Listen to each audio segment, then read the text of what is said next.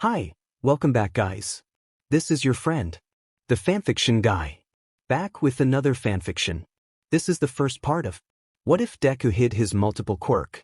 Now before starting, please give this video a like and subscribe to the channel if you want more videos like this. Now let's get into the fanfic. Humbled.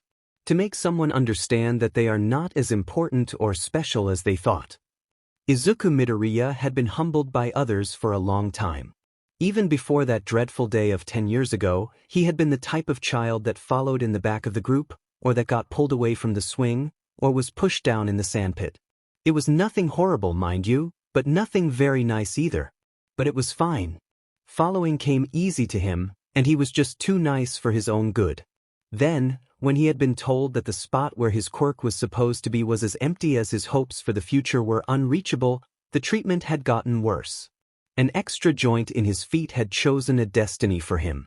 A single word had been pinned on him with an indelible marker, branding him forevermore. Quirkless. Someone lacking the genetic factors that would result in the development of a quirk. He would be lying if he said that his 4-year-old self hadn't taken the news badly. He had been demure inconsolable, crying in the arms of his mother as he looked at his favorite hero do things he would never be able to emulate, no matter how hard he tried. His mother had been there for him, his father had tried, and nobody else had given more than a sheet about him. No amende. Some had spent way too much effort in underlying how important that title was and how worthless it made him. Quirkless sounded a lot like hopeless back then, and for good reason. Someone or something that is certain to fail. The so commonly believed truth. Izuku was a smart kid. He knew that keeping his head up, trying to fight back against Bakugo and his cronies, would have only resulted in more scars on his body and continuous reprimanding from adults. He was satisfied with the number he was getting even while playing the part of the nice, SBMSSV child. Still, Izuku had been a good child as his parents had taught him to be. It didn't hurt that being nice did make him feel better. He liked being a good person. It wouldn't be easy to find somebody so young practicing the proverbial, turning the other cheek, so often and without complaining. No beating from schoolmates, insects in his shoes, scribbles on his desk, dirt on his shirt, or rotten food in his locker would deter him from doing his best and smiling. No biased grading metric, threatened suspension, or undeserved scolding would make him less important in his own eyes. Midoriya Izuku knew who he was, and he knew what he wanted. And he would do anything in his power to achieve his dream. To let them all know how wrong they were. After 12 years of teachers that only saw him as a charity case or as an undeveloped talking monkey, it was safe to say that Izuku was used to being underestimated and made fun of. So, he didn't even flinch when his new homeroom teacher, Mr. Aizawa, called him out. Midoriya, I haven't seen you use your quirk once since the start of the appraisal. Why is that? The man talked with such boredom in his tone that he might as well have been speaking to a wall.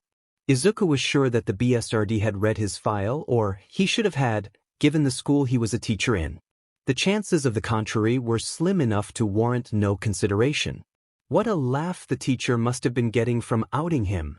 Though his expression bordered the apathetic, so it was most likely a way of putting him on the spot to make an example out of him. Izuku could at least respect the practicality of using a scapegoat, even if he had no love for the act itself. The teen hadn't expected things to change even as he entered the most prestigious hero high school of the nation. To have his premonition confirmed so soon, though, it was both oddly satisfying and terribly depressing. He knew all too well the optimistic side of being a pessimist, the joy of being right in the worst cases. Noticing how most of the classmates around him were looking at him was quite easy. Some were stunned in fear, some showed concern for his well-being. Others seemed to hope that having him fail would mean their own safety, and one surely wanted him to fail. Good riddance to them, he thought, stifling his anger and a sad laugh. Instead of rebuking with the obvious answer the man deserved, Izuku raised a hand to rub the back of his neck and put on an awkward, apologetic mask. I'm sorry but I don't have one, he explained. I am just a baseline human. Quirkless? Somebody exclaimed in disbelief. His eyes moved down to look at the asker, his brain connecting the voice to the rest of the data he'd recently started collecting. The speaker's accent made it clear that he was from Kanagawa, which was just another detail that completely failed to be intriguing. Mineta Minoru. 1A, seat from Kanagawa Prefecture. Height, approximately between 107 centimeters and 109 centimeters. Weight, approximately between 18.2 kilograms and 19.5 kilograms. Quirk, name unknown, emitter, produces spheres from his head, high stickiness. Technique, medium. Intelligence, to be determined, probably medium. Overall threat, risible. Current approach, disregard. Izuku kept a scowl from showing on his brow. It wouldn't do for the good first impression he wanted others to have of him. It was rare for people to change their mind on those, and he had no time to waste. Why, baseline, he repeated. That's the technical term. Maybe somebody would start using a non-derogatory word if he repeated it enough, who could know? Small sounds of stupor-caught breaths, squeaks, and sighs could be heard all around him, followed by an annoyed grunt. Even in his condition, Bakugo couldn't help but make his position clear, could he? The teacher looked at him for a moment, deadpan. I see, the man huffed. Then pick up the pace. You're going to come in last if you slack off. That won't be a problem. He heard a short chuckle followed by a doubtful hum. Can he even do that? The voice of the electric blonde cut the moment of silence as Izuku was about to nod and go back to his quiet spot. Kaminari Denki. 1A, seat from Saitama Prefecture. Height, approximately between 167 centimeters and 170 centimeters. Weight, approximately between 61.4 kilograms and 64.2 kilograms. Quirk, name unknown, emitter, conducts electricity, high voltage. Power, medium. Speed, medium. Technique, medium. Intelligence, to be determined, probably low. Overall threat, low to medium. Current approach, beat, then disregard. Oh no, Izuku wasn't about to let that comment slide. Not when he was doing this good without using any DMN booster. Hadn't worked his butt off grinding his bones to dust and training until his legs gave out only to get sidelined and joked about by a nobody with sparks for brains that thought that charging an object with his electricity would let him throw it further. He could excuse ignorance, but he wouldn't endure more years of undeserved rudeness. The greenette hummed to catch the professor's attention again. But I should be in the upper 10th of the class by now. Mr. Aizawa kept looking at him with disinterest. I have an eidetic memory. So, based on the points I received by now, IS should be around 9th or 10th place. 50 meters dash, 6.30 seconds. 14th place. Grip strength, 63 kilograms. 6th place. Standing long jump, 280 centimeters. 14th place. Repeated side steps, 84 cycles. 4th place. He had even already taken care of 2 of the worst tests for him, and knowing what had yet to come in his current competition, there was no way he would be finishing any lower than 8. 7th was more likely though. The whole group remained silent, their eyes moving between him and the teacher. Maybe you are, but I wouldn't rest easy if I were you, Mr. Aizawa grunted, waving his hand to have them move along. And the same goes for you all. I may just end up increasing the cut to the last 3 spots. We've wasted enough time. Next.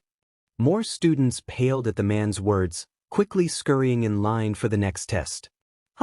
So it was just a ruse to out me and see if anybody would take an easy win and get themselves offed first, he thought as he fell in line beside his classmates. Izuku would have been impressed if the whole affair hadn't started by putting him on the spot once again.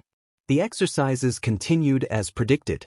Nothing but Japan's outdated physical tests painted anew with a colorful quirky coat. Barely tiring and terribly boring, even if it gave him a certain amount of insight on what his classmates could do. Ball throw, 67 meters. 10th place. Distance run, 3,924 meters in 12 minutes. 3rd place. Seated toe touch, toes reached with length to spare. 2nd place. Sit UPS, 1st place. Overall score, 7th place. Izuku found himself exactly where he had expected to be. Almost a waste of his time. He could think of other ways of learning their limits, But it was clear that Aizawa wasn't solely looking at the scores. The teacher was testing their desire to surpass themselves and telling them that slacking wouldn't ever be allowed in these sacred halls. Entering UA didn't mean anything if you couldn't keep your place. Even as their teacher revealed his clever, rational deception, making most of the class scream in outrage and sigh in relief, Izuku kept himself among the masses. Despite their positions among the last three, Izuku didn't sneer at Kaminari and Mineta, opting to just enjoy the feeling of having been proven right. He congratulated the ones standing next to him, and received their praises with a good dose of humbleness and a few words of explanation regarding his Olympic-worthy workout regime. At least a few people didn't seem to care about his quirklessness, which at least meant that not every apple in the basket was rotten from the very start. He made sure to remember who kept their distance from him for later on, as he had as much sympathy for quirkists as they had for him. Inside, he was trying to decide if his luck had been good or bad in this instance. Of all people that could have been his teacher, he had to get the only one who could actively nullify quirks. It meant that he would have to be extremely careful with his own, but maybe there was something he had yet to discover on One Aizawa Shoda. After all, few heroes could be as close to a baseline as Eraserhead was. Maybe I should check those Quirkless forums to see if they are still up. There were so many questions to answer and so many people to analyze. He wondered who would be worthy of joining his side, if any. "I'm back," Izuku shouted as he closed the door behind him. Receiving no response, he let out a sigh of relief. The caretaker had already left. He took off his shoes and relaxed his shoulders, wanting nothing more but to scratch the itch that had been bothering him for hours on end. The act of freeing his treasures was freeing in itself. He started by altering his own perception, receiving the last confirmation of being truly in a house with only 2 occupants. With a light touch he sent his bag floating and left it carefully by his room's entrance. The sunlight coming from the small windows was already starting to make him feel refreshed. He loved when he could let his hair photosynthesize freely. He walked into the bathroom, quickly divesting himself of the uniform to clean his body of the day's grime. The shower's running water was a pleasing background noise to his unceasing thinking. What better time to set some order in his mind's drawers than when his body was taking care of something so trivial? Now dressed in something more comfortable, Izuku took his time to waltz around the kitchen. A quick whiff from his mouth lighted the stove, the small flame burning brightly. He opened the fridge without turning and had the ingredients he needed float to him in order, since he knew exactly where he had placed everything. He moved quickly, precisely but not robotically. The broth only needed to be warmed, but he added something a bit more substantial, like vegetables and chicken strips, both cut to be as thin as noodles. He squeezed the oranges to extract their juice, some much-needed vitamin C. He opened the rice cooker and mixed its contents with some finely cut spinach into a small bowl. Finally, he finished scrambling some eggs, turned the pan to let his steak fall on a plate, and grabbed his supplement drink. Carefully but easily balancing one tray per hand, he walked over to the other side of the tiny living room, knocking lightly on his parents' door and entering only after he had heard a weak sound coming from within. "Hi, Mom," he greeted with a warm smile. "Izuku-hi," the sickly thin woman responded from her spot on the bed, her expression softening at the sight. She looked a bit better today. Maybe she'd be able to stay awake long enough to eat everything she needed to. It was unlikely, but he could hope. She should at least be strong enough to lift her spoon by herself a few times. He left his own tray on the nearby chair and got closer, helping her up, fluttering her pillow so she'd be more comfortable, and setting up a small portable table before her. His mother looked at the food for a moment before focusing on him again. "How is your first day?" she asked weakly as her hands reached for the spoon. "It was good," he answered as he sat down with his own dinner. "We only had a physical test. I did pretty well." And he hadn't even tried that hard. "That's nice," she commented between slurps of broth. Your classmates?" He quickly chewed, swallowed, and answered. "They seem like good people, Mum. I think we can get along." He wouldn't even try in some cases, but not everyone was a lost cause. Quite the contrary. While a few members of his class could easily be forgotten about, some had caught his curiosity or even his attention. He would take his time to skim the worthy from the rest. Still, He could tell a rosier version for his mother's sake. He would add just enough details to paint a proper picture and let her dream. She liked to hear about his happiness. There's this girl, Uraraka. She's got brown, maybe chestnut hair, warm, round eyes of the same color, rosy cheeks, and a bright smile. She's very nice. She recognized me from the entrance exam and came to say hi. Uraraka Ochiko. 1 seat from, uncertain. She's covering her accent. Height, approximately between 154 centimeters and 157 centimeters. Weight, approximately between 51.8 kilograms and 53.6 kilograms. Quirk, zero gravity, emitter, 5-finger activation, removes gravity from solid matter. Power, low to medium, could rise to medium to high. Technique, high. Intelligence, to be determined, probably medium. Overall threat, low to medium. Current approach, keep on friendly terms. Yeah, Uraraka was nice enough. Saving her from being presumably flattened by the zero-pointer had won him several brownie points with her. It was just what a hero would have done, but Izuku knew how much the modern view on heroics valued the saving aspect of the profession. It was easy enough to see by the percentage of students who had simply ran away, ignoring the girl's cry for help. Still, the girl was grateful to him, and hadn't stopped trying to approach him after discovering that he was quirkless. That, at least, set her among the people he would like to keep around. Even if she didn't end up being a good candidate for his plan, she was the demure type that would fit well with his current persona. Then there's Ida. Tall, blue hair, square glasses, broad shoulders. He's a bit more stiff, but he's not bad, he continued. Ida Tenya. 1A, seat from Tokyo. Part of the Ida line, most likely Ingenium's brother or cousin. Height, approximately between 178 centimeters and 180 centimeters. Weight, approximately between 75.2 kilograms and 78.6 kilograms. Excess of metal alters weight considerably. Quirk, engine, mutation, engine-like protrusions on calves, greatly enhance speed.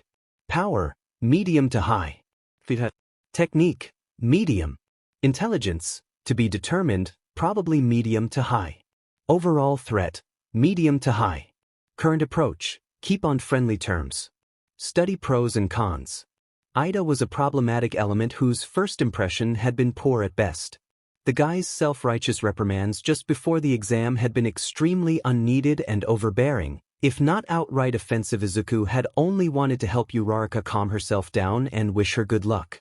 The younger Ida saw disruptive behavior everywhere, and his total lack of empathy or desire to compromise wouldn't make him well-liked by anyone. Still, Izuku couldn't deny that keeping close somebody this intrinsically tied to the hero industry may benefit him in the long run. Maybe he could be molded somewhat, but that was a territory where he'd have to tread on carefully. All in all, Ida wasn't quite as high as Uraraka or a few others in Izuku's list of possible companions, but he had approached Izuku himself, making things easier. The greenette was absolutely the type to look a gift horse in the mouth, but he could bide his time. Even if he didn't become a follower, it would have been better not to let Ida become his enemy. And, speaking of people who had approached him directly, and then there's Kirishima. He's got this spiky red hair, and he's a bit loud, but he's also very friendly, he chuckled, gesturing to mimic the shape of the teen's head. Kirishima Ijiro. 1A, seat from Chiba Prefecture. Height, approximately between 167 centimeters and 170 centimeters. Weight, approximately between 66.3 kilograms and 68.5 kilograms. Above average muscle mass. Quirk, hardening, transformation, hardens the body, protecting from physical threats. Power, medium to high. Speed, medium. Technique, medium. Intelligence, to be determined, probably low to medium. Overall threat, medium. Current approach, keep on friendly terms. Increase loyalty. Kirishima was exactly the kind of guy Izuku wished he could have met while in middle school. The teen was strong, brave, friendly, and loud enough to make himself be heard. Outwardly, that made him apparently similar to Bakugo, but this new guy just oozed nobility of spirit in a way the blonde never had. Izuku would bet his entire savings on the idea that a guy like Kirishima would put himself between a bully and their victims without having to think about it twice. Yeah, being friends with Kirishima sounded nice. Sadly, since he had already left that life behind, Izuku would have to settle for getting Kirishima as his friendly bodyguard for the next 3 years. The redhead looked like a dog without a master, and Izuku was glad to fill the role. Though, of course, the relationship would be mutually beneficial. A chariot was only as useful as the skills of its conductor allowed it to be, and Izuku was no slouch. And, if the guy could help him lure over others to his cause after learning of how the world truly worked, well, then the investment would only increase in value. That Ashido girl had been looking in their direction with interest as they left, and her accent gave him the impression that the two could have known each other before you. Izuku's smile was as wide as it had been when he had gotten his acceptance letter. They all walked with me to the train station, chatting about this and that, he reminisced, embellishing the tale a bit with more details. It was nice having somebody to talk to, he ended with a smile. Oh, Izuku! His mother let out a choked sob as her lips wobbled. She was already crying. I'm so happy for you. The boy didn't stop his own tears from falling, even if he could. Thank you, Mom. Seeing that she had almost stopped moving, he reached over to grab his mother's trembling hand and, squeezing it lightly, helped her eat the rest of her meal. Would be getting back to sleeping in a bit, and she needed all the calories she could get. Once she'd fallen asleep again, he left the room quietly, only then chewing on the last bites of his own now cold meal. He sighed as he settled everything in the dishwasher. The thought of not being able to do more for his mother gnawed at him constantly, but he was stuck between a rock and a hard place. Nobody could know about his quirk, and his mother would never be able to endure seeing him taken away. But he still hadn't given up. He never would. One day, he would be able to freely help her out of that bed and get the cures she deserved. One day, he wouldn't have to hide anymore. One day, he would change the world. Disappointment. Something or someone that is not what you were hoping it would be. Izuku was met with the feeling of being disappointed more often than not. How could he not, when he could see how much idiocy and reluctancy surrounded him? Whenever his ears picked up random pieces of conversation that either stalled or finished in stupid remarks meant to shut up the other party, he grimaced. Whenever he smelled the scent of abandoned trash or of burnt pans from a badly cooked lunch, his nose turned up in disgust. Whenever his eyes saw the lingering particles of dust left from a poor cleaning job and her mother's pill bottles left around the house, he squinted in anger. Whenever his brain concocted the perfect strategy a hero could use to easily capture a villain and he got to watch them fail at doing anything but cause additional damage to buildings and civilians, he contained his need to scream. But he was smarter than most, so he had long since understood that it was par for the course for him. He shouldn't be getting his hopes up in the first place, but he just wasn't capable of not hoping for things to go better.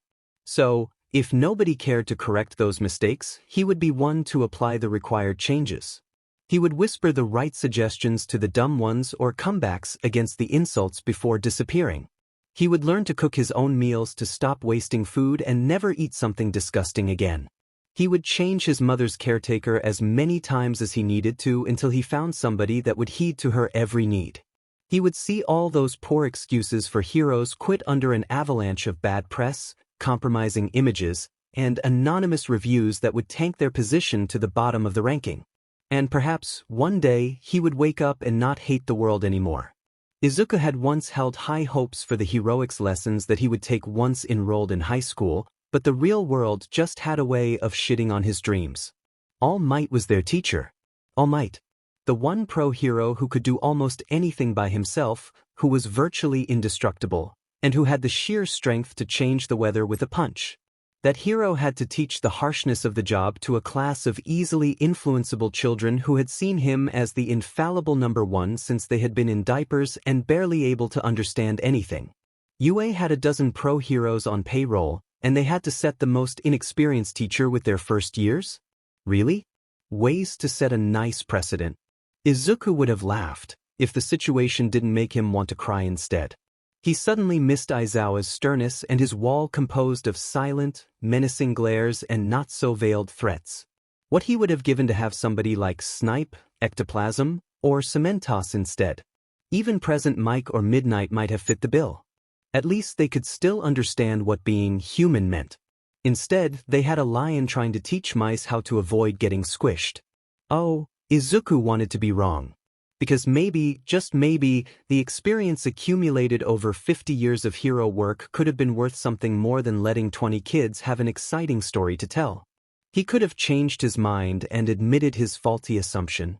But the number one hero had them start their training by having them fight in what were essentially convoluted and embellished cage matches without any other introduction to fighting, infiltrating, rescuing, or even just thinking. Truly a brilliant strategy, no doubt about it. His hunch as to why the number one hero found himself teaching was getting closer to being the truth each passing day, and he didn't know whether to be satisfied or set off. If the man had recognized him, he was showing no signs of it, which only served to make him lean towards the latter option. Resigning himself to his fate, Izuku had simply remained quiet and followed the rest of his classmates by picking a number from the box in the hero's hands. Yeah, the battle trials didn't make him jump up and down in glee, but what did nowadays? Still, Izuku had an impression to make, so he did his part to the best of his abilities. The random lottery ended up making him go first, being paired with Jiro against Azui and Kirishima. It wasn't the worst pairing he could have gotten. He dreaded to think about what Bakugo would have tried to satisfy his glassy ego. He would take the chance to improve his relationship with the red-haired boy and study the two girls. And win, of course. He couldn't forget about that part. He started by getting some answers from the other half of his team as they waited outside of the building appointed as their arena. So, Jiro. The girl raised an eyebrow, huffing jokingly. Dude, relax. I'm not gonna bite you. Oh, sorry, he chuckled, sheepishly rubbing the back of his head. You're right, I'm just a bit nervous. So, should we plan this out? Sure, might as well, she said with a shrug. You've thought of something? He smiled, already pleased with the conversation's direction. I think so. But would you mind telling me about your quirk first? She nodded and gave him almost everything he needed to know for her file and to carry them to victory without having to resort to anything unsavory. Jiro Kyoka. 1A, seat from Shizuoka Prefecture. Height, approximately between 154 centimeters and 156 centimeters. Weight, approximately between 43.1 kilograms and 44.5 kilograms. Quirk, earphone jack, mutation. Controllable, earphone-like cables from earlobes, heightened hearing, vibration conduction. Power, low to medium, could rise to medium to high. Speed, medium. Technique, medium, could rise to high. Intelligence, to be determined, probably medium. Overall threat, medium. Current approach, keep on friendly terms. Study. The exercise turned out fine. Jiro wasn't the best teammate, but she was a far cry from the worst one. Her scouting ability was top-notch, making their work incredibly easy and saving him the trouble of having to explain how he knew where their adversaries had positioned the bomb. She recognized how well-crafted his strategy was, and followed it to the letter. Her major fault laid in her lack of power, as the only weapons she thought of using were her jacks and speakers. Perhaps he would teach her the benefits of wielding something other than her bare fists and ears to fight. Her personality and image were also slightly intriguing. Her take-no-shit attitude was a breath of fresh air, meaning that she was smart enough to think with her own head and judge things case by case. She wasn't outright friendly, but she had been very cooperative, probably due to a competitiveness of sorts or a desire to prove herself. He was partial to the latter option. If she had a weak self-esteem, it would be easier to get in her graces by improving it. Yes, he could probably get her from her very likely destiny of being forever relegated to the role of a sidekick or low-tier pro to the brighter future of someone who could hold their own against 8-tier villains. Either that, or have her give up on the career before she could get herself killed. At least she was already good enough to keep up with their opposition. Ajuitiu. 1A, seat from Aichi Prefecture. Height, approximately between 148 centimeters and 151 centimeters. Her back is hunched more often than not. Weight, approximately between 45.7 kilograms and 47.6 kilograms. Heteromorph constitution makes her muscles denser. Quirk, frog, mutation, frog-like anatomy and abilities, leg strength, wall clinging, extending tongue, paralyzing mucus. Power, medium, could rise to medium to high. Speed, medium. Technique, medium to high. Intelligence, to be determined, probably medium to high. Overall threat, medium to high. Current approach, keep on friendly terms. Study. Discover more about family. Learn to read emotional states. The frog girl certainly held an above-average strength, mainly due to her legs. Her skills seemed to be mostly innate, or at least learned to the point of feeling as natural as breathing. But she wasn't a great fighter yet, which meant that she couldn't neutralize Jiro before Izuku could come to turn the tables and win the match. Azui was one of the hardest people Izuku had ever had the pleasure of reading. She was almost completely expressionless, managing to hold a poker face that would have given weathered players a run for their money. Her neutral tone didn't offer more answers either. She had given him the impression of being a shy, reserved girl before completely overturning that judgment by bluntly asking him to call her by the nickname Itsu. He would oblige, if only not to sour their relationship. Izuku liked heteromorphs. Some had it almost as bad as he did, so they could certainly understand what discrimination meant. He just hoped that she wasn't one of the few on the other end of the spectrum, because then things would turn very ugly very quickly. As to the one he had already started to bond with, Izuku could consider himself satisfied. The red-haired boy wasn't suited for playing the villain at all, given how nice he'd been after being pinned down by Izuku. As expected, challenging Kirishima to a duel by putting down his weapons had inflamed his noble, manly soul and drawn him even closer to the greenette. Were this a historical drama, they would have been sharing cups and calling themselves brothers within a fortnight. "Thanks, Midobro," Kirishima said as Izuku helped him up, freeing him from the latches he had used to take him out of the competition. Or even earlier than a fortnight, apparently. "Don't mention it," he replied, smiling. "I hope I didn't hurt you or anything." Nothing that's gonna leave a bruise." "Not on these," he grinned and made an exaggerated show of his flexed bicep. "Good. I'm glad you're both all right." "It's not like you've socked them in the face, Midoriya," Jiro pointed out with a snort. "Yes, Ribbit," Azui nodded along. Then, after tilting her head to the side, she asked, "Did you go easy on us?" He chuckled as if caught red-handed. I didn't want to hurt you if I didn't have to. But you made it hard, so I was worrying that I might have exaggerated." The frog girl acknowledged his words with a hum. "You're fine, Ribbit. It was fun." "Sure was." Kirishima added boisterously. "Thanks, Kirishima." "You're welcome." "No problem." "And thanks, Jiro, I couldn't have done it without you." Yeah, she responded while rolling her eyes and already on her way towards the exit. "Come on, we can talk on the way back." He noted down that she was the type to avoid praise, a fact that probably contributed to her self-esteem. They'd work on that. "Sure." Izuku agreed, showing a friendly smile now devoid of worry. Having found 2 possible allies for his future endeavors had already improved his mood considerably. Once back in the control room, Izuku and Jiro received some praise and a few arguably useless corrections. Lowering his weapons had been a choice, not a mistake. He could beat Kirishima with his eyes closed, if he so wished. The others didn't need to know that though.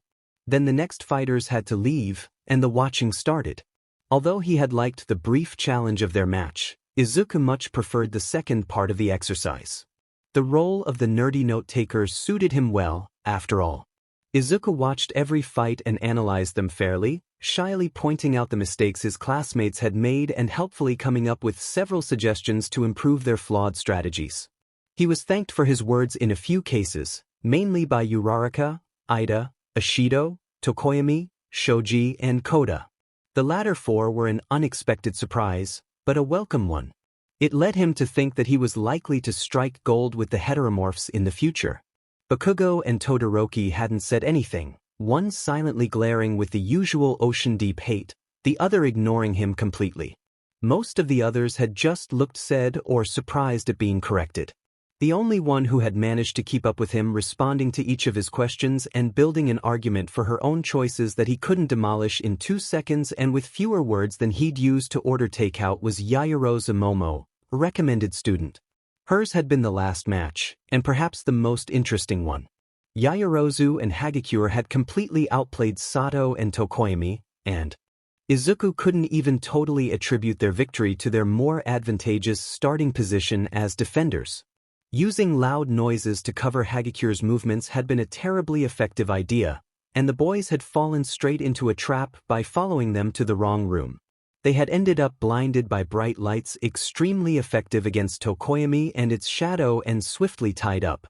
Sato's increased strength wasn't that effective against fast-hardening foam. The raven-haired girl had been his main interlocutor during the analysis part of the lesson.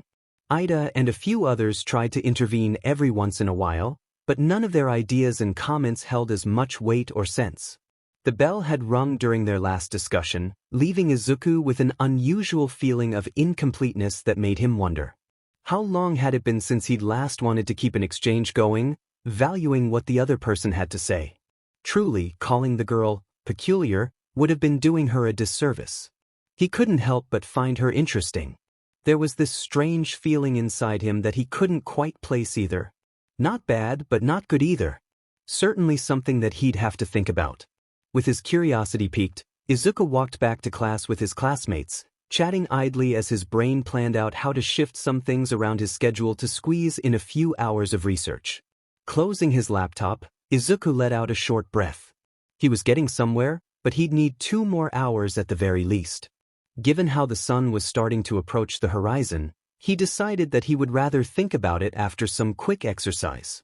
A handful of minutes later, he was running through Mizudafu's periphery streets. He had long since grown used to the weights he had added to his current jacket, but he didn't feel like overworking himself with more today. Sacrificing his future for his present didn't sit right with him. Izuku was something of a creature of habit. Once he decided something, he stuck to it. He knew what he would eat for every meal for the next 3 weeks, and he had never missed a day of training, no, not even when his mother had caught him with the flu when he was 10. He reached the same spot every single day, and the only difference between today and 5 years ago was in how many detours he would take to increase the distance between his house and Takoba's beach. Nobody ever came here, and for good reason too. How could this spoilt strip of dirt compete with the better beaches down the coast, or with the myriad of tourist attractions of the city? Truly, only a loner would choose a place like this. The boy left the safety of the asphalt for the trash-littered sand, and after a few paces he was climbing the mountains of garbage. He knew where to place his feet, but he still took care in finding changes in the pile. Water heaters, broken chairs, car parts, electronics, spray cans, thousands of plastic bottles, and whatever the hell people thought they could throw away unpunished piled up for meters on end, defacing what had once been a beautiful view. Still, they made for stable steps on his way up. As always, he stood above the thrash. The sight of a setting sun hidden from everybody else made it worth every visit. The sea breeze brushing his side made him shiver ever so slightly, but it was a welcome distraction from the rhythmic thumping of his heart. He could feel photosynthesis grumble, which made him smile softly before grabbing his water bottle and taking a generous sip.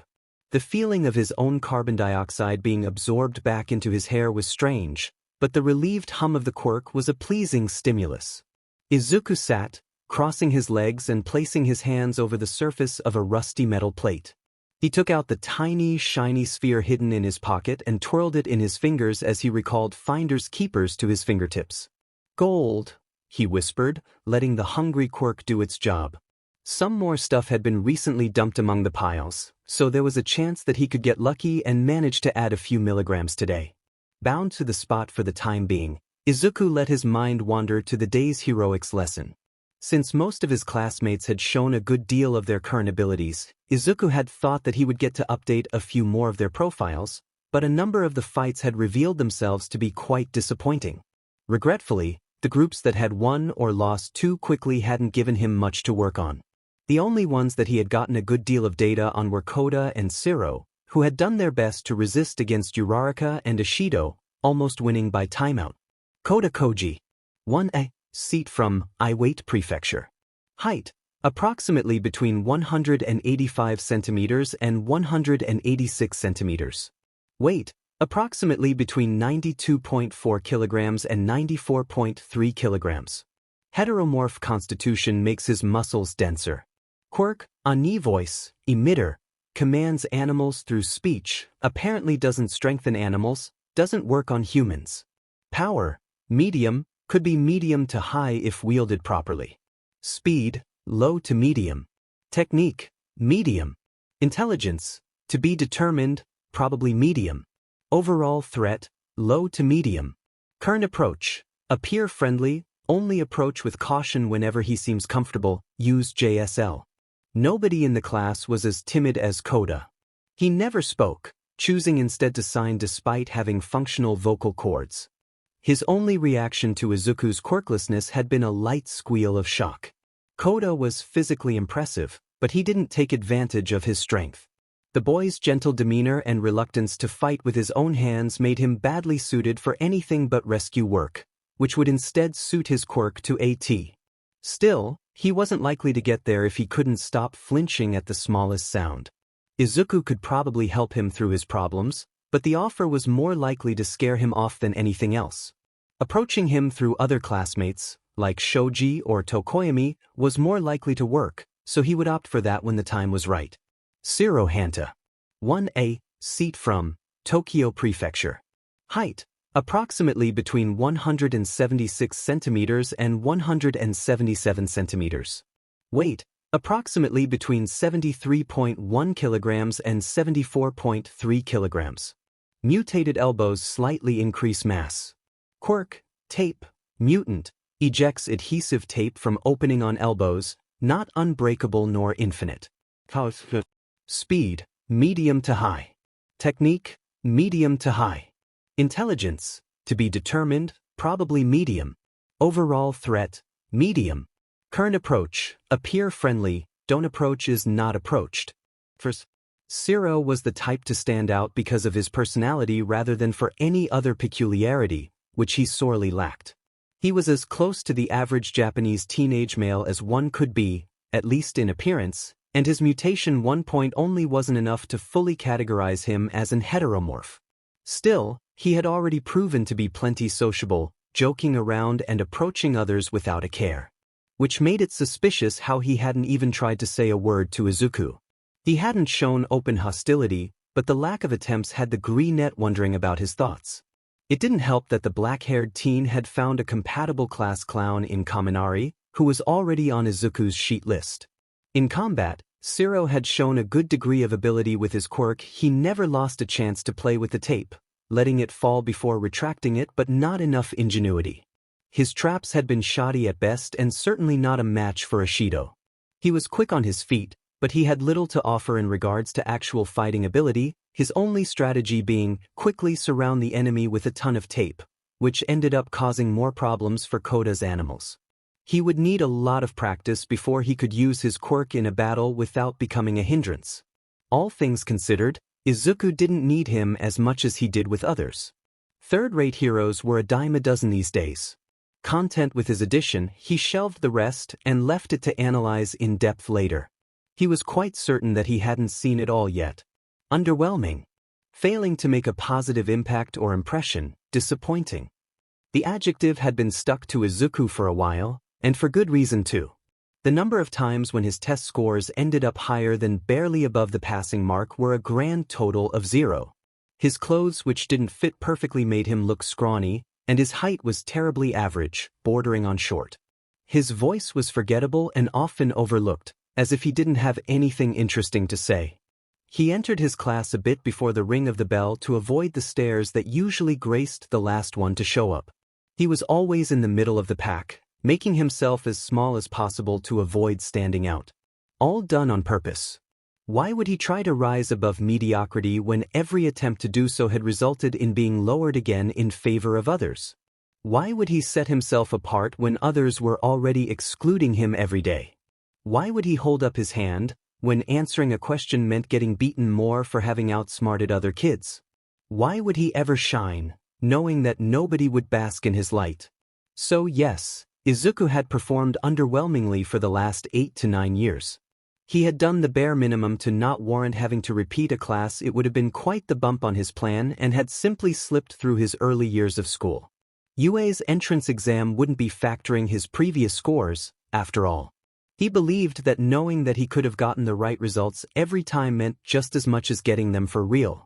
Choosing which questions he could afford to get wrong to get the grades he wanted was something of a game, and the only entertaining part of his school days. Izuku didn't hold the slightest desire to waste his days studying, because he had more important things in his life that kept him occupied 24: his mother, his dream, and his quirk. He would play his part until high school, and then he'd become the best student to ever grace Yue's halls of their presence. He couldn't wait. Squeezing through a flock of reporters wasn't how Izuku thought his third day of high school would start, but here he was. Izuku had always liked to fly under the radar, but it seemed that wearing a UA uniform with the singular button of the hero course would make it impossible. So, he was stopped, got a microphone pointed at his face, and was asked one of the most unwelcome questions he had ever had the displeasure of hearing. How is All Might as a teacher? He's no teacher. Our first and only lesson with the man consisted in a series of fights between us students, and we just had to wing it, in his own words. There was no proper introduction to fighting or to any other relevant aspect of the job. We then analyzed the various fights, but All Might offered no relevant insights, only agreeing or disagreeing with what was already being said. I received nothing from yesterday's lesson, and I'm afraid that this fact won't change going forward.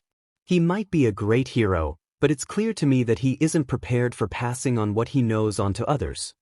Was what he wanted to answer, more or less. But, of course, he couldn't say that.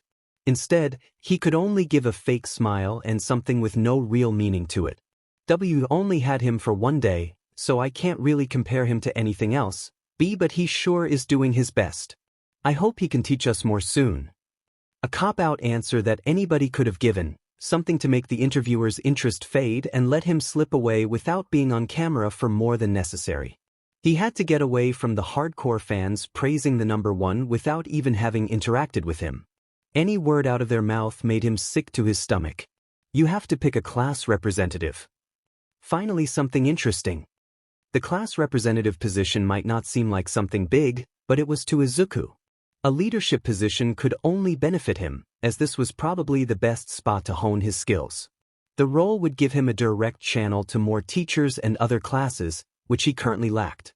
Furthermore, the simple thought of having a higher status than Bakugo would have made the whole thing worth it by itself. The trivial amount of paperwork and other tasks he would have to focus on every once in a while wouldn't even put a dent in his schedule, so the pros heavily outweighed the cons.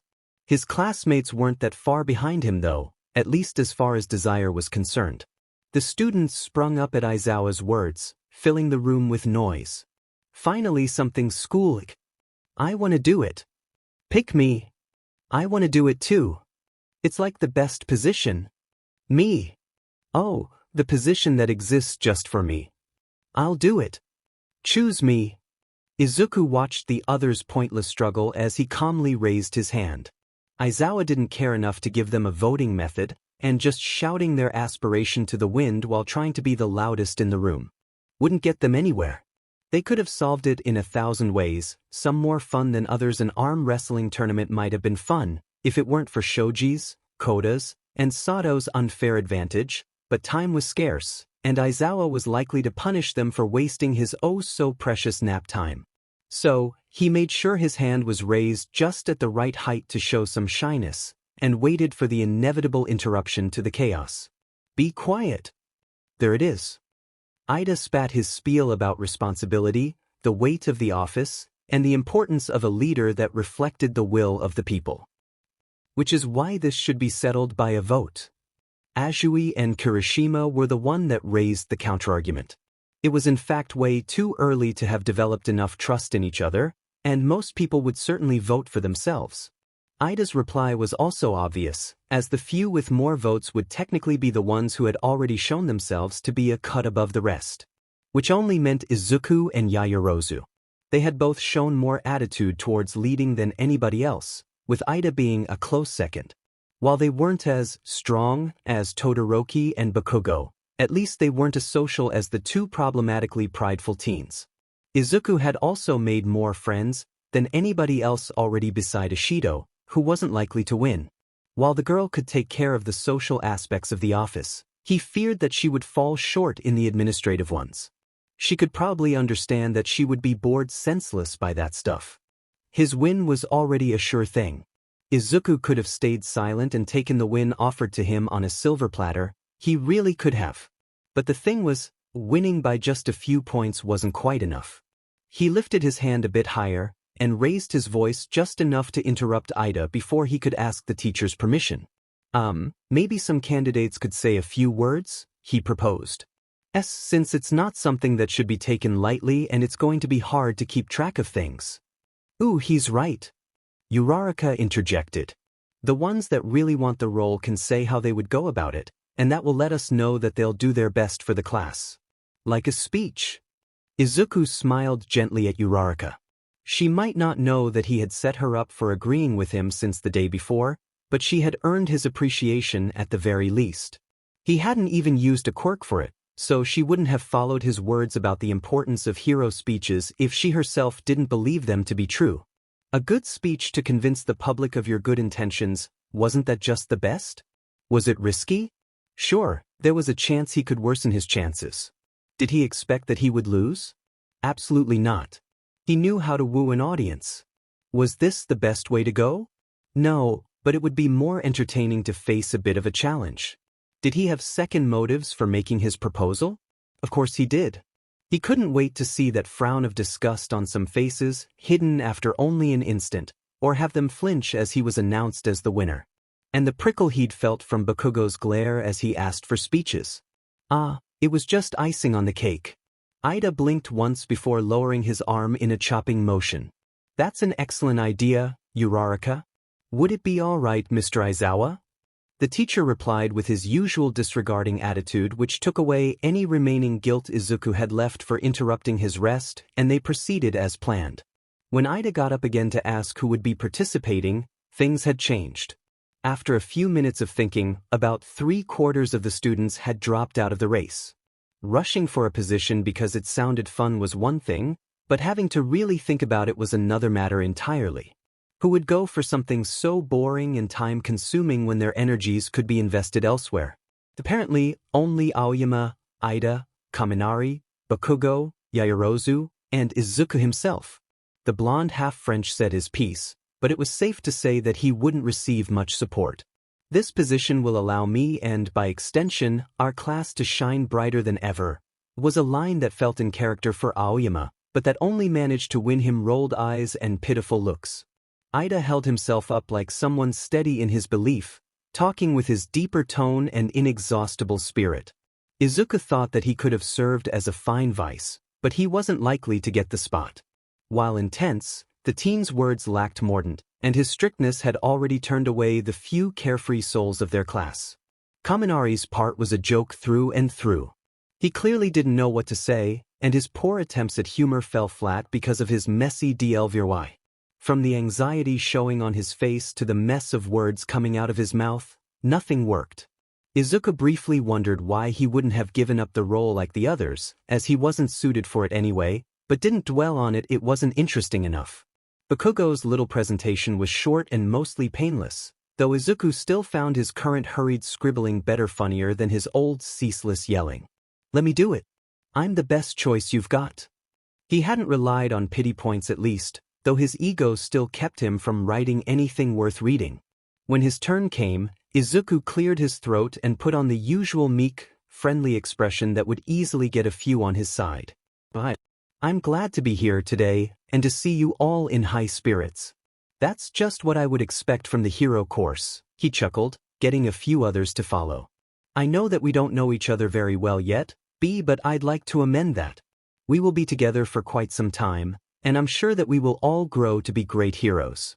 It would be my honor to walk this road with you at my side, so what I'd like to do now isn't just to ask for your vote, but to join me in creating the best class that UA has ever seen. He tightened his fist while his eyes gained that sparkle of hope that made others dream a little. The Midoriya they would come to know had to show growth, and letting his shyness fade for a few moments whenever it counted was one of his keys to success.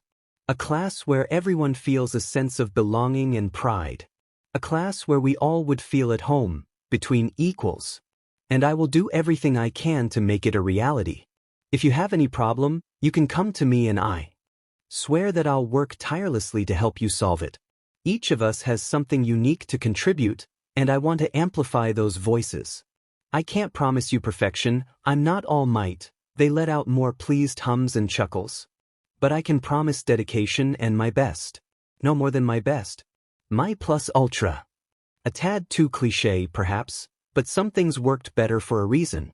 More than a few clapped, Kirishima and Achiko being the loudest of the ensemble. Even among the quiet ones, Azui, Jiro, Koda, Shoji, he could distinguish smiles and nods of approval. It wasn't that hard to separate who would be on his side and who wouldn't.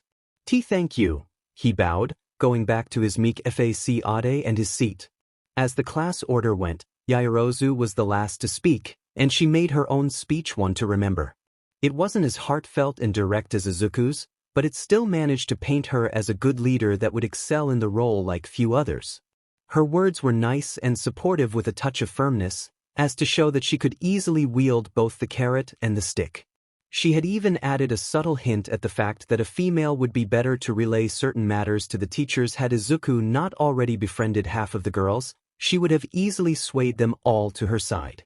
She wasn't as uptight as Ida, as boorish as Bakugo, as self-centered as Aoyama, and certainly not as scatterbrained as Kaminari. She was a cut above the rest, and there laid her win. Impressing Izuku was hard, but she succeeded again. 3 times in as many days, something more unique than rare, and he could see her repeating the accomplishment soon. Of course, that didn't mean that he would be voting for her. He wasn't crazy enough to vote for somebody with that kind of background. With that part done, Ida hastily collected 20 pieces of paper and started counting before writing the results on the blackboard. He got 9 votes. Almost half of the class had voted for him, believing in the opportunity he represented. It was very easy to pinpoint who had done it too, given how some had moved either excitedly or uncomfortably as his numbers grew. He would have to thank his new close friends, as well as Koda, Sato, Shoji, Jiro, and Tokoyami. Aoyama, Bakugo, and Kaminari were stuck with their own sad vote, though the electric blonde also had a second point from Siro, who was now shrugging at the other in an "at least you tried" way. Ida, following his obviously overly strictly moral code, hadn't even voted for himself. His desperation at ending up with a fat 0 made Izuku feel a tad sorry for him, but the teen had literally brought it upon himself. Yaoyorozu had received the rest, ending up at a comfortable lead over the others with a total of 7 points. It was a predictable outcome. Nobody else ever stood a chance. Izuku took pleasure in standing before his classmates, thanking them with a little bow and a few words that highlighted his happiness. He would do right by them. He wouldn't lead them astray. They had taken a step in the right direction and, as long as they followed his lead, nothing would go wrong. And on the subject of going wrong, so close. It appeared that Yaoyorozu was a bit of a sore loser. Izuku turned slightly, offering her his most amicable smile. "I'm glad to be working with you, Yaoyorozu." A moment of surprise showed itself on the heiress's face before she could respond in kind. Likewise, Midoriya. The instant long look his newly appointed vice representative had given him stirred something weird in his chest again. He didn't need to use sensitive to see that the girl had set her heart on the position that was now his, and how she likely didn't think that he was a good fit for it. It made sense in a way. She didn't know him as anything but his mask.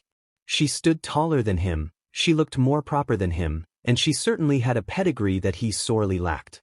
But what he had shown should have made him, in the eyes of half of their class, the most worthy candidate. The fact that she wouldn't concede meant that she still regarded herself as the superior one among them. I get it now, he thought as he walked back to his seat. That weird feeling was finally receiving a label. It wasn't loathing. Despite how her family might be, she hadn't given him a reason to detest her. The targets of his hate were already clear-cut in his mind. It wasn't attraction.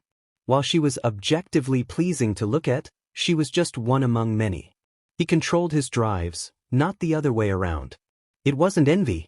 She was a girl that had it all, but he wasn't after any of it. He wanted change, not worldly possessions. No, what he felt was friction between two individuals that actively deemed themselves as the best, the most intelligent in every room they entered, the most worthy of being followed without questions asked. It was a clash of pride that neither was prone to lose. They were lions who had encroached into each other's territory, and their first instinct was to have the other submit. She had ended up below him, but only by a light margin. He had won a battle, but not the war. It wasn't enough to make her bend, which was something he could respect. He wouldn't have bent either. Izuku smiled to himself. He welcomed a challenge. Lunch trays in hand, his group plus Ishido, who seemed interested in following along, likely because of Kirishima managed to find a spot that would fit them all. He hadn't expected the sudden addition, but he wasn't about to turn away new blood without even examining it. Ishido Mina. 1A, seat from Chiba Prefecture. Height, approximately between 158 centimeters and 160 centimeters, 164 centimeters counting the horns. Weight, approximately between 50.1 kilograms and 52.3 kilograms. Quirk, acid, emitter, produces corrosive substances in great quantities. Power, medium, could rise to high. Speed, medium to high. Technique, high. Intelligence, to be determined, probably low. Overall threat, medium. Current approach, keep on friendly terms. Ishido didn't seem like a bad person. Kirishima vouched for her simply by welcoming her with open arms, and he had already confirmed that they had gone to the same middle school. If she was all right in his golden retriever's eyes, then she probably couldn't be a bad person. The pink-haired girl's upbeat attitude wasn't something he was particularly used to, but he could make do. Mingling with people that aren't like you is important to learn, after all. Izuku had half a thought of also inviting Yaoyorozu to sit with them, but decided otherwise. He didn't want to take away her chance of making her own allies. A chess match with only kings wouldn't be much fun, would it? Moreover, he had no intention of becoming friendly with her until he could be sure that she wasn't hiding her Quirkless side for the sake of appearances. The red-haired teen was the one to start up the conversation before biting off half of his burger. So, Midobro, how are you feeling about the role? It was so sudden. I hope I'll be up to the task, Izuku replied sheepishly. Sure you are, Uraraka commented between mouthfuls of fish and rice. You will be fine. You have demonstrated guts, good judgment, and ingenuity aplenty, Midoriya, Ida added. I voted for you because I know you have what it takes to carry us through. Izuku smiled gratefully, but Ishido was already starting to talk. Yeah. You said so much stuff during heroics yesterday, I could barely keep up. She then joined her hands together and wore a pleading smile. Sorry though. I voted for Yaoyorozu. I thought that a girl at the helm would have been really cool. Don't worry, it's fine. Izuku shook his head lightly with the same smile. I get it. She will do great. You'll both do great. Kirishima stated with a toothy smile, joined by the nodding Pinkette. But didn't you want to be the representative, Ida? You've got the look down too, glass and all, Uraraka asked bluntly. Like I said, mere volition has nothing to do with one's actual ability. Izuku followed the conversation half-mindedly, already knowing everything he needed to know about Ida's family line. Team Ida 10 had grown considerably since Ida's older brother, Tensei, had taken the reins as the turbo hero Ingenium. The hero did good work, but he was all too lenient with his sidekicks. He had too many, for one, and the ones that contributed the most to the team's arrests record should have been able to become full-fledged heroes in more needy parts of the country, instead of hiding behind Ingenium's cape. He would rate the hero with an 8 out of 10, but his agency as a whole with only a 5. The man would do better to improve the structure and raise it above the mud before the cracks caused by its recent expansion could let in more dirt, ultimately bringing everything down. Izuku hoped that things would change for the better, at least for Ida's family's sake. Izuku didn't see his stuck-up classmate as someone who would grovel even after losing what made his family great. No, he would probably endure and fail in the same exact way trying to prove a point, which would make him a broken piece. Izuku didn't know what use he would find for Ida in the future, But he knew that his family was one of his greatest weak points, and most likely the one to use to ensure his loyalty. Despite his speed, Ida was terribly stuck in the shadows of others. His costume couldn't have made it more apparent. His stray thoughts were rudely interrupted by the sound of an alarm and the startled reactions of his classmates. Yue's siren was alerting the student body of some security breach, which called for a prompt evacuation of the premises. They were supposed to scatter to evade the danger of whatever had infiltrated the school. As soon as the first people started to converge towards the exit, Izuku knew that he would have to resolve a mess for the flock of sheep. A school with the defense protocols Yue had was one of the safest places in the world, but that also meant that whenever such an alarm was used, people would panic instantly, fearing the worst. A few seconds were more than enough for dozens of students to get up, disorderly rush towards the exit, push each other, and get stuck inside the canteen. They shouted orders at each other that nobody would listen to, barely caring when the smallest or less fit of them fell to the ground and risked getting stepped over. Nobody but the ones that actually cared to gaze outside of the windows could notice that the great threat to their safety was nothing but a bunch of nosy reporters. Izuku was swift in asking for Uraraka's hand to relieve himself of the gravity's pull and to get Kirishima to throw him up so that he could reach the pipe just above the exit.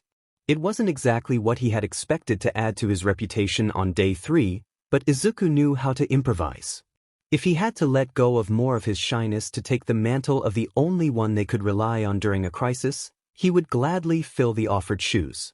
As useful as Loud or Echo would have been, he couldn't risk using either before cameras. He felt the first of the two quirks poke the lid, asking to be released. Sure enough, that one never could keep its silence. No, he mentally ordered it to desist and pushed it deeper inside. He would have no further help. Screaming his lungs out would have to suffice. Stop. It's just the press. Everything is fine. The chaotic run halted almost immediately, his voice cutting through the noise and having the students look up to the weird spectacle of a boy barely hanging on the wall. His next words, "Stop behaving like children, help the ones who had fallen, walk out orderly," were followed without as much as a question, and soon his classmates were helping him to get down.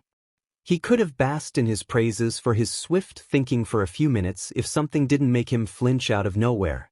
Izuku felt the all-too-familiar sensation that he shouldn't have been able to feel here. He was in a school, for crying out loud. Why would something like that be here? Moreover, what he was perceiving both was and wasn't similar to what he was used to. It was confusing. It was more than one, and at the same time it wasn't. It felt like a great one, somewhat like All Might's. But again, it wasn't the same. And by all that's effing holy, how was it active? Nothing about this made any sense. He couldn't help but frown at his lack of understanding. He hated it. The thing had appeared for just a few seconds, shining like a pyre in the night of his unconventional awareness, before disappearing as instantaneously as it had come. And just like that, it was gone without leaving a single trace.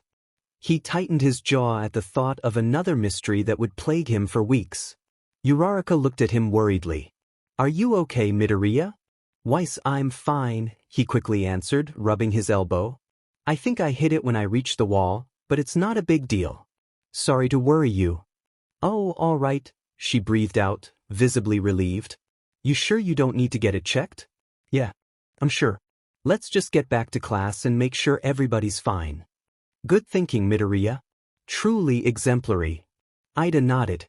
"He's not our rep for nothing," Kirishima grinned, patting his back. He couldn't believe how good it felt.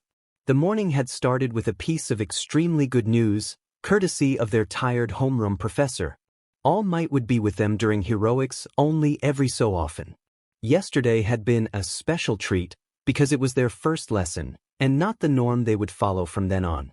The number 1 would spend the majority of his time with the third-year students, as they were the closest to the standard required to be on the hero's level. In practice, 1A wouldn't be seeing him again for weeks. Oh, how he hoped that they would stick to that kind of schedule.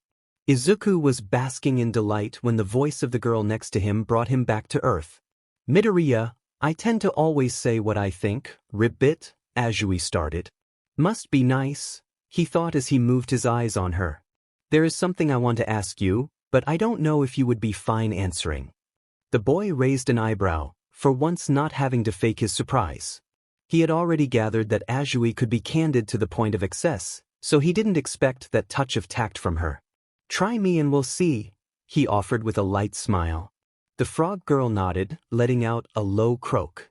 "Are your parents also baselines?" she asked with a neutral expression. He didn't even have to turn to notice that the conversations around the bus had slowed down as about a dozen heads turned slightly to rudely listen in.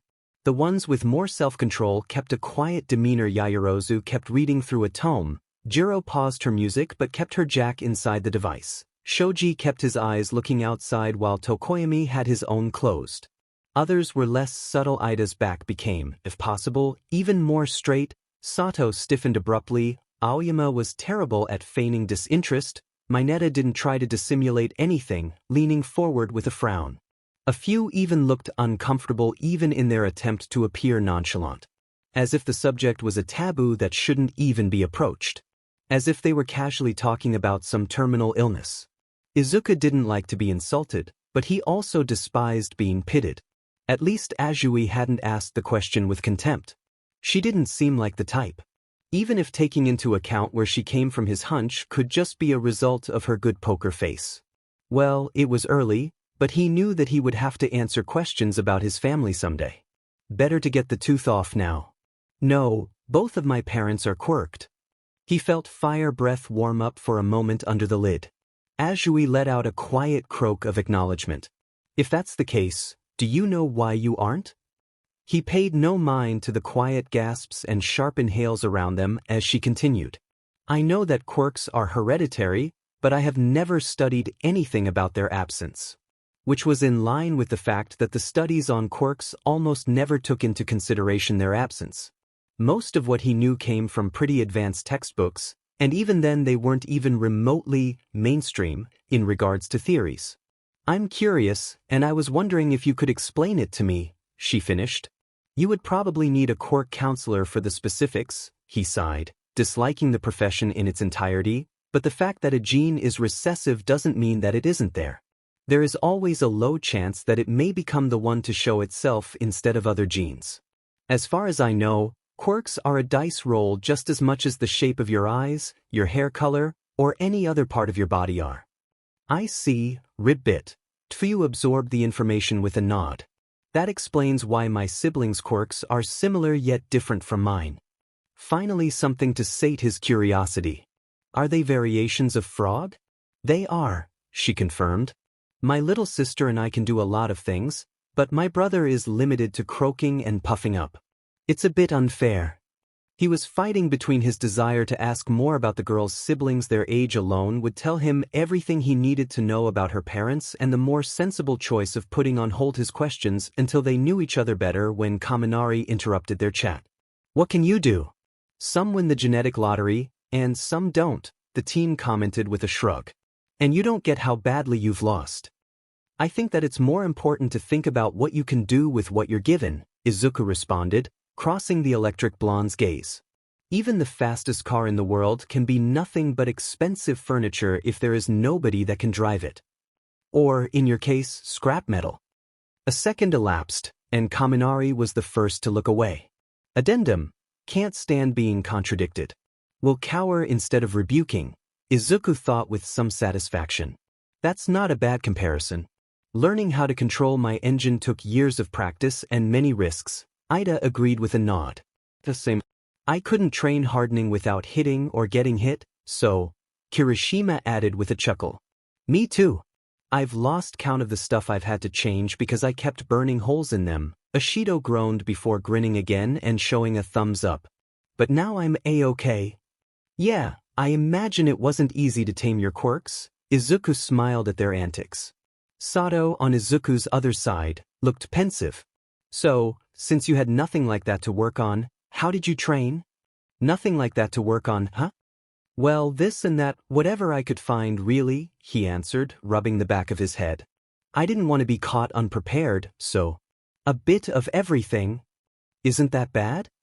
Mineta said, wearing a fed-up expression. "Jack of all trades, master of none," he chanted, following with a huff. "Hey, Uraraka and Ishido interjected for his sake? Really? Alright, settle down. We're almost there. Their teacher's voice put an end to the discussion, taking away Izuku's chance to respond in kind. A pity.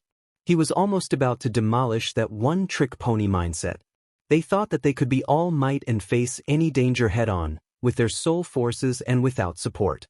Maybe without even learning first aid, or how to survive without the sweet comforts of modern living. They would end up dead without fail as soon as something went wrong. The old adage wasn't exactly wrong, but it was kind of obsolete without a line to expand it into a couplet. Jack of all trades, master of none, but oftentimes better than a master of one. Izuku braced himself for yet another earthquake by jumping under a banged-up bed. It wasn't the best, but it beat the door frame too close to the cracks in the wall by a mile. In the absence of desks and tables, he took what he could get. Better to suffer some dirt and dust on his costume than to look like an idiot that could only stand still or get scrambled around under the watchful eye of the myriad of cameras in the landslide zone. Hiding himself under his cover also had the added benefit of allowing him to focus for the few seconds necessary to activate locate. The Quirk seemed to appreciate his brief time on the surface, giggling like a child as its metaphorical finger pointed 23 meters northeast and 7 meters up, which was thankfully a direction he could move to without drastically altering his path. He felt the shaking coming to an end and swiftly rolled out of his hiding spot. Taking notice of the few changes in the area, the dirt had slid down, covering the ground level of a few more buildings. He discovered that he would have an easier time reaching his goal by cutting through a narrow alley. A variety of objects littered the landslide-formed hillside. The larger ones seemed stable enough, he thought while calculating the route he'd take. Izuku ran, jumping over obstacles and using his momentum to continue forward without touching the muddy ground. He climbed until he had almost reached the top of the hill, which was the only spot where he could find an entrance. He pretended to look around and have his eyes fall on the broken window of a building that had been almost completely encased by dirt. His target was probably a few floors down. There was no light inside, but that was a given. It would have been stupid to expect that they would make this easy for them, but it was nothing that his helmet couldn't bypass.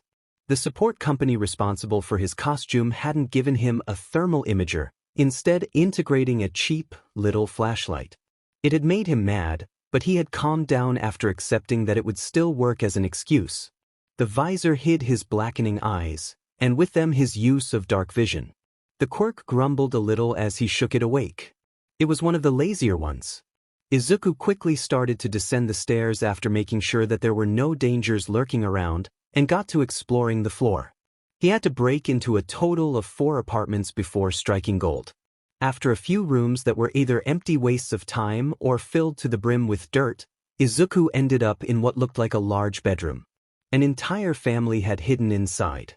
A husband was holding his wife Paved and their 3 children under the bed, which was almost covered under fallen objects and an entire wardrobe. 5 dummies, meaning 5 points. Half of what he needed to complete the exercise and have a better chance at avoiding the extra laps that they would get upon failure. The only disappointment was that he couldn't reasonably carry them all by himself. He could hold all of the kids between his arms if he really tried, but that meant that he could only carry one more on his back. Izuku grimaced while looking at the dummy meant to represent the father. He knew that saving the others took precedence, but it didn't take away the bitter taste in his mouth. He had just started working to remove the wardrobe when he heard the noise of steps entering the apartment. Finishing his hurdle and turning around, he was met with Yayarose's visage. "Did she follow me in?" The girl seemed startled for a moment, which probably meant that she hadn't expected him to be the source of the noise. Her eyes scanned the situation, the victim's precarious position, Izuku's surprise, and her hand clenched slightly around her staff. At the sight, Izuku silently cursed Aizawa's terms for the exercise once again. It wasn't enough that they had been randomly assigned to each area and that they hadn't been allowed to make teams, they were also highly encouraged to compete against each other to get to the dummies first, all so that they could get enough points to pass. All those who failed would have to run 5 laps around the building, as if the USJ wasn't as large as a FING stadium. Furthermore, the 10 students with the lowest scores would be punished by doubling that number. It was a surefire way to make sure that everybody would do anything in their power not to end up on the bottom of the ranking. No words against fighting had been spoken, apart from a simple, "Don't injure each other, or there will be consequences." Nothing against detaining, trapping, or even knocking out. Why would they be assigned to random areas? The argument that they should be ready for everything didn't hold that much value when one imagined somebody like Azui having to deal with fires, or how Kaminari was a danger to himself and to others in 2 of the 6 zones. Heroes were meant to help, but they also had to know when their help could be detrimental. Why wouldn't they be allowed to form teams? Rescue operations weren't meant to be carried out alone. Was one meant to go in and out of a burning building until they got trapped under rubble or suffocated from smoke? And why the F would they fight each other to get more dummies? There were enough for everybody, and wasting time on stupid fights that would add them to the injured would only slow down their attempts. Izuku hoped that Aizawa and 13 were trying to make a point about how nonsensical the idea was, because the whole thing was giving him a migraine. He would have to solve the problem by circumventing the rules, as usual. They weren't allowed to form teams, but the teachers had never said that they couldn't collaborate at all. Before the girl could move or talk, Izuku raised his hands to show how he had no intentions of engaging her. "Yaoyorozu, I need help to carry these civilians. We can split them 3 to 2, he offered an olive branch. They would both gather points from this single instance and then go their separate ways. They didn't need to waste time and energy on a senseless squabble, because neither could carry all the dummies anyway. The advantages of his offer were clear-cut, but trusting somebody else in this situation was still a risk. Even if she could have been underestimating him, he had already proven his ability to be an active threat. So, it could be said that his request was also a small test. Would she be greedy enough to try and get him out of the way, or would she put the test and the victims first by giving him a measure of trust? He smiled a little as he moved to show more of the dummies. "Please." The magic word and the show seemed to work, since she only took a moment more to think before showing a light smile that didn't last long. As soon as she responded with a determined nod and got back into a more suitable mindset, it was substituted by her usual cool facade. "Of course, Midoriya. Are they hurt?" "It doesn't look like it, but I still have to check." The small glint in her eyes as she smiled reminded him a bit of what he could see in the mirror every time he got something right. Whatever. She could keep thinking that he had bowed to her for now. It annoyed him, but he didn't want to stir the waters while on the job. Soon the family was checked for wounds or concussions. The dummies had neither, but Aizawa would probably dock them points for foregoing the brief examination and freed from the room. Yaoyorozu had secured her dummies to herself to ensure they wouldn't fall, which he could admit was a smart move. He could only rely on his arms, but he lifted heavier weights every DMN day. The 2 students were on their way out, having almost left the building, when a quake surprised them. Izuku barely had enough time to think that they couldn't protect themselves or the dummies here before having to jump away from falling debris. They needed a safe spot. "This way," he called, starting to run back in the direction of the closest protection, the dining room's table. He put down the dummies first before sliding in, followed by the girl a few seconds later. The teens cursed the increasingly stronger shaking as they kept himself anchored to the legs, dreading that the thumps on the wooden surface would turn out to be too much for the furniture to handle.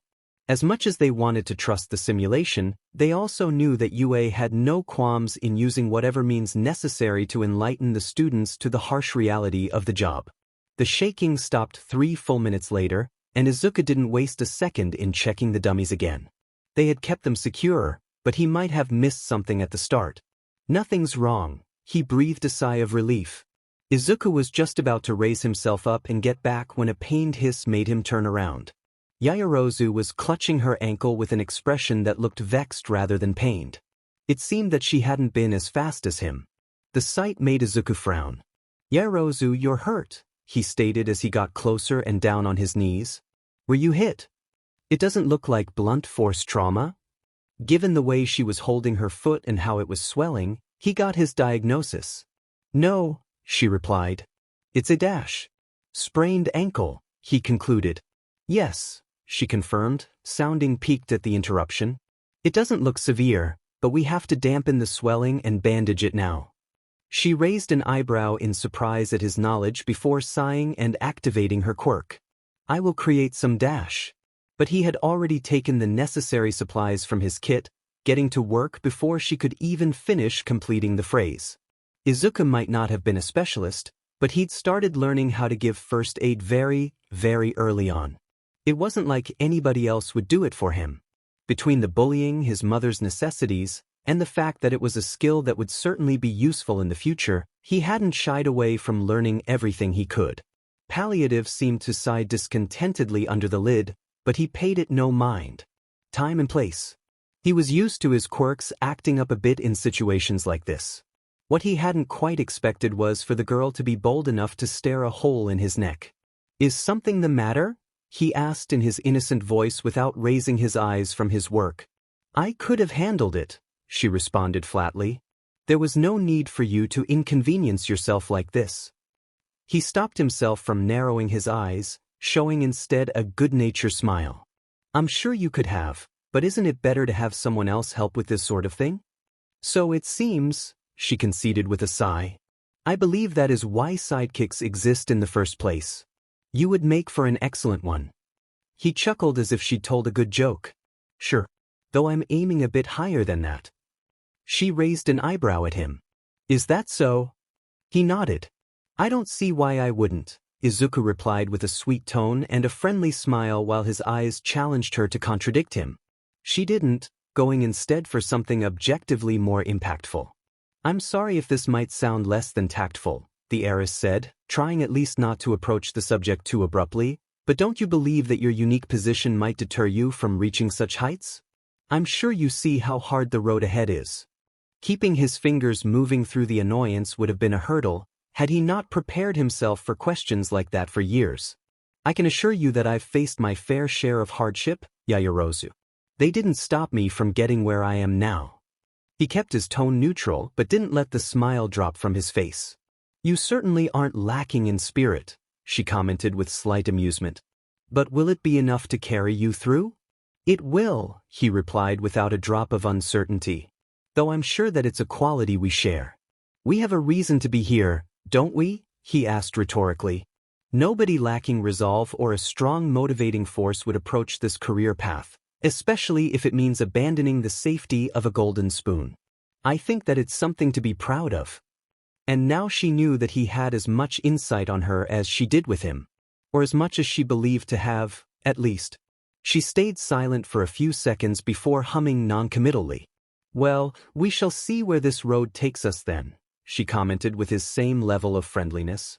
He didn't shift his focus again until he had finished applying the dressing, only then getting the sense that Yaoyorozu had kept her eyes on him since the beginning of the process. Not even once had she looked elsewhere. Her orbs held a measure of curiosity in them, something he could easily recognize. She was analyzing him. It was a strange feeling. He wasn't used to being more than a passing interest or an afterthought, and here she was, almost trying to grasp at the deepest reaches of his psyche and motivations with little more than a gaze. Not the way he had imagined being the center of attention, to say the truth, but he would take it for now. The sensation ended as soon as he wrapped up the final touches, securing the bandaging and asking her if she could walk before raising his eyes. This time, Yaoyorozu managed to get up without a word. Moving the foot seemed to cause her only a minimal amount of pain, something that she could probably endure for a while. The heiress would have to visit Recovery Girl later, but she would surely complete the exercise before allowing herself to seek further help. "Thank you, Midoriya," she said as she cleaned herself from the floor's dust. "Truly commendable work." "I'm glad you think so. Let's proceed, shall we?" He nodded, and that was that. Just as expected, they delivered their dummies. Aizawa and 13 said nothing about their arrival as a duo, which proved his theory and went their separate ways. They were redirected randomically, again to different areas of the USJ where more dummies were yet to be found, and didn't see each other until half an hour later. Time flew as the exercise continued, and soon enough the whole class was back in the central plaza for their assessment. With a few notable exceptions, the students looked rugged and pretty much done with the day. Their clothes had gotten drenched, caked with dirt, and covered in soot. More than half of them presented bruises that hadn't been there 2 hours ago, and a few were barely keeping themselves standing upright. Aizawa's lapse of punishment would have either ended them or taught them to never fail a lesson again, but it seemed like nobody had failed the task. 13 had been far too lenient by putting together so many families of dummies for them to find, though their infighting meant that most of them had only barely managed to get their 10th point a few minutes away from the ending siren. Izuku and Yaoyorozu had both managed to surpass the number they were expected to reach. They weren't the only ones to have done so, of course, but it seemed that their little stunt had allowed them a few points of lead above the majority of their class. She had even recovered the advantage he had over her, ending up in a stalemate. He had been very limited in regards to using his quirks, but to keep up nonetheless with that sprain. Izuku had to give it to Yaoyorozu, she truly was a relentless force of nature. But he still had the last laugh as 13 added her personal comment.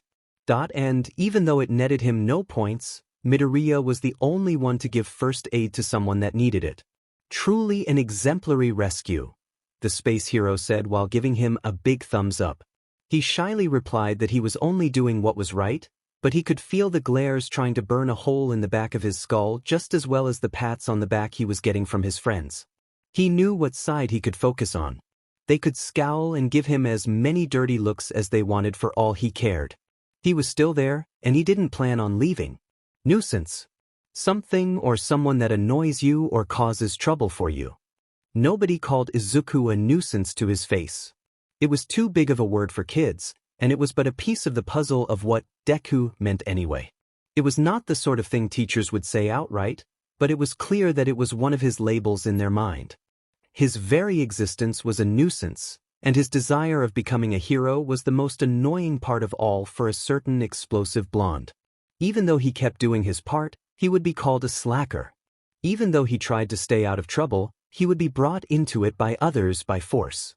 Even though they were the ones annoying him with all sorts of bullshit, he was always the one at fault. Now, however, he had left that label behind. He could choose to annoy people if they deserved it, or if it helped his cause. A bit of stuttering could come off as annoying, but it reinforced the mask of shyness that made him more endearing to kinder eyes. He could prolong his fights out of spite, taking his time before winning and making it uselessly harder for his opponents that viewed him as inferior. He could ask questions that his lazy excuse for a teacher would have to answer, as they were always pertinent with their tasks. After all that pain, he was owed some fun. I can't wait to see what Mr. Aizawa has in store for us today. Kirishima thought aloud as they exited the changing room, holding his tightened fists up and almost vibrating with excitement. He was only missing a wagging tail. What do you think it'll be? Another battle trial thing? God, I hope not. One was more than enough, thank you very much. I don't think that Mr. Aizawa would just imitate All Might's proposal so soon, Izuku said with an awkward tremble to his voice. He's been a teacher for longer, so he must already have a schedule of lessons prepared for us. I'm sure that it will be just as informative as 13th's lesson on rescue was. Ida commented. Why yeah, let's hope it is, Izuku nodded. The space hero had taught them the basics of SR before sending them into the various zones of the USJ, already putting her a few steps or, more realistically, a whole flight of stairs above the blonde oaf. Kuro's Ainen was fine in Izuku's book. If Aizawa could start by covering the students' shortcomings instead of blindly launching them into the fray, he would at least make up for his usual shitty attitude. The students gathered in front of Gym Delta, waiting before the yellow cocoon of their exhausted teacher. The man got up once they were all there, welcoming them with a, "Still slow. I expect you to cut my waiting time by 1 minute by next week." Easier said than done when he just told them to get changed and to meet him before a building they had never seen before. 3/4 of them had no idea that they were supposed to have a map of the school, since they had missed the explanation offered during the entrance ceremony. But of course, that time had to be spent better in another, more logical way. Eraserhead turned around and walked into the gym, evidently expecting for them to follow along without a need for words. The inside was spacious but bland, reminding Izuku of the standard gym Aldra and most other middle schools had. The presence of a number of mats and delimited areas gave him a hunch about the lessons plan. As I've said a few days ago, what I've seen from your battle trials leaves much to be desired, the man stated, somehow managing to mix apathy and blatant contempt. Most of you were simply running around and trying anything that crossed your mind. Untrue. Even the weakest groups had tried to come up with some kind of strategy, idiotic as they may have been. Izuku thought while seeing some of his classmates lowering their eyes in shame. He's mining their confidence on purpose to have them listen? He really enjoys being on the sly side of cunning, doesn't he? Your performances were especially disappointing when it came to fighting. It's easy to see that most of you have never given more than a stray thought to the subject, which is frankly unacceptable. As heroes, you will end up fighting whether you like it or not, regardless of your specific role. Being unfit for combat equals a death sentence, and I'd rather fail you than send you to your grave. Finally, something he could agree with. Some of the students nodded or let out a few noises of understanding, which the teachers seemed to not acknowledge. Fights are messy and rarely go as planned. Entering one when you don't even know what you're doing means having no chances of having the encounter end as you want it to, the man continued as he walked over to the closest mat. Aoyama, come here. The boy in question straightened up as he was called, answering with a "we," before quickly approaching the teacher. Not the biggest nor the strongest by far. He's just going by seat number. Izuku mentally sighed at the boring choice. Aizawa stared down at the blonde teen for a moment before giving an order. Hit me. The students waited with bated breath, but the half-French teen's surprise was cut short as the teacher incited him. Now Aoyama. Izuku watched as the attempt went pretty much as expected. Aoyama tried his best, which meant a sloppy, stiff, feeble attempt at a punch. Eraserhead required about 3 seconds to take the boy from his unstable stance to an inescapable hold on the mat. With the man turned in the other direction, Izuku didn't have any qualms in using an invisible quirk. It hummed in delight for a split second before giving him all of his focus to gauge the pro's precise movements to a millimetric degree. He could evade his attempt at grabbing his wrist and at taking away his balance, but how would the man follow up? Now, that was a question worth answering. Aizawa released Aoyama and helped him get up before turning back to the class. What Aoyama just did was not something I would call a punch, and I won't have any of my students walk around without knowing how to give and take a punch. A shiver of fear seemed to crawl up Aoyama's back and onto his face, a feeling probably shared by a number of his classmates if their worried glances were any indication. Not like they had anything to worry about at this point.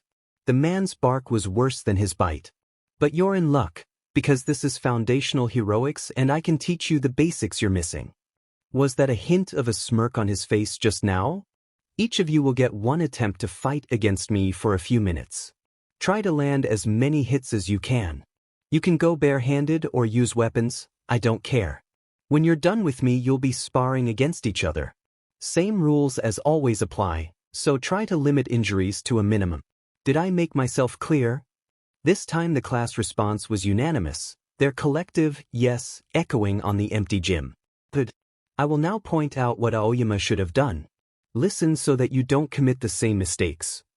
Izuku listened intently as the teacher had the blonde teen retake his previous position and repeat his bland attempt, pointing out everything wrong with it, but his head was already working on his own strategy. 17 people out of 20 would try before him, and he would take their attempts for everything they were worth. Quirks allowed, huh? You got that, Midoriya? Yes, sir. Izuku nodded before assuming his stance. He lunged forward, mirroring the sequence of movements he'd used in the fight but adding the suggested improvements. His leg cut the air before him as he turned his torso ever so slightly to the left, giving him more stability as he landed and letting him end his attack with his center of balance reasonably low. It seemed that Aizawa could teach a thing or two when he wanted to. Good. Next. Izuku nodded again and stepped back, letting Mineta take his place. He retook his place between his sprouting clique, reacting humbly to the whispered compliments of his friends and experience that still left him kind of pleasurably tingly inside. The small bout had left him very satisfied, and the exercise as a whole had been quite informative of the students' average combat abilities. Only about half of the students had managed to last more than a few seconds at a time against Eraserhead. Some had survived thanks to the instincts they were lucky enough to have been born with Azui, Shoji, and Tokoyami. Others had managed out of taught skills and reflexes: Ida, Ojiro, Todoroki, Bakugo, and him, though Yaoyorozu would probably join them. The rest had gotten more notes in exchange for their shameful displays, but at least they would be improving faster. Maybe he could also help out his friends before the sports festival, or at least make the offer. Ida and Ashido were mostly fine, but Uraraka and Kirishima had a lot to gain from more lessons. They could start by learning how to tackle an opponent, for one. Anything to avoid them rushing in and getting bashed before they could even touch the other party would be welcome, in Izuku's opinion. He couldn't quite decide if the hardest part of the process had been hiding his true skill level from his classmates and teacher while keeping himself above average, or containing a smile whenever he saw their deep discomfort at finding themselves unable to use their quirks because of erasure. Probably the latter. It was fun. The mat under his feet was soft, too soft. It meant that they wouldn't hurt themselves too much by falling to the ground, but it could also mess with their footwork if they weren't careful. Asphalt and cement would have worked as a more lifelike alternative. How many villain fights happened in safe conditions? At least they seemed to be fixed to the ground. Izuku mentally grumbled as he ensured that the thing wouldn't just slip under his feet as soon as he tried to move faster than his walking speed. Izuku raised his gaze to his opponent, seeing him already in position and waiting. There was no bell to signal the start of the spar, so he just waited for the other to rush forward. The first lunge made him dodge left against a hook punch, raise his arm to intercept an elbow strike, and quickly backstep to make a roundhouse kick, and the following giant tail missed their target. The foot had passed an inch away from his raised forearms, but the tail's end had brushed him before landing on the mat with a sonorous thud. Izuku could feel the effect of the friction on his skin where the hair on the appendage's tip had touched. It wasn't a nice feeling. His opponent turned around quickly, evidently ready to repeat the sequence again. Ojiro Mashireo. 1A, seat from Tokyo Prefecture. Height, approximately between 168 centimeters and 170 centimeters. Weight, approximately between 136.8 kilograms and 138.5 kilograms. Tail increases weight considerably. Quirk, tail, mutant, a prehensile appendage from lower posterior, bulky, long, but it's just an appendage. Reaches around 2 meters in length. Power, medium to high. Speed, low to medium. Technique, medium to high. Intelligence, to be determined, probably medium. Overall threat, medium. Current approach, steal moves. Defeat, teach a lesson. Keep away. Ojiro was a guy that easily faded in the background. Despite being the heir to a long line of martial artists and the winner of a number of karate tournaments in the last 6 years, he wasn't the kind of guy who the public's eyes would stay on for long. He was normal to the point of bordering boredom, and even his hero costume was just a plain GI tied with a black belt. His tail was interesting, but being his only mutation, it left him a step removed from being a true heteromorph. It wasn't a weak quirk, but it wasn't strong either. He was unlikely to ever place within the first 300, or 2 maybe, if he managed to finish UA's hero course without transferring. On average, the school's graduates were placed that much higher. But there was one detail about Ojiro that had caught Izuku's interest and contempt. "Sorry, Midoriya, nothing personal," the blonde said as his eyes noticed Izuku's forearms. Unlikely. Ojiro had never been able to mask how little he thought of Izuku from the very moment he had admitted to being quirkless. Between the apprehension test, the battle trial commentary, the class representative election, and an almost full week of school, he had gotten a pretty good picture of the other's ideas. Izuku was reasonably sure that the guy deemed him as lesser for his lack of a quirk, or at least a terrible choice for their school. Despite or because of the fact that Izuku had done better than him on each and every one of those occasions. Izuku had had quite enough of that already. So, since Ojiro's only redeeming qualities appeared to be his penchant for hard work and his skill in martial arts, Izuku would be humiliating the first and stealing from the second. Being defeated by someone that doesn't even bother to take you seriously would be humiliating, wouldn't it? Izuku flashed him a friendly smile. "Oh, don't worry, I get it. It's just an exercise." The tailed teen wore a more serious expression and rushed towards him again, but he wasn't nearly fast enough to scare the greenette. Izuku ducked and increased the distance, having learned from the first assault. He looked like he could be about to run, and Ojiro took the bait without a second thought. Repeating different evasive maneuvers as the blonde menace kept coming after him was difficult only for the first 20 seconds or so. Then Izuku blocked a two-punch combination straight and reverse by stopping them before they could even get to their destination, and he could see the brief interruption in the martial artist's flow. Somebody else would have taken advantage of it. The interval was short, only an instant, but it would have still been enough to bring him to his knees. A villain might have even managed to kill him then and there. Izuku didn't take advantage of it, opting to wait and continue their exchange. Time was on his side, and he had much to learn. The one-sided attack became a spar as the two exchanged a flurry of blows. Ojiro had the advantage of his fifth limb, but he wasn't the only one who knew how to fight. Maybe Izuku hadn't been taught in a dojo, but he was good at learning on the fly. He studied every hit the other fighter would throw at him, and then he'd see how he would try to stop him when their positions were reversed.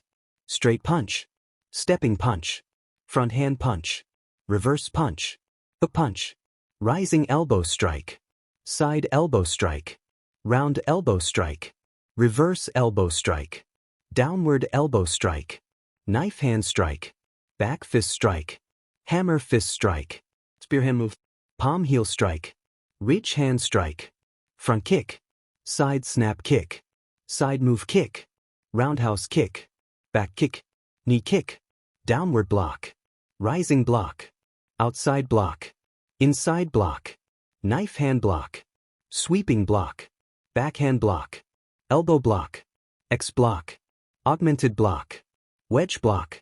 Most fighters worthy of respect would develop a personal style, and martial artists weren't an exception.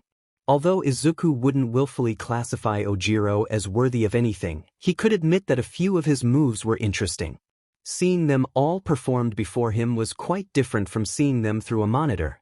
The experience he was acquiring now was incomparable from what he'd gained from videos and guides. Training alone just couldn't compare. The priceless experience almost made him want to tone down his approach. Almost. Once he had taken what he needed, he decided to pay his unwilling instructor with a quick lesson on overconfidence. Judging by how the cloth left half of Ojiro's chest visible and how his tail had no protections to speak of, it fell to reason that the guy thought of himself as impervious to damage, or at least able to avoid getting hurt. Well, Izuku was about to show how that was a misconception. Izuku's costume, besides being sturdy and able to cover his whole body behind shock-absorbent materials, also had the slight advantage of having several tools hidden between pouches and pockets. He could have gone for one of his knives, but he didn't want to hurt his classmate that much. He wasn't a monster. Instead, Izuku simply grabbed one of his trinkets and, after he had evaded one last attempt at crushing him, firmly planted the end of the compact stun baton on Ojiro's tail. The weak burst lasted for a mere 2 seconds, but the guy's eyes widened as the shock coursed through him. His pained flinch left him wide open, leaving Izuku's knuckles to find their way to Ojiro's stomach without interference. A moment later the two were on the ground, the martial artist being held in a chokehold by the smaller team. Even if holding him in place was more difficult than he had expected it to be, ultimately Ojiro struggled to no avail. Finally, the guy surrendered, hitting the mat thrice in quick succession. Izuku let go, rolled away, and got up while panting a bit to catch his breath. He still had ways to go if he wanted to measure up to someone like Eraserhead while completely quirkless. Turning to look at his opponent on the ground, any thought of giving him a hand to get up vanished into thin air from his head. Ojiro was giving him a look that would make freshly picked fruit rot. "It was a cheap trick," he spat after a cough. Izuku tilted his head to the side, acting confused. "Mr. Aizawa said that we could use weapons." "It's clear we weren't supposed to now," Ojiro growled. "Clear for you maybe." I'm not sure. I didn't injure you, did I?" Izuku asked with a worried tone. Ojiro grunted as he got up, seemingly conflicted between saying that he'd been hurt, unlikely to keep attacking him, and saying that he hadn't felt a thing to keep up his stupid pride.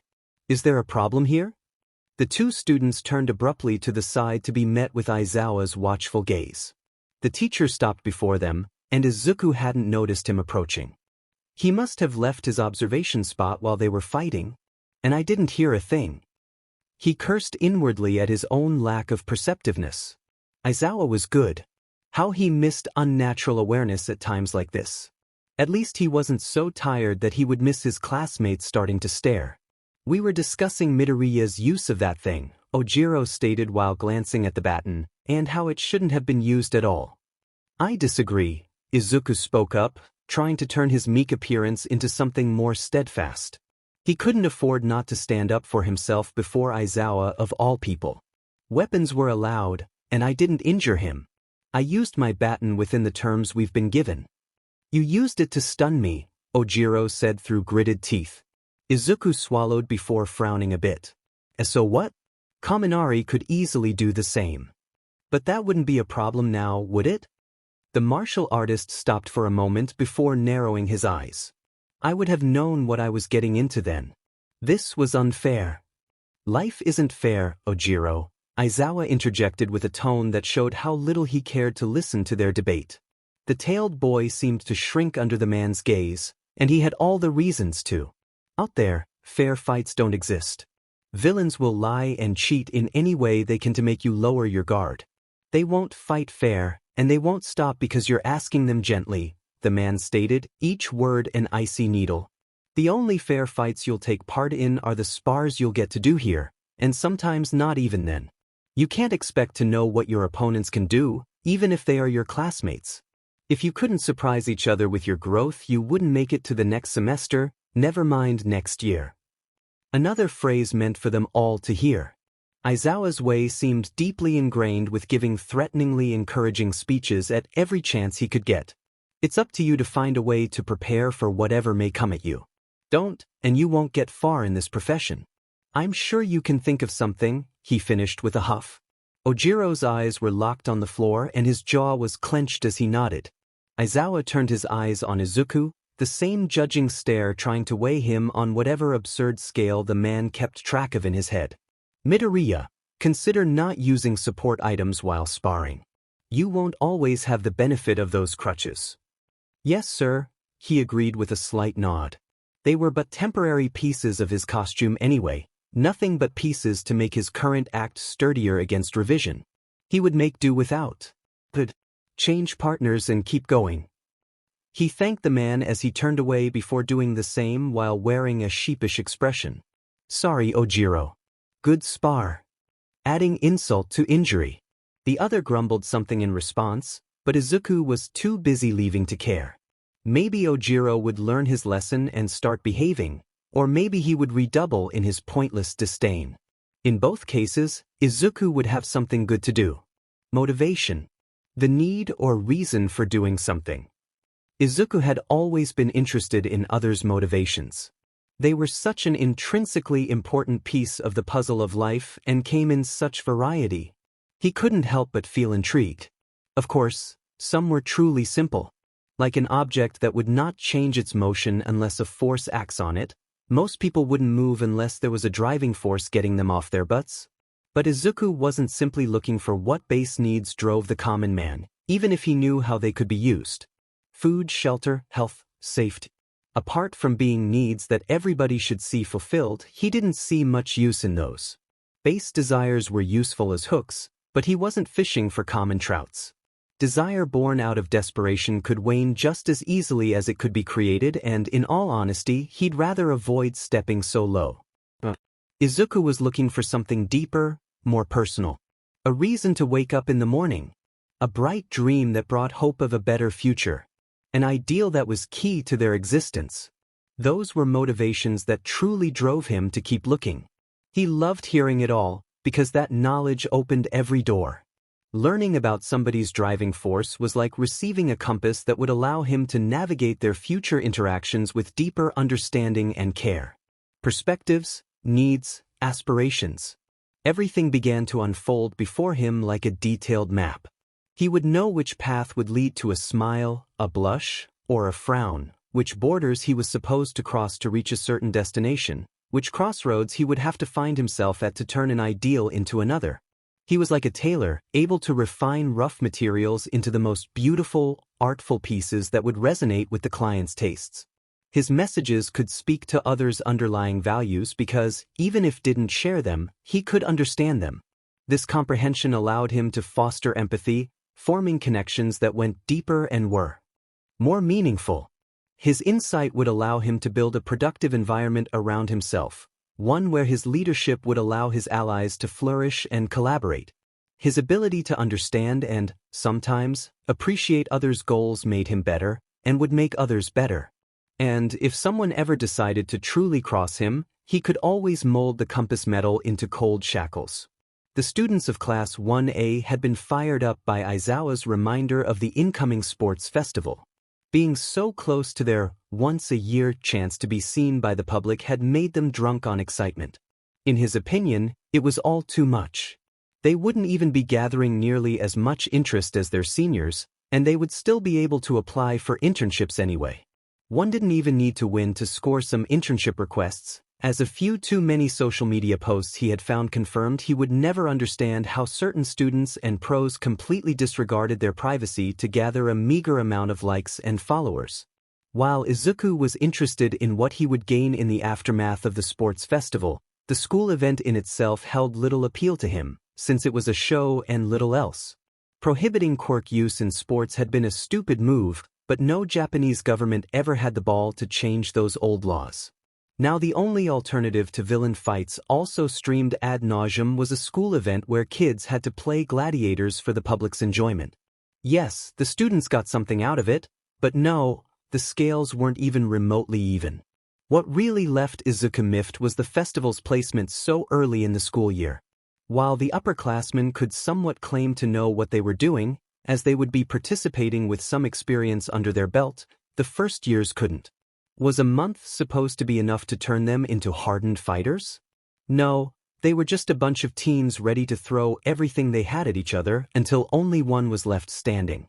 It made sense that people wouldn't pay that much attention to them, not unless they wanted to watch exactly that, but he usually tried not to think about those sickos that actually enjoyed watching minors maul each other. In the end, just like the festival's activities, their future was pretty much up to chance. Maybe some of them would get lucky and put up enough of a show to catch some pros' eye. They were a class full of flashy and dangerous quirks, after all. Still, the idea that they could just as easily tank their future prospects by giving a terrible show hadn't even crossed his classmates' minds. Sometimes, no news truly was good news, since giving spectacle of their incompetence would only hinder them going forward. But this year there would also be a new question to answer. How would the public react to the first quirkless hero student in Japan's history? Izuku sighed, shaking his head to turn away the thought. There was no point in thinking about something he had no way of changing, especially since his chosen trajectory was pretty much already decided. Uraraka wanted to be a hero for the money. No, that was the wrong way to put it. That made it sound like she just wanted to get filthy rich on royalties, which, regretfully, wouldn't be too weird for their line of work. Uraraka wanted to be a hero for her family and to achieve financial stability. She wanted her parents to be safe and to lead the life they had never been able to afford while caring for her, relieved from the sword of Damocles forged of overdue payments and debts that was hanging over their heads. It was a kind promise to reciprocate the care she had received, and even if perhaps she didn't acknowledge it yet, to ensure that her own blood wouldn't have to endure the same sacrifices she had to. Honestly, he found it kind of sweet. Not exactly awe-inspiring, but a far cry from the worst motivation he'd heard. And, most importantly, it was something he could work with. Uraraka, you really should have said that first, Izuku chuckled while Ida clapped at her declaration. He really had to teach the girl how to explain things in the right order. She had given him a scare, demen her. It's not that far from it, she replied, embarrassed. Girl, you totally gave me the wrong idea at first, Ashido chimed in with a smirk. Midori's right, it's totally different. And there was a nickname too now, the first good one he'd ever gotten. He could hardly contain the tears of joy. Is it? The brunette asked, unsure. Yeah. Kirishima nodded repeatedly. I dunno, saying that I want to get stronger to build more muscles when instead I build muscle to get stronger. Ashido snorted. Kiri, you're so bad at this. Not. R2. Izuku turned away from the starting childish squabble and smiled at the other girl. Anyway, don't worry about it, Uraraka. You want to support your loved ones however you can? I think it's very kind of you. Precisely. Your dedication to improving their situation is nothing to be ashamed of. Ida added with a firm nod. Thanks, guys. Uraraka smiled back before turning towards the remaining duo of the group. What about the two of you? She interrupted their back and forth. What made you want to become heroes? Oh, easy. Ashido piped up with the widest smile before starting her grand tale. Listening to the other two raised Izuku's consideration of them by quite a bit. Apparently, Ashido had always had a thing against bullies, and she had spent her middle school years gathering a reputation as the one girl who would step in any fight and end up with apologies and thanks. She had wanted others to be happy and to feel at ease, be it in her class, in the entire school, or in any other group she had been part of. And now, as she expanded her horizons, she thought that villains were nothing but the biggest bullies of society.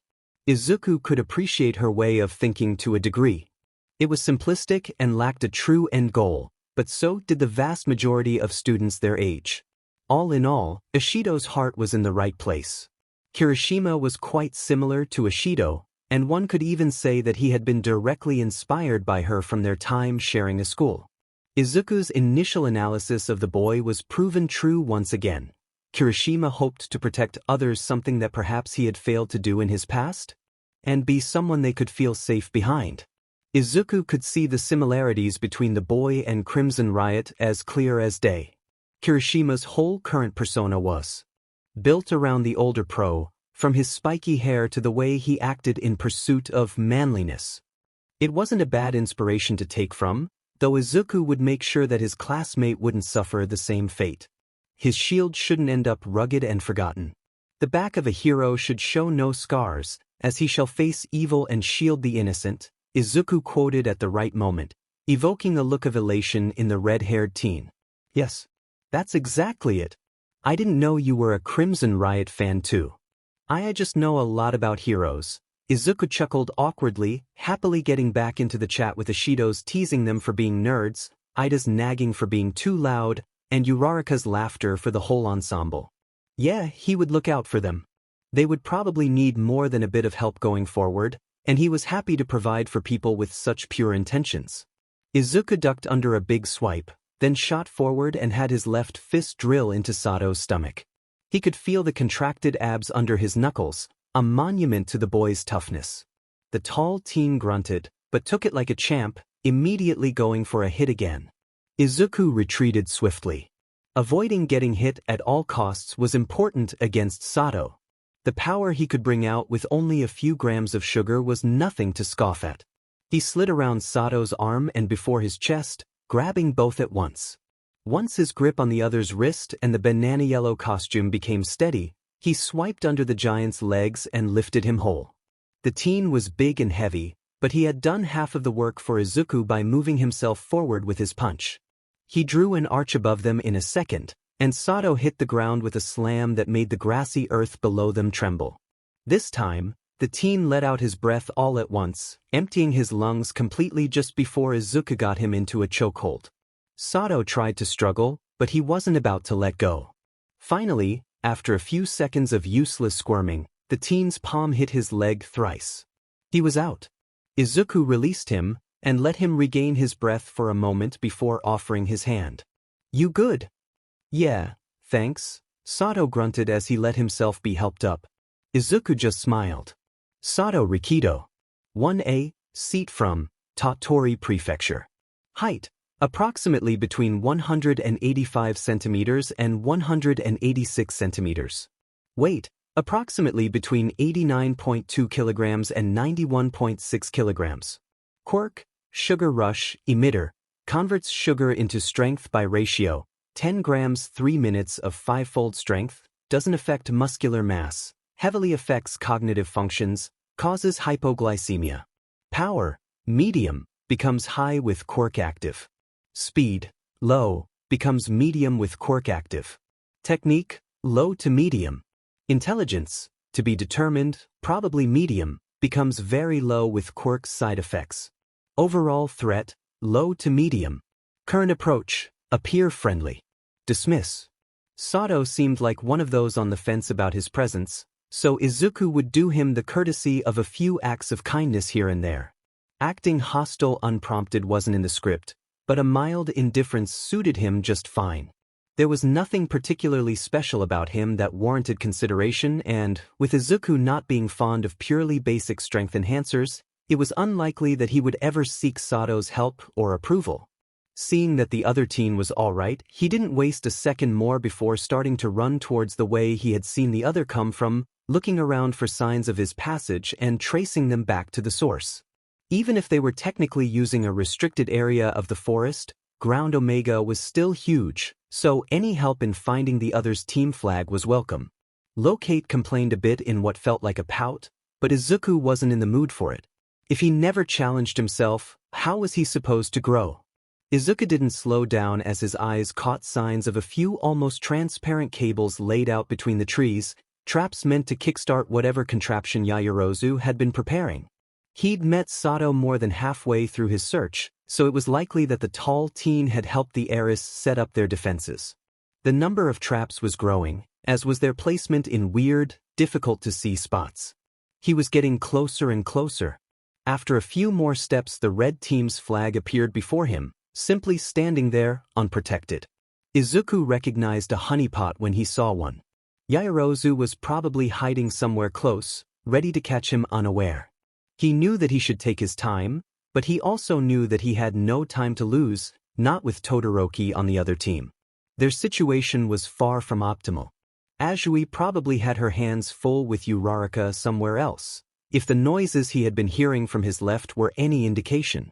Moreover, even if she could win that fight, her quirk put her at an enormous disadvantage against Todoroki's ice.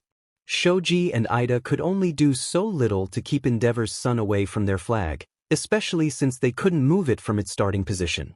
They would buy some time, but not much more.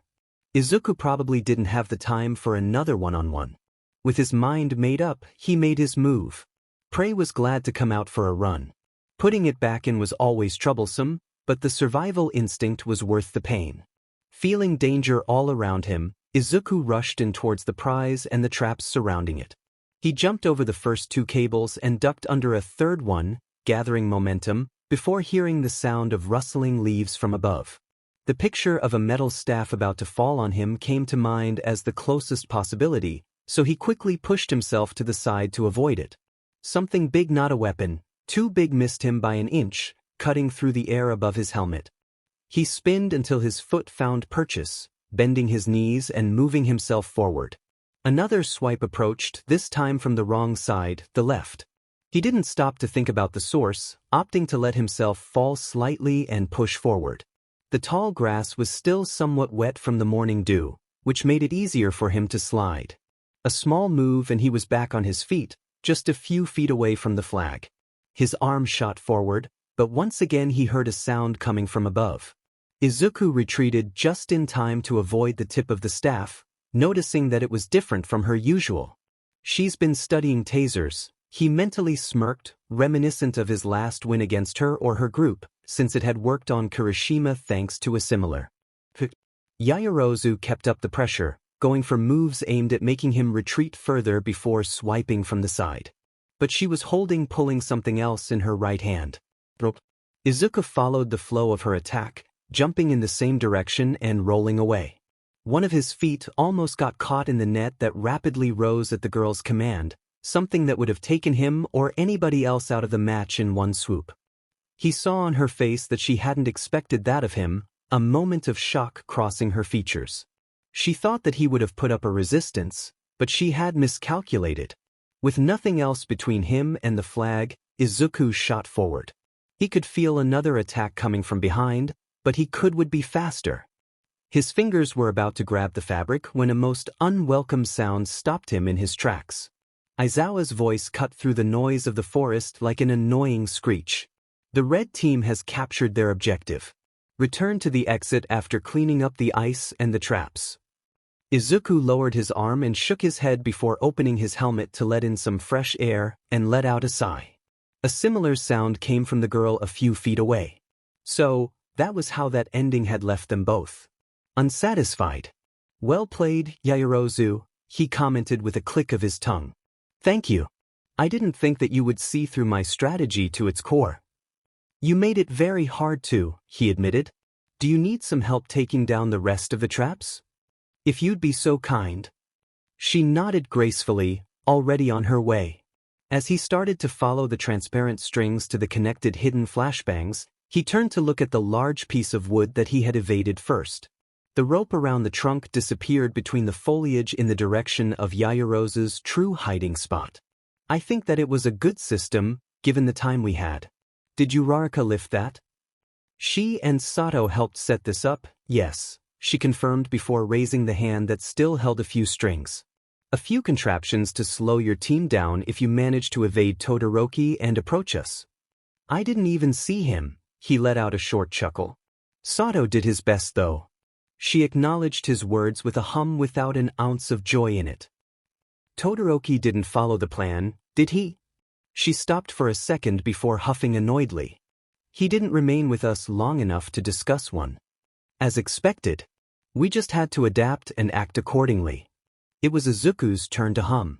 He could feel the girl's budding resentment before a gap in power that couldn't quite be filled while playing fair. A day in his own shoes, if you will. Ironic. Well, you did the best you could. She took down one last device and turned to him. No.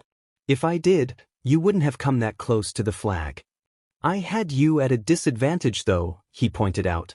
How so? You had to capture or incapacitate me, while I only had to get my fingers on the flag. You had something to protect while I didn't. So you think that, since we weren't aiming for the same objective, we were not playing on the same field? Exactly. I see, she responded, looking thoughtful. They continued walking in silence for a minute before she spoke again. Though I believe that one could say the same thing about most of the exercises we participated in, she mused. Apart from a few cases, circumstances are always in the way when we find ourselves facing each other. We never quite manage to fight without interference. A shame. I still find myself wondering about what you're capable of, despite your unique situation. He nodded in agreement with a small, sour smile. Their rivalry had bloomed without a real need to express it with words. For 2 weeks, the two of them had found themselves always just a bit ahead or behind. They fought for the top, but neither seemed to be able to outshine the other. Regarding normal classes, they were practically equals. Maybe she would get one more answer right one day, just for him to do the same the next. Her penchant for science and literature was balanced out by his talent with languages and math. Their midterms would tell who was the current top student, if any, but those were still ways off. Heroics made things even harder. It didn't matter if they had to rescue some dummies, fight group matches in random conditions, or whatever problem Aizawa decided to put them through.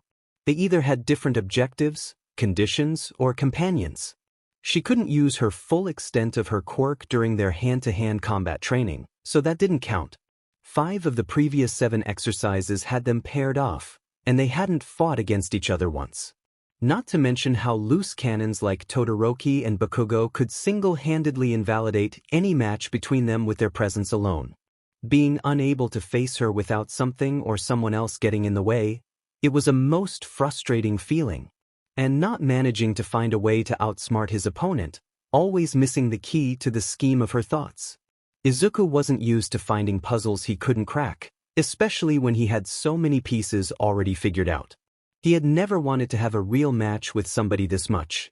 A duel of wits and ability to enjoy to his heart's content. And it seemed like that desire was something they shared. Midoriya, I suppose you know about the structure of the sports festival? She asked, her eyes moving slightly to give him a studious glance. He was almost offended. The first event cuts the students' numbers to a few dozen, he answered as he started to raise his fingers. It's usually a race or a simple game. The second event entails group activities to show that we can also collaborate, and it leaves between 10 to 24 participants. The last event is always a fighting tournament of sorts that has to end with 3 or 4 winners on the podium. The girl nodded. There shouldn't be any outside interference during the third part of the festival. Shall we have our own little contest there? It was the best place to make things clear before an audience. No take-backs, no excuses. He didn't want to put up a show just for the sake of it, but this only added to the reasons he already had to reach the last event. Meeting her eyes, Izuku noticed that she was now giving him the closest thing to a genuine smile she had ever shown. Gladly, he smiled back. Izuku touched his phone's screen to turn off the alarm clock, but remained in bed for a moment more as he checked the day's list. And let his mind wander near the lid. Second's stomach burped contently. It was full to the brim. Checkup hummed like a wise old man, confirming his thoughts.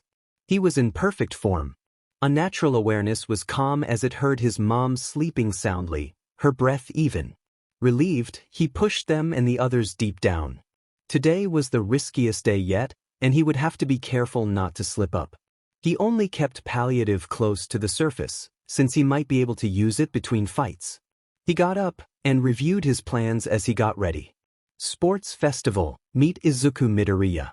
Your student representatives, from Class 1A, Bakugo Katsuki. Figures.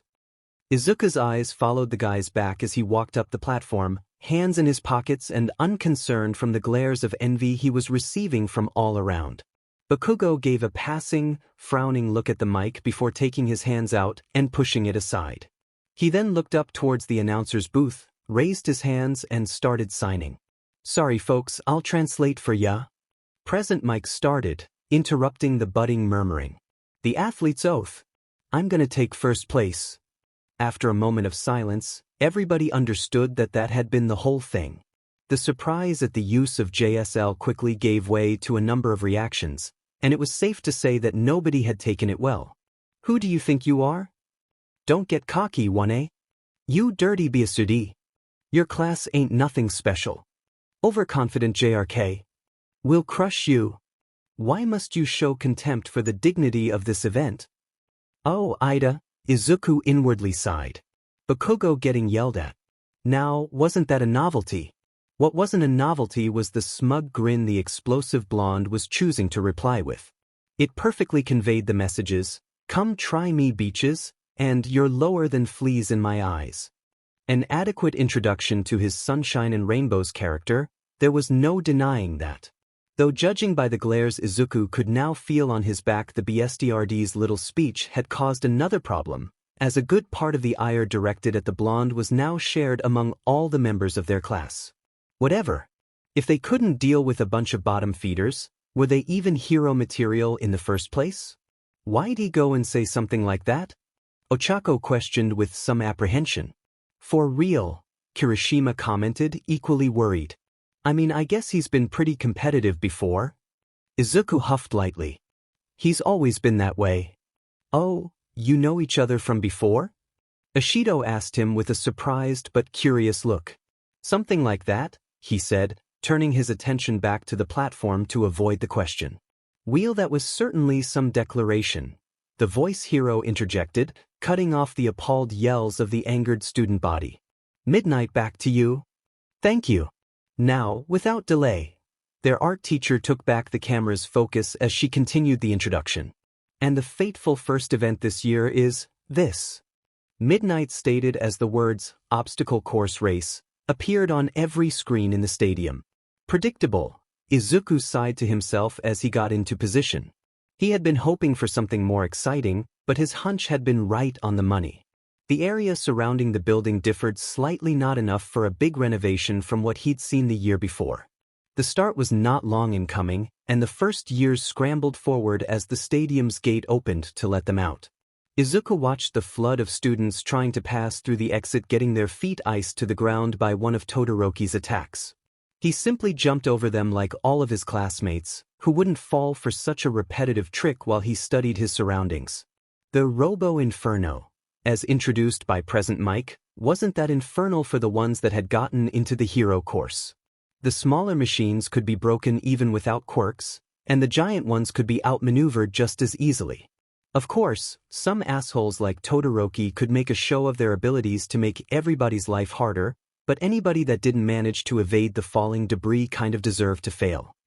Which reminded Izuku that he really needed to have a word with Kirishima about his current main strategy of endure, endure, and endure some more. He wouldn't stand for having his shield splattered under a building. His classmates did their best to keep up with the lead. A few were lucky enough to avoid the mess by flying above it. Most pushed through the obstacles as fast as they could. The thundering of a cannon told him that Yaoyorozu was having fun too. There was also a small group of students from the Department of General Education acting as a single unit, carrying a terribly bored, tired-looking, indigo-haired teen as if he was some sort of royalty. Izuku felt the tiniest hint of annoyance at the sight, but didn't bother with him as he was far behind. Everybody was trying really hard, except more than half of the members of Class B. Among the faces he recognized, as he had seen almost all of them as they entered the stadium after Class A, only a handful were actually running ahead. Most of the class was running at a slower, careful pace not unlike Izuku's own and, most notably, not using their quirks even once. Izuku smirked as he understood which game they were playing. They were watching what their opponents had to offer while not showing their hands in return. It was clever, considering that the first event usually left enough space for both hero course classes to make the cut. Unless they got really left behind, which was unlikely, given Todoroki's stunt and the overall lack of skills shown by the rest of the student body, there was no way they could miss the qualification for the next event. He would need to ask who was the mind behind it. Far from him not to give the deserved respect for a well-thought plan. Still, that left Izuku with data regarding the girl with vines for hair, the skeletal-looking guy that swimmed in the ground, and the steel-covered guy that acted all too similar to Kirishima. Whether they felt too cool to play nice for an event, too righteous to participate in underhanded tactics, or just didn't bother with anything but rushing forward headfirst, it was all the same to him in terms of data gathering. The second obstacle was just a waste of time meant to slow them down. Anybody with good athletic abilities or a good sense of balance, not to talk about those that could fly, wouldn't fear the pit. For a second, Azui seemed right at home. Shoji always had at least two hands holding him up, and Ida somehow managed to keep making a fool of himself. One way or another, everybody was getting through quite easily. There was also an interesting girl from the Department of Support that made herself known by ignoring the ropes and leaping from pillar to pillar. The future technicians could only use support items they had built themselves, and they all had to pass power loader's inspection. Most of the support corps students had one or two items, 3 at most, but this girl was covered with them from head to toe. He'd have to keep an eye out for that one. Izuku opted against taking Equilibrist out, just to be sure. He wouldn't run, but the simple act of walking on a rope made the quirk and, by extension, him giddy and full of adrenaline.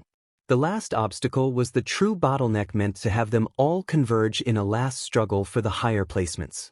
The minefield put the leaders in a great disadvantage, as they would have to waste time examining the path before them, while the ones behind could just follow their steps and recover significantly. Of course, there were also those that would just rush through and hope for the best, which surely made for an entertaining few moments. The public ate that sheet up. What UA probably hadn't expected, however, was just how easy the last part of the run would be. In his head-to-head against Bakugo, Todoroki had ended up giving them all an easy way out. His ice had covered a good section of the field, creating a path where the biggest danger was sliding and falling on their faces. Crossing the finish line at that point was a piece of cake. It made for a somewhat boring ending, but it wasn't like it mattered much. He caught his breath as his clique regrouped, complimenting Ida a bit for his deserved spot among the first 5. Beating himself up over losing a race wouldn't do him much good now. It didn't take long for the qualifying spots to be filled, and midnight brought their attention to the monitors once again. 7th place. Perfect, he thought with some satisfaction as he saw his own face appear. He had rushed forward and passed a few people, but hadn't overdone it. While he didn't have to be first, he also didn't wish for his training to go completely to waste. There was less satisfaction over the fact that Bakugo had finished first. Apparently, Todoroki's effort had been in vain in the end. Izuku could just imagine how smug he was looking as he basked in his moment of glory. The R-rated heroine congratulated the 42 students who had qualified before moving on with the rules of the second event, the Cavalry battle. They could make their own teams, their total worth would depend on their placements, and the first-place participant was worth 10 million points. Tens of thousands of eyes focused on Bakugo. Just like he liked it. The students around him resembled a pack of beasts ready to pounce on a piece of fresh, luscious meat. The explosive blonde seemed impervious to the stares, stoic as he glared at the teacher. Izuku looked as surprised as the others, but there was a conflict raging inside him. On one hand, that took care of Bakugo for him. The blonde would be too busy taking care of the ones too crazy to go for his head. Bakugo wouldn't have time to hunt him down, so Izuku wouldn't have to deal with any attacks born out of spite. He couldn't really imagine Bakugo staying on the defensive. But he wasn't so stupid as to let himself be surrounded, and he wouldn't go down quietly. He could probably still get through. That is, if he could even find someone willing to party with him. Given how everybody seemed more intent on taking a bite of him than anything else, it didn't seem likely. The guy who had always looked down on others was now treated like a pariah. The ironic justice in that made him smirk. On the other hand though, this threw a wrench in his plans. If Bakugo didn't find a party, or if he didn't get the right one, he might not make it to the next event. And that was unacceptable. Bakugo couldn't go down now. He needed to get in the tournament for things to work. Failing here would be humiliating, sure, but it wouldn't compare to a loss in the third event. The idea that he was thinking of acting in Bakugo's favor disgusted him. But he, not being Bakugo, could let go of some of his pride if it meant forwarding his goals. He'd rather die than partner up with him, though a mutual feeling, he was sure, which meant that he would have to find another way to resolve this mess. With her explanation finished, Midnight gave them 15 minutes to prepare. Too little to give his best, but he would make do. Now, what do I do, and who do I go with? He mused. On one hand, "Hey, Midori." Ashido piped up, interrupting his train of thought. "Let's team up." Sure," he replied, turning around. The pinkette had her arms around the Uraraka's and Kirishima's shoulders. The two girls were smiling widely, but there was something off about the red-haired boy. His focus wasn't there. Wait. He knew where his shield was glancing. Izuku tilted his head a bit. "Is something wrong, Kirishima?" he asked with a touch of real concern. "And no, it's just," he started before turning slightly to the side. "I mean, I kind of feel sorry for Bakugo. Nobody's even approaching him, and it can't be easy for him, since, you know." Izuku blinked as he registered the gentle soul's words. "Oh, you absolute moron. You absolute, Thifang, perfect moron." "Why, you're not wrong," he agreed, rubbing the back of his head. "He might need some help." But there's already 4 of us," Uraraka commented, sounding unsure. Oh, I didn't mean that we should all go there," he clarified. Hell would freeze over before he got himself under his thumb again. I don't think he'd want me in his team, but you can go," he stated, smiling confidently at the red-haired teen. "Let's all make it to the next event, all right?" Kirishima's eyes widened for a moment before he gave him the widest grin back, catching his hand with his strong grip. "You got it." With the boy rushing off, they were left with a vacant place and a pouting Ashido. "So, what do we do about the last spot? Do we ask Ida? Where is he?" Uraraka, smiling after the little show, asked. "Nah, Ida's already been taken," Ashido sighed, pointing with her thumb to their left. Surely enough, Ida was already in cahoots with Todoroki's bunch. Todoroki, Kaminari, Ida, and Yaoyorozu. Formidable. Team that would no doubt gun straight for the 10 million points headband from the very start. Too dangerous to dismiss completely, but not a direct adversary. He could live with that. And now he was sure that the heiress would make it to the next round. It would be a problem if their team or Bakugo's fought to the point of only one getting through, but he could only do so little without interfering directly. He'd rather avoid putting his nose in that hornet's nest. If someone had to be eliminated between Bakugo and Yaoyorozu, Izuku wasn't sure about which option he would have preferred. It was a comparison between a necessary but disgusting job and a nice but ultimately not as important hobby. He decided not to dwell on it and focus on his priorities. So, we're gonna go with just us three? Uraraka questioned, looking for confirmation. Izuku shook his head. No, wait, I've got an idea. He had lost his first shield, but there were two somebodies that would fit the role of the chariot just as well. Shoji Mizo. 1A, seat from Fukuoka Prefecture. Height, approximately between 186 centimeters and 187 centimeters. Weight, approximately between 109.9 kilograms and 110.8 kilograms. Quirk, dupli arms, mutation, set of arm-like tentacles, can replicate body parts. Duplicates are enhanced versions of the originals. The tentacles are able to regenerate, but their limit is unknown. Power high. Speed, low to medium. Technique, medium to high. Intelligence, to be determined, probably medium. Overall threat, medium to high. Current approach, befried. Study, learn to read emotional states. Shoji, at the same time the tallest and youngest student of their class, was a rather mysterious fellow. Izuku could only hypothesize as to why Shoji wore his mask and went to such extremes to keep it on at all times.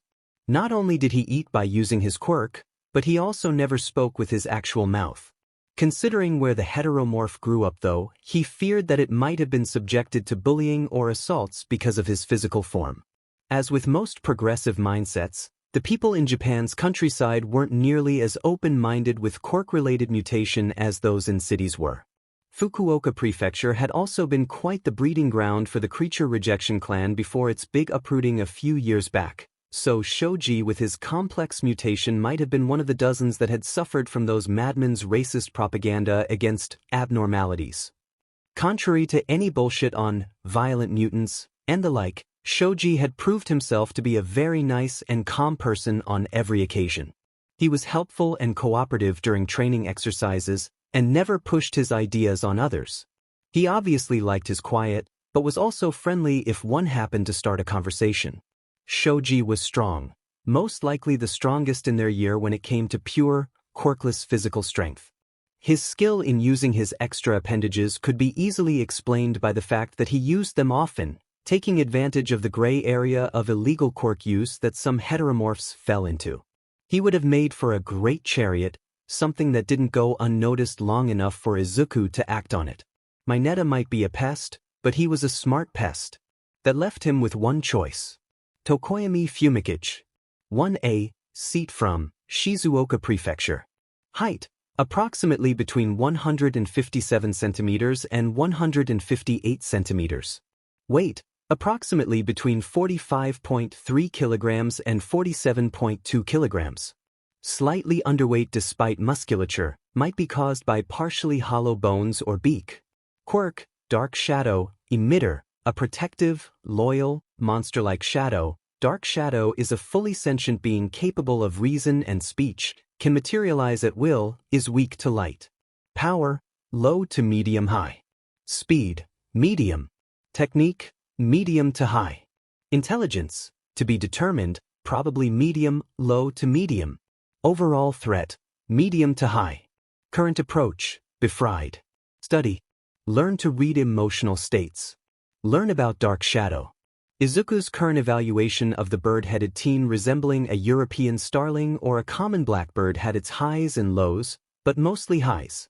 Tokoyami was one of the most reserved and serious students in their class. He had only approached Shoji and Koda during their lunch breaks, most likely looking for kinship between high-percentage heteromorphs.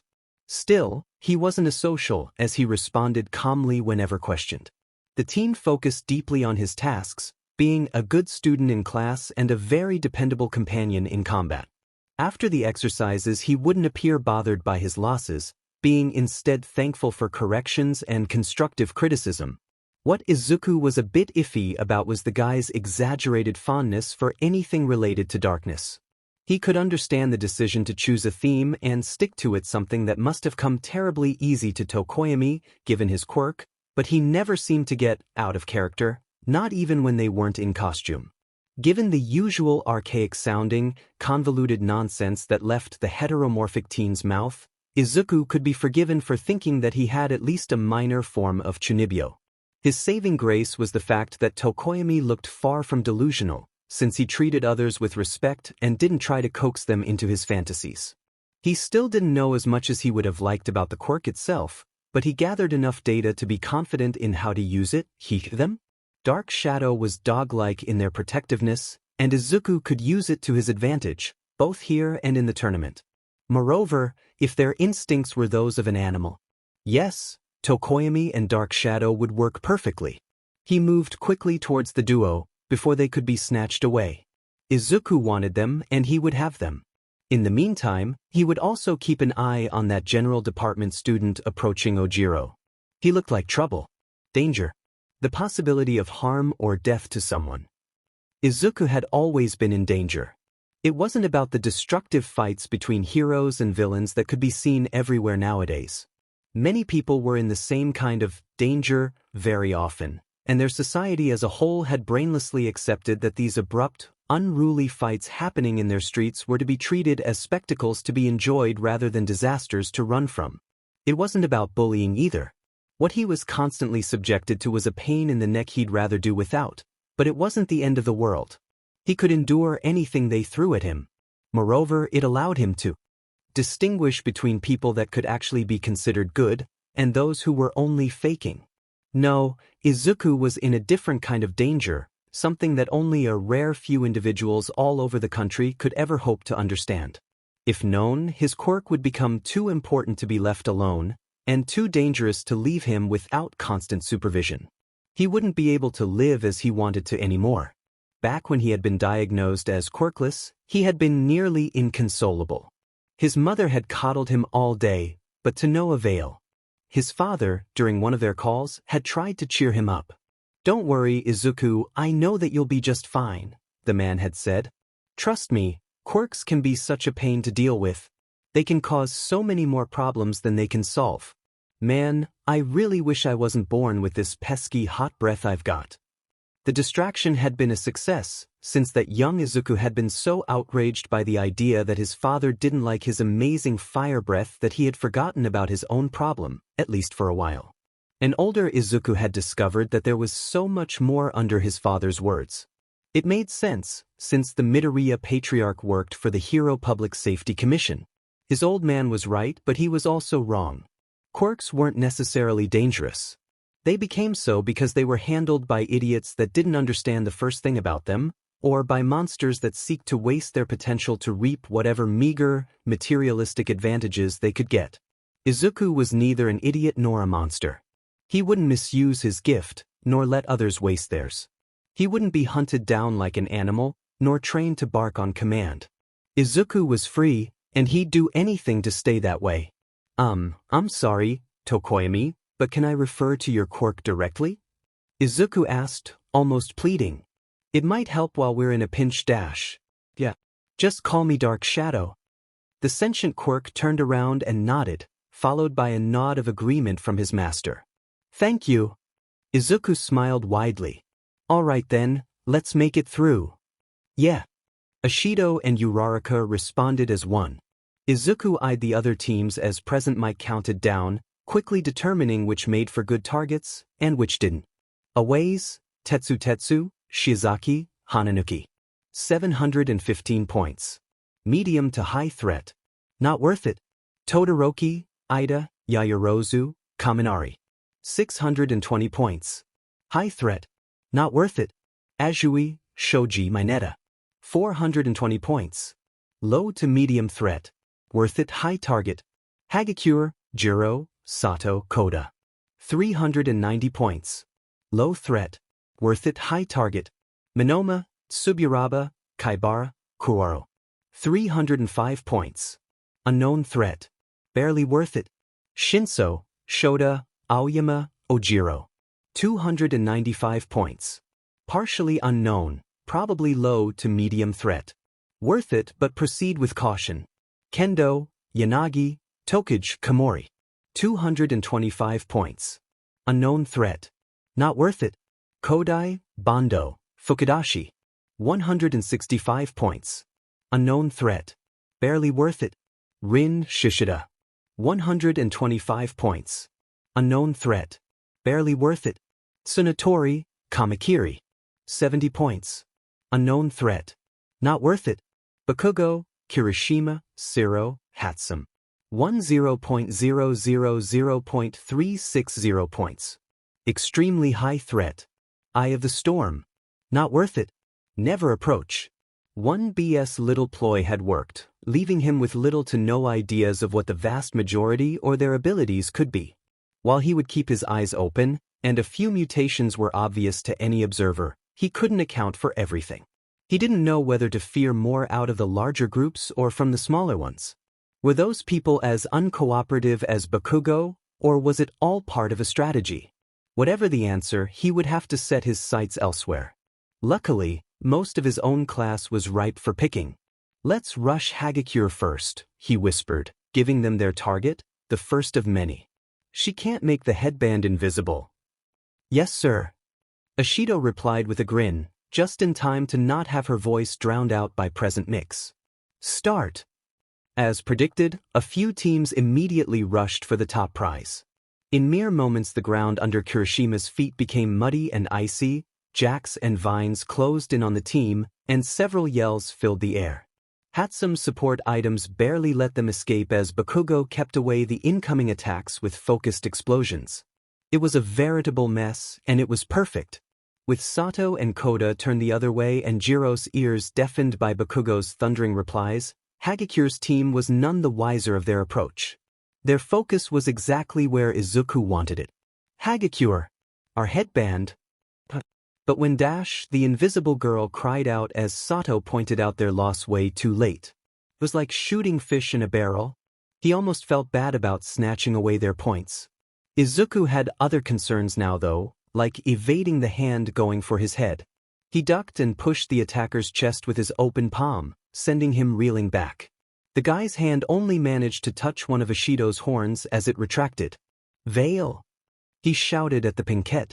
On it! Ishido immediately emitted a large blob of highly diluted acid between them and the enemy team, causing them to retract. Whoa! The brown-haired guy in front reacted with the same panic one would reasonably express 1 second before getting splashed with deadly chemicals. This particular chemical burn would amount to little more than a bad itching, but he had no way of knowing that. Yet, just before the acid could make contact, the guy on top emptied his lungs in one blow to create a floating, semi-transparent barrier between them.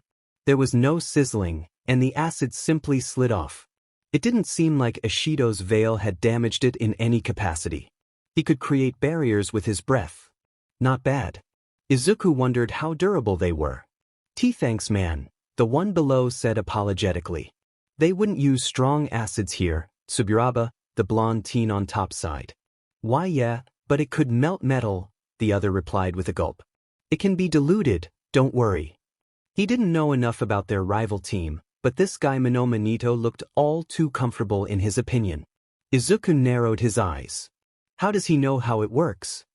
They had surely seen Ishido melt the robots and slide on the ground, but how could he know acid's specifics?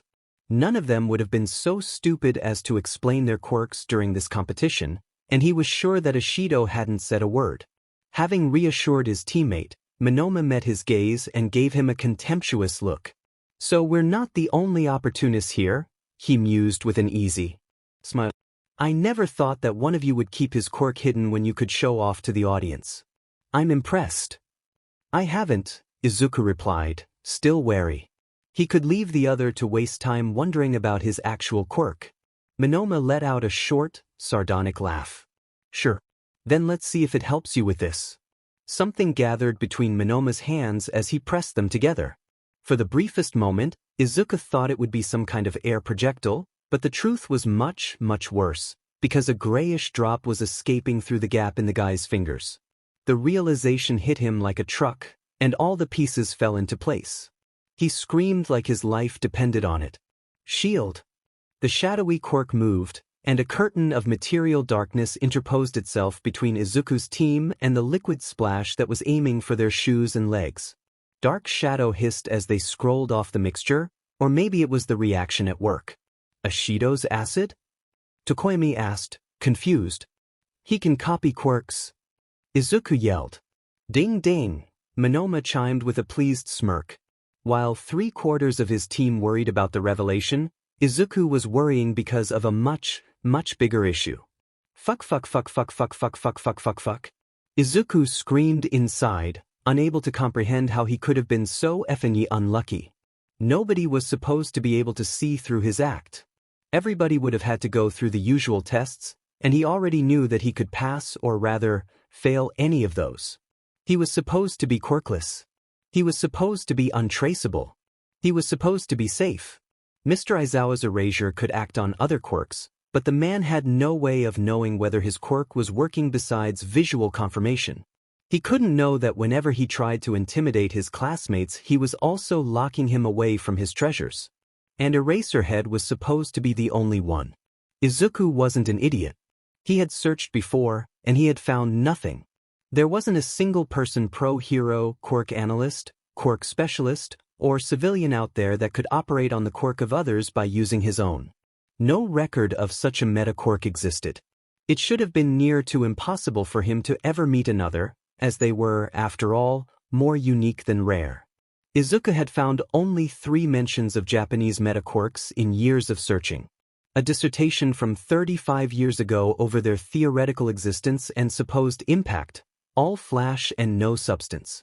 An old post about a guy whose power could swap 2 people's quirks for 1 hour though he was limited to emitters and who had worked in a traveling circus before dying in an accident 20 years ago. He had been transported back to his country of origin to be buried. The pro-hero Eraserhead himself. Which meant that he and Aizawa should have been alone in this DMN nation. And now he had found another metaquirk user, and the worst one he could have possibly gotten. Of all the DMN quirks to appear, he had to find a guy that could copy and analyze other quirks with a touch. This was the worst-case scenario. Izuku didn't want to know what would happen if he were to be touched. Never mind being outed as quirked, for all he knew Monoma could have been limited in the amount of quirks he could analyze and copy at once. If he tried to take his collection, it might as well have been like trying to push an airplane through the eye of a needle. Killing or crippling somebody without lifting a finger wasn't what he wanted his first public act as a quirk to be, not even close. He had spent years having nightmares on what may happen to him if he was ever caught, from the most nonsensical to the most gut-wrenching, and he'd do anything to avoid them. His vow had no meaning now. Carefulness. He tore away the lid and reached deep, taking out Lion Heart and Blind Obsession. The former roared as it was freed from its cage, being recklessly negligent of the danger before him. The latter received his code words as Izuku focused on only 5 things too many, but he didn't have a choice. Escape Monoma. Collect headbands. Keep the team safe. Don't approach the highest threats. Don't activate more quirks. Izuku flinched as he felt the fear melt like sun-kissed snow. His brain was moving into a different gear, every useless thought being pushed aside to make way for his sole focus. A gastric lavage only for the mind. He was ready. Dark Shadow, keep him away from us, he ordered. Got it. He signaled to the others to retreat and gave an excuse. Let's go. We can't let him touch Tokoyami. Who knew how a sentient quirk might respond to being copied? Ashido immediately started following his previous instructions, laying a trail for them to slide on as Uraraka took away most of their combined weight. Dark Shadow grabbed the ground and pulled them forward, kickstarting their advance. Come on, running already? Monoma smirked as his team started coming after them. Won't you let me see your quirk? You should try your luck somewhere else, he yelled back. I'm just a baseline. Izuku had expected some surprise from the other team leader, but not quite at the level he could now see on Monoma's face. He was stunned, a myriad of thoughts dancing behind his eyes as he contemplated the fact. That didn't stop his 3 horses from following them though. Izuku looked around for their way out, quickly finding it and pointing it out to the others. Run towards Todoroki. Ashido cried out, appalled. Won't it be even worse if he copies his ice? He shook his head. No, that would be perfect. Trust me, please. If his theories on Todoroki's quirk were right, then their classmate would be the one to take care of Monoma for them. And maybe Izuku would even get a nice first look at the guy's true firepower. Sure, Tokoyami replied, changing their course. Getting closer to the devastating struggle happening closer to the center of the arena was a danger they had to push through, but his headbands weren't the main prize here.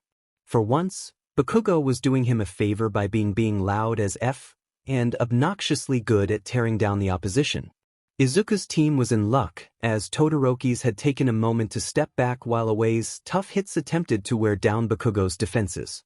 They approached their target while gathering speed and, after a quick countdown, jumped all together. Between their relatively low weight courtesy of zero gravity and dark shadow strength, they managed to leap over the obstacle that was Todoroki's group. Izuku met the eyes of both recommended students for a brief moment as they landed, smiling contently at their confusion. Pointing a finger towards them, he screamed, "Behind you!" just in time to see Monoma's guys crash into Kaminari's side of the formation. Monoma's right hand touched Todoroki's arm, raised to block his grab, and the blonde smiled. A flame glimmered inside Monoma's left palm, and Todoroki's side was now engulfed in an ice that wasn't his own. As soon as he saw the number 2 son's expression, Izuku knew that he had won his bet. The unemotive teen was now showing a glance that could kill. How could such a colorful mix of fury and disgust not bring him to destroy the Class 1bis smartass with everything he had? "I apologize, we were incapable of capturing their headband," Tokoyami excused himself with a huff. "Don't worry, we'll be just fine without." "Less heat on us," Izuku replied, his tone calm and secure. "Where to now?" Uraraka asked for directions. "Let's go for the smaller teams." "Not so fast," someone else cut in as his team approached from the edge of the grounds. Shinso Hitoshi, the only student from the General Education Department to pass the first event, and his 3 blank-look collaborators Ojiro, Aoyama, and Shota stopped right before them, but just far enough not to be in Dark Shadow's close range. Izuku was intrigued. His appearance had filled his head with questions from the moment he had seen him be carried through the first event. What motivated this guy to try so hard? What were the limits of his brainwashing? Had he failed to make the cut into the hero course because of them, or because he hadn't been physically able to fight the robots? Were his eye bags a result of an hereditary mutation, or the result of sleepless nights spent training? Did he have a harsh life because of his quirk, since it could easily be used for villainy? Everything about him seemed terribly interesting. Maybe he could even become an ally, Izuku thought. Another underdog ready to be raised above the rabble. Then Shinso talked or spat. "I've heard you yelling, no?" And just like that, the magic was gone. Gone, just like Izuku's will to care and any importance the guy could have ever held in the future. "I can't believe they gave up a spot in the hero course to somebody like you," Shinso grunted, glaring at Izuku with a disgust that he knew all too well. "You don't belong here." But Izuku noticed something more than those hateful words. There was a glint of expectation in the other teen's eyes, and the hint of a smirk on the edges of his mouth. Shinso wasn't just provoking him for the sake of it, he was baiting for an answer. "Hey! What the F dash?" Ashido shouted angrily, initiating a step forward. Izuku felt the girl freeze and relax under him, confirming his fear. The quirk was voice-based and activated through verbal response. He had seen how Shinso had approached Aoyama and Ojiro amicably, and a single word had been enough to command them. Now, as to how to get them all out of it, he could think of a few options. Mind-affecting quirks were usually limited by the physical state of those affected, just like regular hypnosis. Judging by the guy's looks, they all appeared to be in a state of trance or sleep. He chose the quickest and safest way he could think of and immediately lowered his hand to pinch one of her cheeks. The action caused her to flinch hard, breaking the spell. "Easy as pie." "What was that for?" she squealed. "Sorry, Ashido," he whispered in apology. "He got you with his quirk." "What happened?" Uraraka asked, confused. He saw Shiso click his tongue in disappointment before trying again. "Come on, you've got nothing to say? Can't even talk now, no? Gotta hide behind your friends with good quirks." He kept his mouth shut and lowered his hands before the girls' faces. "Do not talk to him, no matter what he says," he ordered, before focusing again on the enemy. "Uraraka, Ashido, if I stop moving, pinch my leg." Okay. Tokoyami, get us closer. We are taking that headband." Understood. Dark Shadow hit the 3 horses. Gently. Will do. They ran, and Izuku started to feel a perverse sense of accomplishment as the guy's eyes slowly filled with dread. It was enough for all 4 of them. Aren't you ashamed of yourself? You can't measure up to anybody here. Shinso kept goading him as if he were dumb enough to fall for it while knowing the trick. YF-. Izuku's team barreled into Shinso's. With Dark Shadow spearheading their assault, throwing the entire formation to the ground was mere child's play. The indigo-haired teen raised his arms to protect himself, but Izuku could now see that they were nothing more than feeble toothpicks. The guy had never even tried, and yet he beached to someone like him? Pot, me kettle. He pushed away Shinso's last defense with his elbow and tore away the band around the guy's throat before giving him a last push, making his tower fall. As the brainwasher ate mud, Izuku briefly looked down on him, wasting a moment to test one last hypothesis. Ashamed? Not really. Not when I know that guys like you could have taken my spot. He spoke with a cold tone. It was unfitting of his usual mask, but blind obsession left him no choice. You're the worst kind of quirkist, Shinso, the one who thinks that a quirk is all you are or that you'll ever be. And I've been over people like you for years. Shinso's befuddled expression was a nice sight, just like seeing Ojiro and the others wake up and look at their current predicament. They wouldn't be getting up anytime soon. Izuku contained a snort.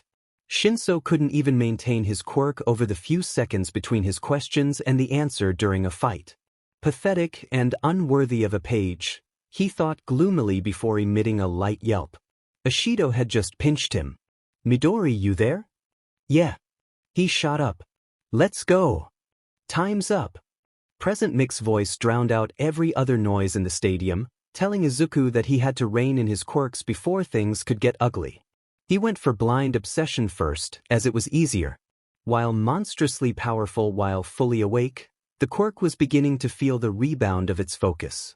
He felt it yawn as its attention started to wane, so he carefully carried it back into its lair. Lionheart was another matter altogether. It didn't like being isolated. It never had. It was a quirk that didn't fear Izuku, as it couldn't fear anything for its own intrinsic properties, which meant that the Greenette had to wrestle it into SBMSN. It acted like a beast, roaring, ripping, and leaping at him, but nothing it did would matter in the end. Izuku wouldn't lose to something he'd already beaten once, no matter how long it had taken him to do so. He strangled the quirk and, after an eternal instant, put it back in its cage, which he wouldn't be leaving anytime soon. Finished with his internal battle, he breathed a sigh of relief and went back to listening to the announcer. Let's see who the top 4 teams are. Izuku jumped down from his friend's arms and moved his eyes to the scoreboard. He made some quick calculations as the winners were shown. In first place, Team Bakugo. 10,001,075 points. Someone in Tetsutetsu's group had managed to get the top headband at one point, only for the blonde to take it back, plus interest. It was good. Hananuki and Shiozaki had quirks that would have been hard for Izuku to counter, and Kirishima wouldn't be forced to compare against a quirk so similar to his own. Even with all the mess happening around them, Bakugo had managed to hold onto his spot, exactly as Izuku had expected he would with Todoroki out of the way. In second place, Team Midoriya. We did it! Uraraka and Ashido exclaimed joyfully, jumping together. Thank you guys. I couldn't have done it without you, Izuku said as he bowed gratefully. This dark horse of ours was bound to succeed, Tokoyami replied calmly. His strategy had been a great success, as they had stolen a grand total of 6 headbands in their run. Hagakure had never been able to take her own back, and had ended up being caught in the crossfire of Bakugo's defense and of Todoroki's rage. Shinso's team had tried to get up again, but there was no coordination nor trust between them, and how could there be? Kodai's group had participated in one BS strategy to catch them off guard, but without Monoma the whole thing had quickly fallen apart. Left to their own devices, they were easy to get rid of. Rin's headband came together with Minetta's. Shoji had taken advantage of the chaos and distracted the duo long enough for Azui's tongue to steal it. Izuku only felt a little bad for taking away the frog girl's chances. She should have thought better than teaming up with Minetta of all people, even if his idea was somewhat clever. Still, entrusting their safety to a dark place had been a stupid move with Dark Shadow around. The last of the list was Kendo's team, who had the good sense of staying away from Todoroki's fight. Approaching them wouldn't have been his first choice, as it had been a risky move on his part, but he had given clear orders, and Blind Obsession had responded in kind. Being a collector itself, the Quirk had decided that getting headbands was more important than staying safe. He had left the toughest nuts to crack for the end, and they'd come out only with a half-butted loss. He looked at his 1555 points and silently clicked his tongue at the 2 missing headbands. In third place, Team Todoroki. 995 points. Monoma hadn't been able to measure up with the real thing. While the two had laid waste to an entire fifth of the arena, which now resembled an Arctic tundra scarred by patches of flames, the fight hadn't been even from the beginning. Todoroki had 3 teammates whose strength could upturn the tide of the fight, while Monoma was limited to objectively less destructive quirks. Even the addition of another team from 1B Kamakiris had only resulted in more students getting shocked by Kaminari's ultimate move, while the defending team was safely hidden behind one of Yaoyorozu's insulated sheets. In fourth place, Team Kendo. 685 points. Hagakures and Shinso's, taken from his neck at the last moment. Izuku didn't really have an excuse for that loss. His quirk was supposed to collect them, so losing was against its prerogatives. He just hadn't been good enough. The 4 girls had put up quite the resistance.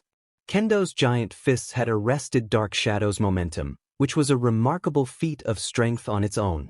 Komori and Yanagi had distracted them by spawning 100 flying fungi even on Dark Shadow and almost on them, to Ishido's horror.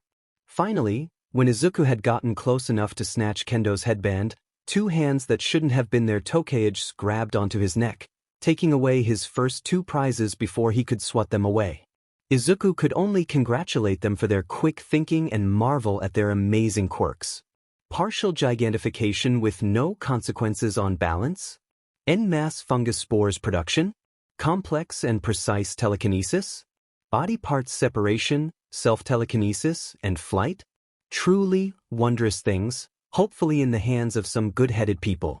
Anyway, he wasn't too saddened by the loss, even if he was curious about what the teachers would have planned in the case of all the points ending up in the hands of only 3 teams. The next event was bound to have them all fight, and he preferred them over others like Shiozaki or, heaven forbid, Monoma. The voice hero announced that they would continue 1 hour later, letting the participants take a well-deserved break.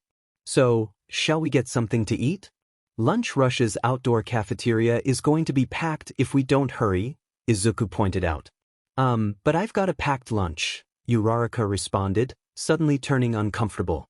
He shook his head, chuckling and offering a sincere smile. Don't worry, I'm buying. I owe you that much at least, and we should celebrate for making it to the 3rd round.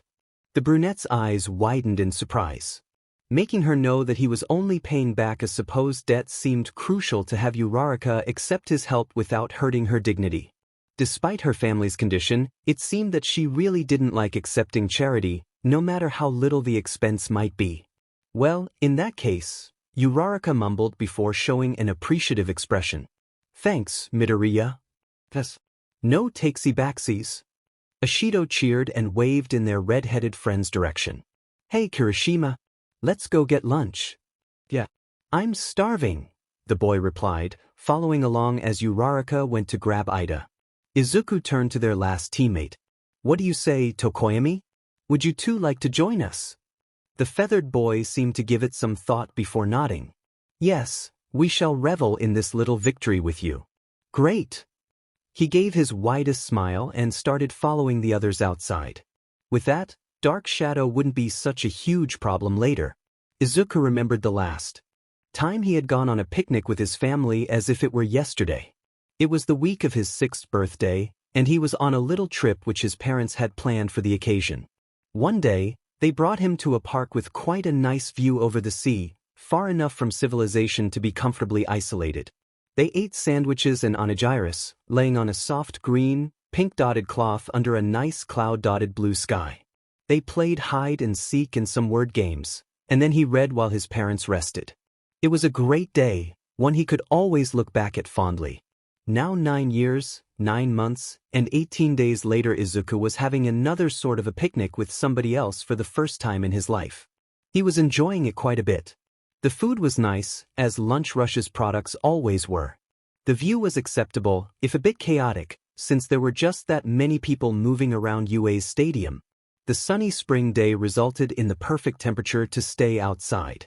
Though, thinking about it, he surmised that his companions were probably the best part of it.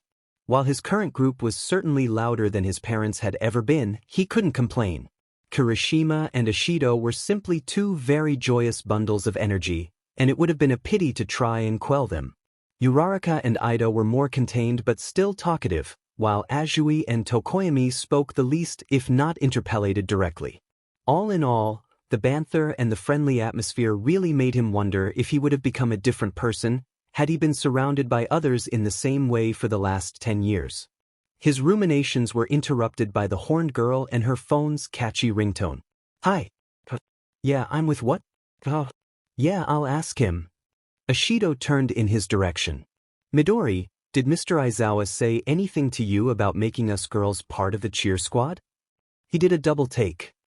What? He let out after a second, keeping the following, the F- to himself. Nah, he doesn't know a thing, Ishido replied to the caller. Yeah, I bet it's a stupid prank. Mineta? Come on, now I know it is. Yeah, good call. See you. What was that about? Uraraka questioned worriedly as soon as the other ended the call. Some stupid prank from Mineta and Kaminari. They told Yamamo that Aizawa wanted us to join those cheerleaders we saw by the cafeteria, she huffed. That's outrageous. Ida declared, aghast. Totally not manly. Kirishima shouted, fists clenched. Seems in line with the stuff he usually does, ribbit, Azui sighed. She wasn't visibly angry, but Izuku was starting to notice hints of disgust. Wait, what does he usually do? He asked, partially faking confusion. He knew about the guy's lecherous tendency, but he might have missed something, as he preferred to dwell on the hateful sheet as little as possible. He's made some rude comments. Uraraka started, immediately being interjected by Ishido and Azui. Mineta's very vocal about his tastes, the Pinkette spat. He leers at us. A lot, ribbit. I've caught him a few times, but he never stopped. Yeah, I just know he's staring at my butt every time I'm turned. Or at Yamamo's chest. That fell in line with his knowledge. While he was sure that almost all the guys in their class couldn't help themselves every once in a while, at least they had the decency not to stare as much as Mineta did. Ida straightened up. Ishido. That kind dash. Izuku stopped him before he could reproach the horned girl for her inappropriate language. I'm sorry you had to go through that, he murmured sincerely. Thanks, Ishido sighed. At least this time Yamamo and Jiro thought that somebody else should have known about it, given how Aizawa usually only tells stuff to you reps. And sometimes not even to us. But he can't keep making you uncomfortable like that, he said, frowning lightly. Getting his hands on a chance to rid himself of the purple menace would have been amazing on its own, but now he would be actively helping out his classmates and doing the right thing at the same time. It wasn't something that Izuku would easily let go of. Have you told anyone else yet? No, ribbit, Azui replied, deadpan, while Uraraka shook her head. Things like this usually fly under the radar, Ishido groaned. Nobody cares if a growing boy stares a bit too much. I don't think anybody would do anything about it unless something big happens. For a moment, Izuku froze. That FING phrase again. He was done being the punching bag. He was done waiting for helpers who would never come. He was done letting others dictate what was right and what wasn't. It still doesn't make it okay, he stated, his tone firmer. Maybe he hasn't done something against the school's code of morals yet, but you can't wait that long if just talking about it makes you feel like this. UA takes a zero-tolerance policy towards inappropriate behavior, doesn't it, Ida? Indeed, the Bluenet confirmed with a serious look, his eyes disappearing behind the reflective brightness on his glasses. Such conduct should be inadmissible. See? I'm sure that we'll find someone ready to do something about it, he offered with a small smile. If you want me to, Yayorozu and I can go talk to Mr. Aizawa about it. Or perhaps to Mississippi Midnight, since she's sure to be more receptive about the topic. Or at least that's what several of the pros' campaigns vouched for. Ashido and Uraraka exchanged unsure glances, while Azui kept avoiding her gaze. You don't have to if you don't want to, he clarified, but I think it might help in the long run. I mean, what do we have to lose? Uraraka asked the others. Ashido shrugged. Nothing, I guess. Azui interjected with a croak. I get what you're saying, but let's drop it for now, please. It's souring the mood, Ribbit, and you all need to focus on the festival right now. Reminded about their goal, the group seemed to agree to her words, albeit somewhat begrudgingly. All right, let's put a pin in it for now, Ashido huffed. Right, let's talk about something else, Kirishima said before changing the topic. Izuku nodded along, but didn't let his mind stray too far from the frog girl's previous expression. He still wasn't able to read Azui like he would have liked, but something told him that there was something festering under that pond's calm surface. For a moment he thought about taking out Sensitive. His promise was already broken, so what was one more quirk? But no, it would have been too risky. Weakening the lid any more than he had already done would have meant that others would be tempted to rise to his aid if he found himself in a pinch. Given the fights he was about to go through, he didn't feel secure enough to risk it. The matter would simply have to wait a few more days. Once the students were gathered before Midnight's platform, the pro didn't waste a second before explaining the third and last event for the first years. A series of one-on-one battles. Just another tournament, Izuku huffed to himself, feeling somewhat disappointed. At least last year they added foam swords. As uninteresting as that was, at least it wasn't this. The 16 finalists drew their lots, making their names appear on the screens all around the stadium. Izuku sighed after glancing at the ball in his hand and the big written on it. Of course he'd have to go first. But at least he would have some time to think beforehand while the games for the rest of the students took place. He glanced at the filled brackets, starting to imagine how things would go down. There was probably no hope for Kirishima and Uraraka. Yaoyorozu and Bakugo would win, and there was little they could do about it. He would still try to offer a plan to his friends to improve their chances, if only to pile up fatigue on the girl and the boy. He wasn't worried about Ida's and Ishido's first rounds. Yanagi didn't seem particularly physically gifted, and it was clear that Hatsume's goal was promoting her work, not winning. Tokoyami would most likely find a serious opponent in Kendo. Izuku couldn't tell who would win with the data he had, as they were both capable powerhouses, but he hoped that his recent actions weren't about to go to waste. Siro's and Tokage's match was another he wasn't certain about. It would depend on the floating girl's speed, as getting caught by the tape would lower her mobility tremendously. Kaminari didn't have the slightest chance, but so would anyone paired against Todoroki. As for his own match, there wasn't much to be said. The greenette glanced at the short brunette on Wonba's side, seeing that she looked as insecure as he could fake being. Even if her file was incomplete, he was sure that he could win. He would just have to hold his breath and close the gap between them quickly. Izuku stood alone in the corridor that led to the field, having separated from the rest to prepare a while before.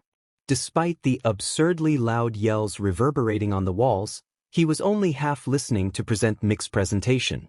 He was finally about to step into the headlights. He was close, only needing a few steps. Once those were done, there would be no turning back. His quirks moved around, responding to his rising emotions and the sound of his fastening heartbeat.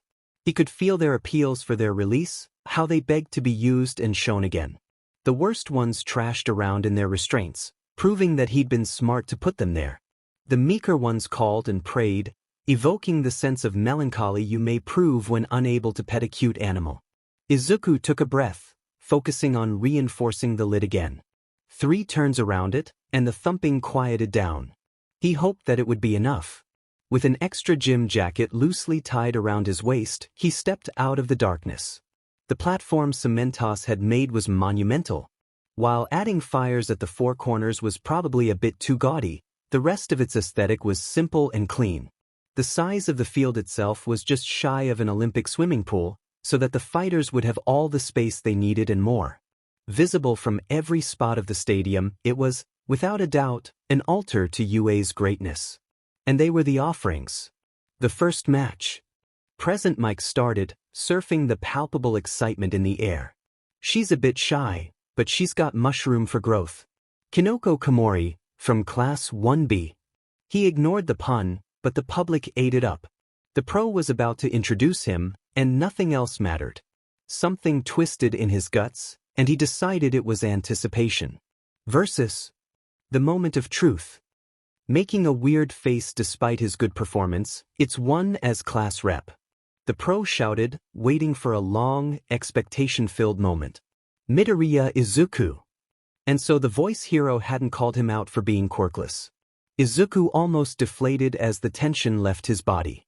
He had been worried over nothing. He should have expected it. Giving up someone's entire gimmick or the absence of one just before the match. A whole move. Then, was the joke in Komori's introduction only there because she had already shown her power? Apparently, Present Mike was more than just a loud, "It's always sunny in you" kind of guy. He was there to make the crowd roar and turn action into spectacle, but it seemed that he drew the line at doing so at their unneeded humiliation. Food for thought. But it seemed like Izuku would have to find a better moment. While the voice hero returned to explaining the match's rules, Izuku spent a moment to make sure that things would sail smoothly. Komori's posture still made her look like a nervous, insecure, dainty little lady who could barely defend herself. For all he knew, it could be a trick to have him let his guard down, but someone unable to fight at all wouldn't have made it into UA in the first place. There was probably something else she was hesitant towards. And if her quirk was as potentially dangerous as he expected it to be, she had every reason to. His approach would make use of that fear in a different way. Izuku showed a wobbly smile to the girl. Sorry, I don't want to presume, but are you nervous? Komori flinched, moving her head up so fast that he saw a glimpse of her peculiar pupils.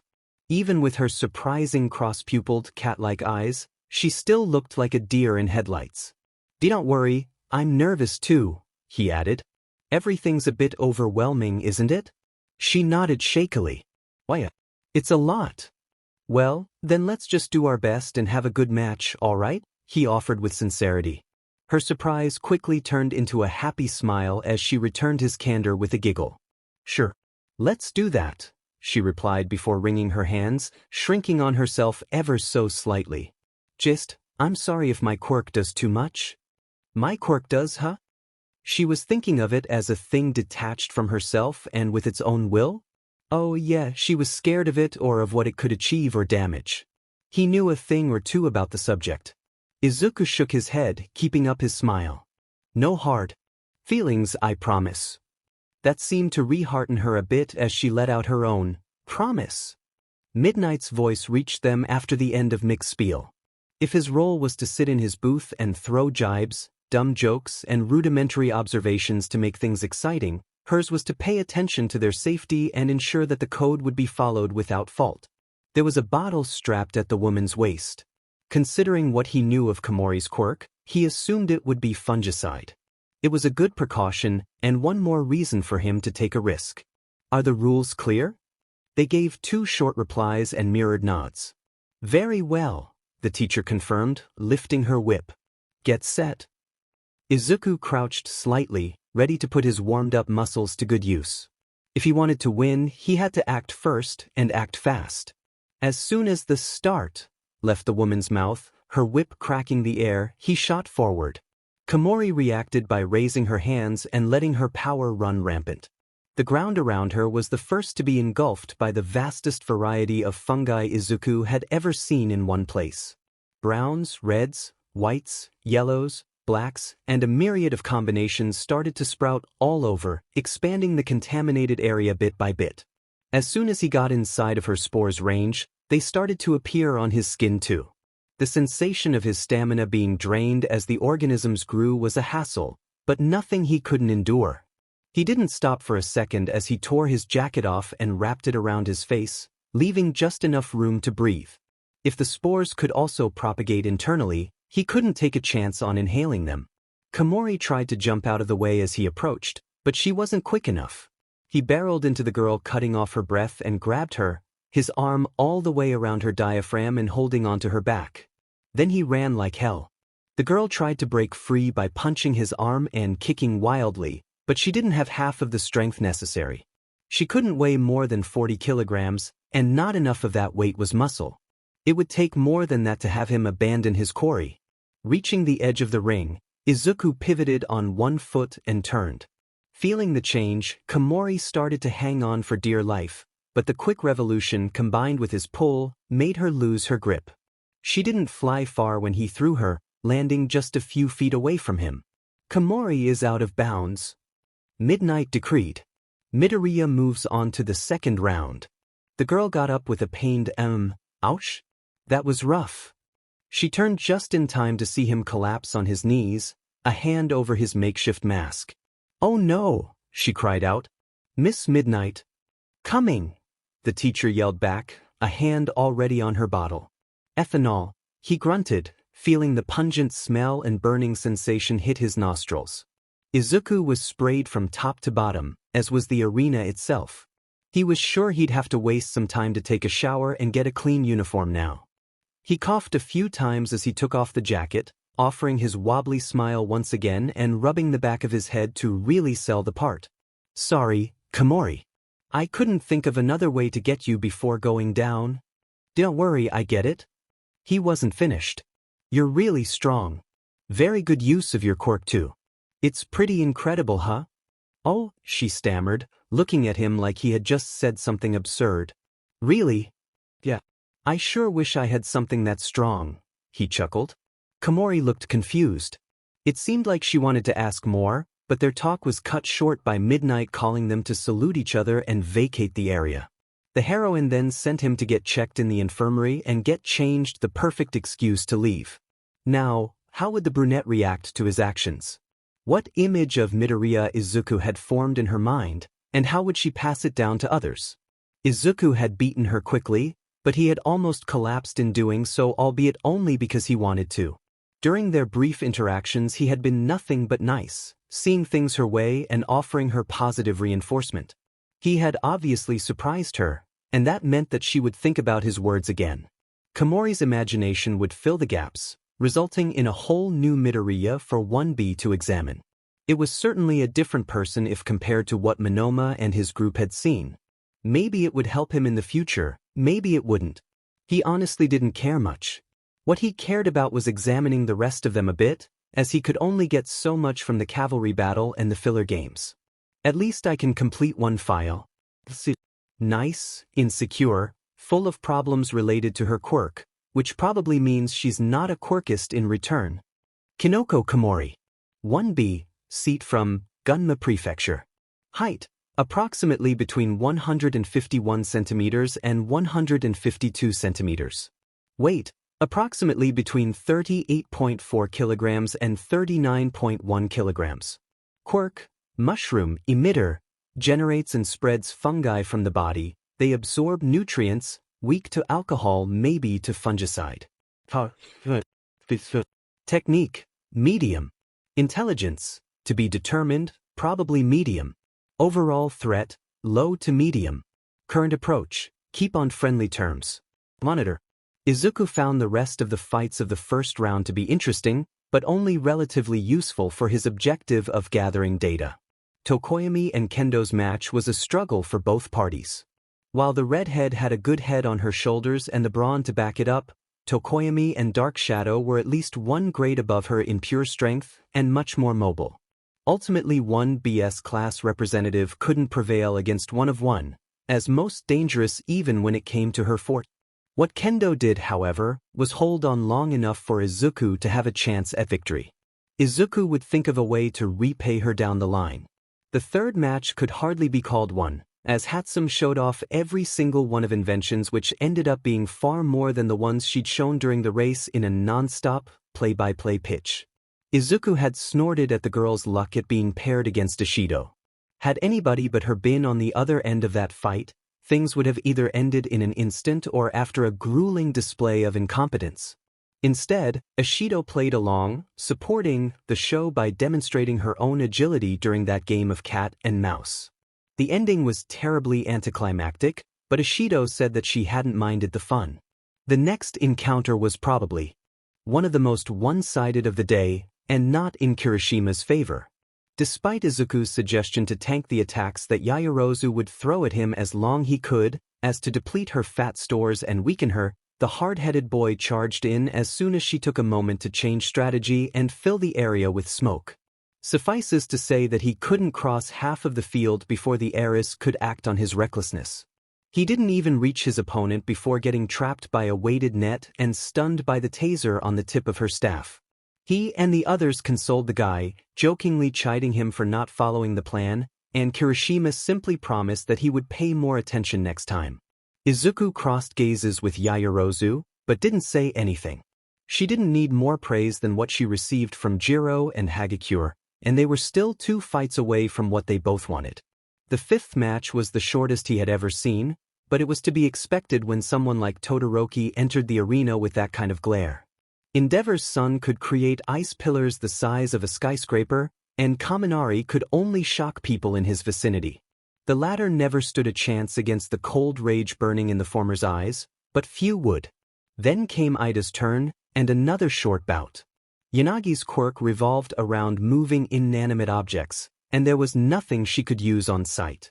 Cementos' creations weren't feeble, and discarding her jacket like he had done only gave her 1 projectile, which wasn't much. Ida just had to rush her and carry her out of the ring before excusing himself for the rough treatment. Izuku huffed, still miffed about not knowing how much the girl's telekinesis could carry at its maximum capacity, or if she could also move living beings. Finally, there was one match he got something out of, Shiro versus Tokage. His classmate seemed to have slightly improved the speed at which he could throw his tape, but that wasn't anything to write home about. In his opinion, Tokage's quirk was far more interesting. The girl could separate her body into smaller pieces any part, of any size, and apply a form of self-telekinesis to fly. Izuku could only imagine the focus required to control such a complex power with that amount of skill. The only defect he could find in the recommended student was her physical strength, which was slightly lacking, but she made up for it by attacking from all directions at a speed that Shiro just couldn't keep up with. Yes, Tokage was certainly interesting, as was the way she flinched before Shiro's attacks just moments before evading. Perhaps it was only a moment of weakness due to fear, but his intuition told him that there was a story to be learned there. He'd take his time to get there too. Izuku leaned back on his seat, relaxing as he digested and catalogued his findings in his head. Beside him, Ashido and Kirishima chatted while Ida drank his juice to recharge. Behind him, some of his class commented on the matches. "I really thought Shiro had that in the bag," Kaminari groaned loudly, making Izuku wish he'd chosen to sit further away. Jiro smirked at the electric boy. "You said the same thing about your own match." "I wanted to believe, okay?" "Ribbit." "Kaminari, keep your voice down please." "Sorry, Azui. It's just so unfair." You got a bad matchup," Mineta commented with a shrug. "Unlike someone else." Izuku wanted to ignore the zinger, but he noticed Ashido turning abruptly, her brow furrowed. "What's that supposed to mean?" The midget rolled his eyes at her. "Come on, you two got the easiest picks. Didn't even have to really fight to move on. Talk about luck." Of course, he'd brought her in too. The guy never learned, did he? Izuku saw Ashido tense, eyes aflame and ready to retort. "Hey, screw dash. Ashido." Izuku placed a hand on her shoulder. "Don't let him get to you." "He's not worth the effort," he murmured calmingly. She looked at him for a moment before deflating and turning back towards the field. "Yeah, you're right. Let's just cheer for Uraraka." He nodded, now completely ignoring the glare he was receiving from behind. Cheering for Uraraka? He could do that. It was all he could do actually. He wasn't used to wishing for miracles, and he didn't really think nor hope that Bakugo would lose yet. But he really wouldn't mind being proven wrong, for once. "Do your best, Uraraka." Uraraka lost. Badly. She had charged in with everything she had. She had endured the ringing in her ears and the heat on her skin. She had gotten hurt and exhausted herself to the point of collapse. She had surpassed her expected weight capacity considerably, all to cleverly pull off an unexpected all-or-nothing attack. But it had all been for naught. Her strategy had proven to be ineffective against Bakugo's overwhelming power. Her trick had been blown away by a thunderous eruption that held nothing back. Then she had fallen, and that had been it. A rather lackluster ending to a rather one-sided match. Or at least that's how most would see it. But Izuku wasn't feeling disappointed, quite the contrary. He had seen the splendor of Uraraka's might. Before the match, he was almost shocked by her actions. Izuku had offered her, the first girl to ever interact with him with no ulterior motives or shred of malice, a hand to overcome the obstacle before her. No debts owed, no strings attached. Uraraka had refused his offer without a second of thought. He had surrounded himself with a bunch of stubborn heroes, hadn't he? The brunette had said that she couldn't always lean on him to overcome obstacles, and had gone on to perform one of the best matches Izuku had ever seen. Spectacular quirks could only pale before the raw intensity she had just shown. She had thought the whole thing by herself, and trusted the process. She had performed every step with determination, fully believing that every one of them could have been the one to finish Bakugo. She had known that any mistake could be the last, but had never flinched before the danger. She had stood her ground even when things seemed dire, never losing her focus or grit. She had gone on an extremely self-sacrificing series of attacks, all to build the staircase to top the mountain one step at a time. And even though the ace up her sleeve had been countered, she had gotten up and tried to move forward one last time, undeterred. Uraraka's best hadn't been enough, but the fact that she had failed meant nothing. Sometimes, all you can hope to achieve is a Pyrrhic victory or an honorable loss. As far as losses went, she could be proud of what she achieved. Izuku could count on the fingers of one hand the number of people that had drawn a moment of pure confusion on Bakugo Katsuki's face, and on one finger how many had caused him to create such a massive explosion in a rush to defend himself. They had called her a poor, weak girl that was being toyed with, the idiots. Uraraka was anything but frail, and whoever failed to realize that was a fool. She could think for herself. She worked to help others. She gave everything she had to achieve her goals. Maybe she wasn't strong enough as of now, but she had plenty of room for growth. Izuku needed people like her. Uraraka was worthy, and he was going to do everything in his power to let her reach the heights she deserved. I just need concrete proof that she can be trusted with more, that she won't blow my cover by mistake, he thought bitterly. While Izuku had always been interested in finding allies he could trust, proving that they could get that privilege from him was everything but simple. A single misstep could mean his doom, so he had all the reasons to be careful. He shook his head lightly to interrupt his pondering and clear his mind. He would think about the future later, as he now had a more pressing matter to handle. Uraraka was alone in the prep room, and Tokoyami would be waiting for him in a matter of minutes. Izuku walked quickly, but the sound of approaching steps made him slow to an inevitable halt before the stairs that led to the field. Green met red, the surprise of a second giving way to unadulterated, mutual loathing. Unable to bear the thought of standing even one step lower than him, Bakugo walked up the stairs without moving his glare by 1 millimeter. Izuku stood still, feeling his pulse rush as the fervid flame in his chest grew along with his disgust. It was a feeling so pure, so strong, so total, that it was almost exhilarating. He didn't have any time to waste there, but he was only human. "Do you have something to say?" Izuku asked, deadpan. Instead of signing, the blonde opened his maw and let out a throaty snarl. "You suggested that, didn't you?" "That scheme of hers," Bakugo rasped, being barely audible even at that proximity. Izuku hadn't heard his voice in a while. He hadn't missed it. The fact that Bakugo forced himself to speak despite what his throat had gone through spoke volumes by itself. "You thought that was going to change anything?" A small smirk appeared on Izuku's face at the other's assumption. "No. That was all her. She came up with it just to beat you." He couldn't help but let out a short chuckle. "And she almost did, didn't she? I know it and you know it. She almost had you." Bakugo's glare was all the confirmation he needed. Izuku turned, ready to walk away. Then he felt the pressure of a hand grabbing his shoulder, and suddenly he was sick again. The memory of starbursts of fire burst into his head. Falling. Sizzling. Yelling. He didn't react visibly, but he could feel the memory eat at him, down to every last one of his cells. His body and mind were marred, but the soul still held out under the lid. And then he was back. Izuku shoved against the hold hard. He heard the BSTRD groan as his back hit the wall. The pressure was gone. For a moment, a small, insignificant moment, he was uncertain of his next step. He could have gone further, taken part of what he was owed. It wouldn't have been sweet and cold as planned, but hadn't he starved for too long already?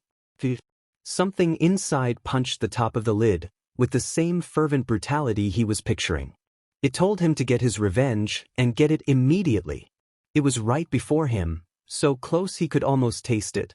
He felt one of the chains snap cleanly, making the whole thing shake wildly. He screamed into the void. No. He couldn't be so careless now.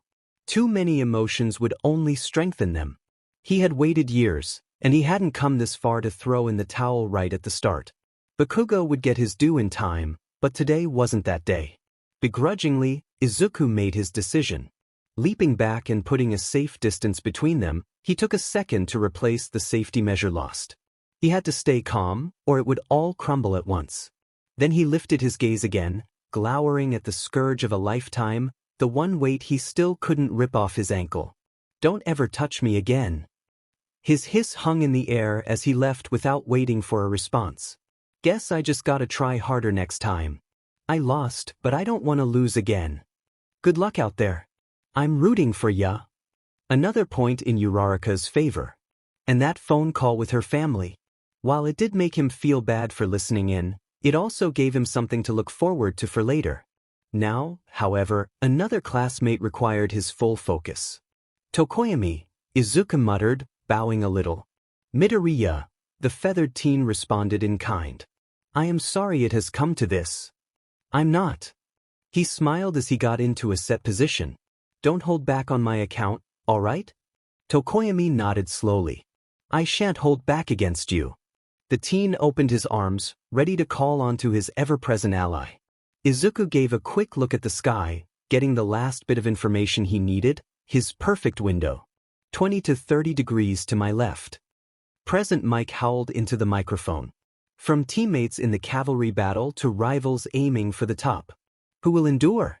It's Midoriya versus Tokoyami. Midnight completed her ritual assessments and raised her whip. Start!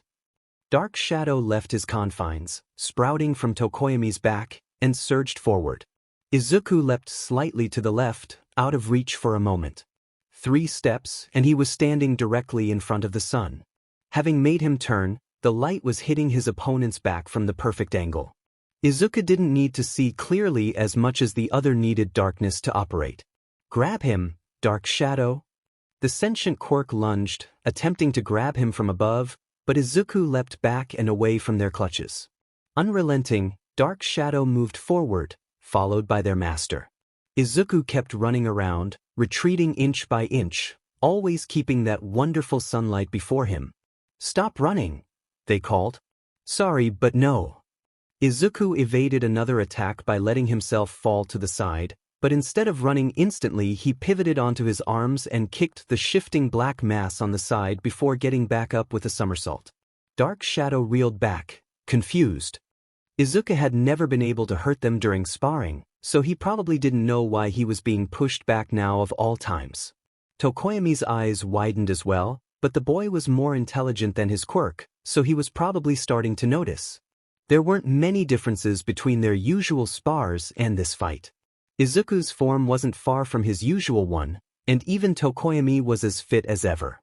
What changed was the amount of time they had spent under the sunlight. A typical school day had them inside a classroom for hours on end, and their spars usually happened inside a gym. While there was light artificial and not all around them, there were also thousands of objects from which Dark Shadow could passively absorb darkness. They were so used to that fact that they had just taken their basic reserve for granted. Today, however, Izuku had seen to its depletion. Tokoyami was a shoo-in for the tournament, so Izuku had to prepare sooner rather than later. He had Dark Shadow tank most of the hits directed at his chariot during the cavalry battle. He offered to eat together outside, on the comfortable grass and under a light blue sky. He invited him to sit closer on the first rows, away from that pesky shade of the upper seats. Then Kendo had simplified things further by eroding with her gigantic fists, also proving his last theory at the same time.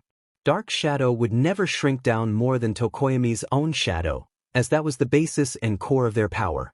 And now, Tokoyami's own shadow was little more than what was beneath his feet. Izuku closed the gap little by little. Punch after punch, kick after kick. His breath was getting rugged, but his opponents were struggling just as much. Finally, he used the last ace up his sleeve, yelling "Shield!" with all the emphasis he could muster. As hoped, it triggered Dark Shadow's reaction immediately, stopping their swipes midway through. The distraction allowed Izuku to jump above him and fall onto the sentient Quirk with an overhead punch, opening a breach in their defense. Done with the attacker of the duo, Izuku charged forward, going for his true target. Kendo was defeated because she had kept fighting headfirst against a stout wall instead of going directly for the one hiding behind it. Izuku barreled onto his opponent as fast as he could, grabbing his arms and tackling him to the ground. He snaked around the feathered teen, wrapping his legs around the other's waist to hold him down and putting him into a chokehold. Tokoyami struggled, but he wouldn't get out by himself.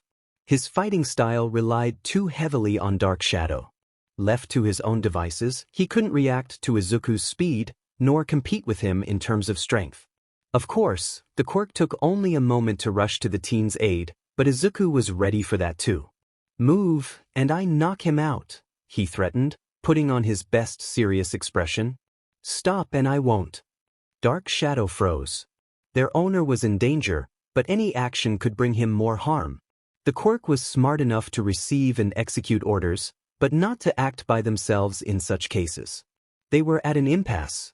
"Tokoyami, tap thrice to surrender," he demanded, making sure to speak loudly to be heard by the judges.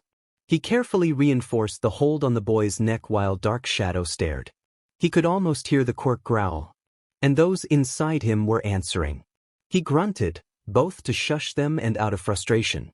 "If he doesn't and I take him down, I hope that Cementos is ready to deal with Dark Shadow while they are raging."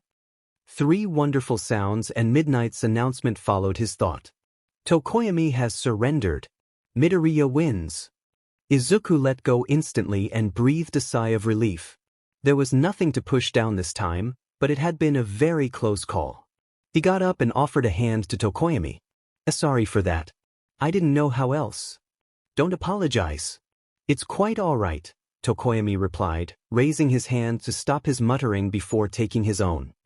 His hold was strong, and his eyes were clear and sincere.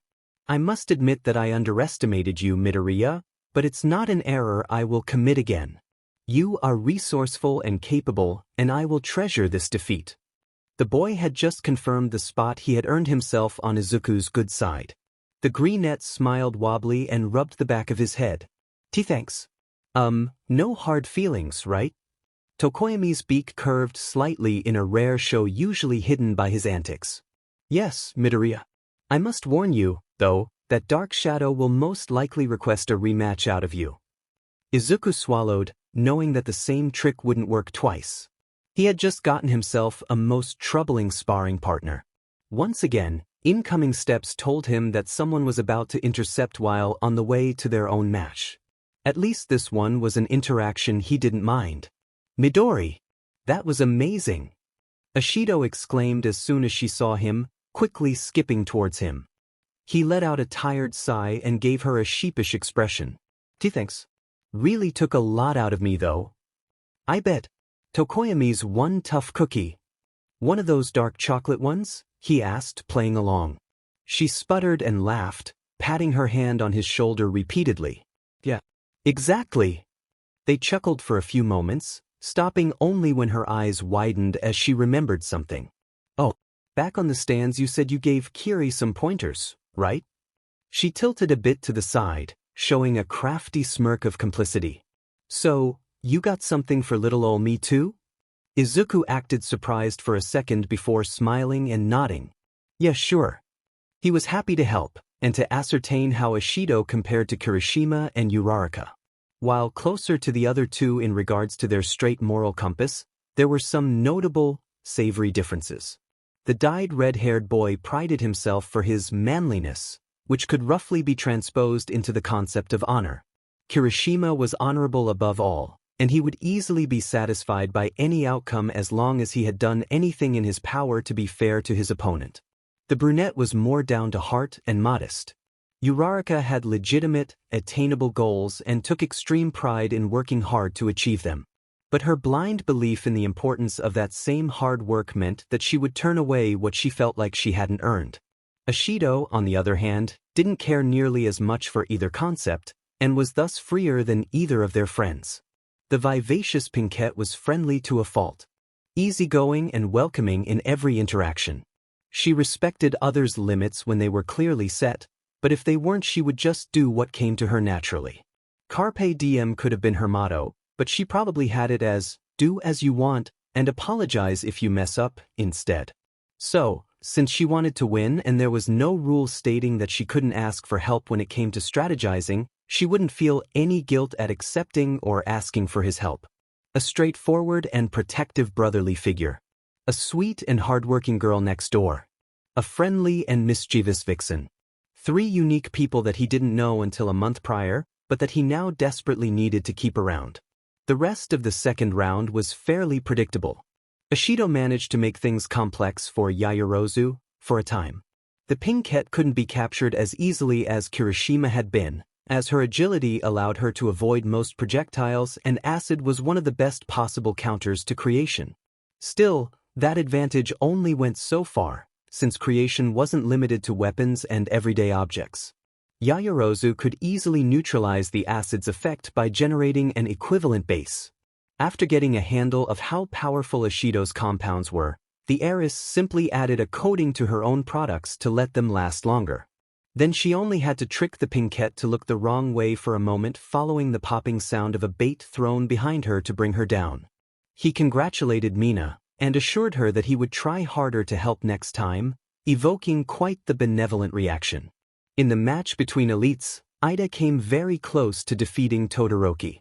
It was to be expected, given that the power in Ida's legs was one of the few things that could keep up with the blinding speed of Todoroki's one-shot kill, long-range attacks. The speedster immediately used his trump card, a still incomplete version of Ingenium's Recipro Burst, to close the gap, kick his opponent, and try to drag him out of the field. Sadly, Ida hadn't accounted for the full extent of Todoroki's skills. While the two-tone teen had never bothered to show any attack that was either delicate or precise, nothing had led Izuku to think that he couldn't use them. Todoroki simply didn't bother to. After all, thinking that somebody trained by Endeavor who had to reel in his firepower to avoid killing on a daily basis wouldn't be able to measure his own power and respond against attacks in melee was purely delusional. So, Todoroki encased Ida's exhaust pipes in ice, cutting down his speed to baseline levels, and finished the job with feet to spare. Lastly, Tokage did her best to make Bakugo's life as hard as possible. She floated and moved around, trying to confuse the blonde and to get in as many hits as she could from different directions. Her initial strategy was good, considering her circumstances. Following and hitting 20 different targets would have been hard on anybody, and the way she scattered meant that even explosion couldn't get her all at once. However, if she was to win, she had to attack, and that gave Bakugo the time window he needed to act, blasting everything around him. Izuku was pleasantly surprised a second time when he noticed that Tokage's quirk was capable of regeneration, but even that couldn't hold up a barrage of discharges in quick succession. And so ended one BS side of the run. And with that we've got the final 4. Izuku heard Present Mix's rambunctious voice reverberate on the walls of the prep room, and slowly got up from his stretching position. He took a long breath, sizing his current state from the top down. He felt fine if a bit tired. Even if he hadn't been hit directly, Komori and Tokoyami had really taken a toll on him. Yaoyorozu was likely in similar conditions. Kirishima and Ashido had caused her to use up many lipids, but she hadn't looked particularly thinner than usual. Neither had visited Recovery Girl yet. Both had at least half an hour between their last match and the upcoming one. Nobody but the teachers was allowed to intervene, and even they wouldn't act unless their life was directly in danger. Their playing field wouldn't get much more leveled than this. The ones inside stood still, silent under his watchful eyes. Not a soul moved. Not a whisper was uttered. Izuku stepped out into the light. Izuku slowly filled his lungs as he walked, his gaze pointed forward. The sky was still unsullied by the grayness of clouds, letting a bright afternoon sun shine down on him in all of its blazing glory. Izuku felt sad for photosynthesis and himself, as they were missing the nice sensation it would provide. He wouldn't have minded some more oxygen in his circulatory system. Still, with what he had done to Tokoyami, it was only fair for him to suffer from the same source, albeit in a negligible way. The arena was equally unblemished, renewed for the umpteenth time by the literature teacher's hands. Every speck of debris had been cleaned up or reabsorbed, leaving only the clean, flat, perfect surface of the field. There wasn't an improvised weapon on site, but he wasn't expecting to find them. Just as Yanagi hadn't found anything of use, nobody else would. The stares of the crowd were ever-present and all-encompassing. Each of his steps was being watched by millions, and any error he might commit would be criticized by an infinite cacophony of voices. He was relieved by the knowledge that, for trainees like them, there were only a few hundreds whose assessment really mattered, their future employers and collaborators, or the competent ones among them at least. In the grand scheme of things, nobody else mattered until their debut. And here we have our first semi-finalists. Izuku partially tuned out present mix words as background noise, only picking up the words clever and charismatic. He had a good 20 seconds before the fatidic word. The only things he could focus on were his opponent and the referee's voice. Midnight was still on her little platform, watching on them as she waited for the announcer's spiel to end. She wasn't striking any particular pose, but she still looked her part as the school's eye candy. As relaxed as she appeared to be, her rapid answer to his situation after his fight with Komori had taught him that she took her referee role seriously. He observed his opponent as she approached. Yaoyorozu looked forward with focus and purpose, only glancing at her sides to offer a gentle smile and wave at their classmates. She walked with perfect poise, being a textbook image of high-class elegance. In a way, she seemed taller than usual, as if the pride of her past wins had caused her to soar higher.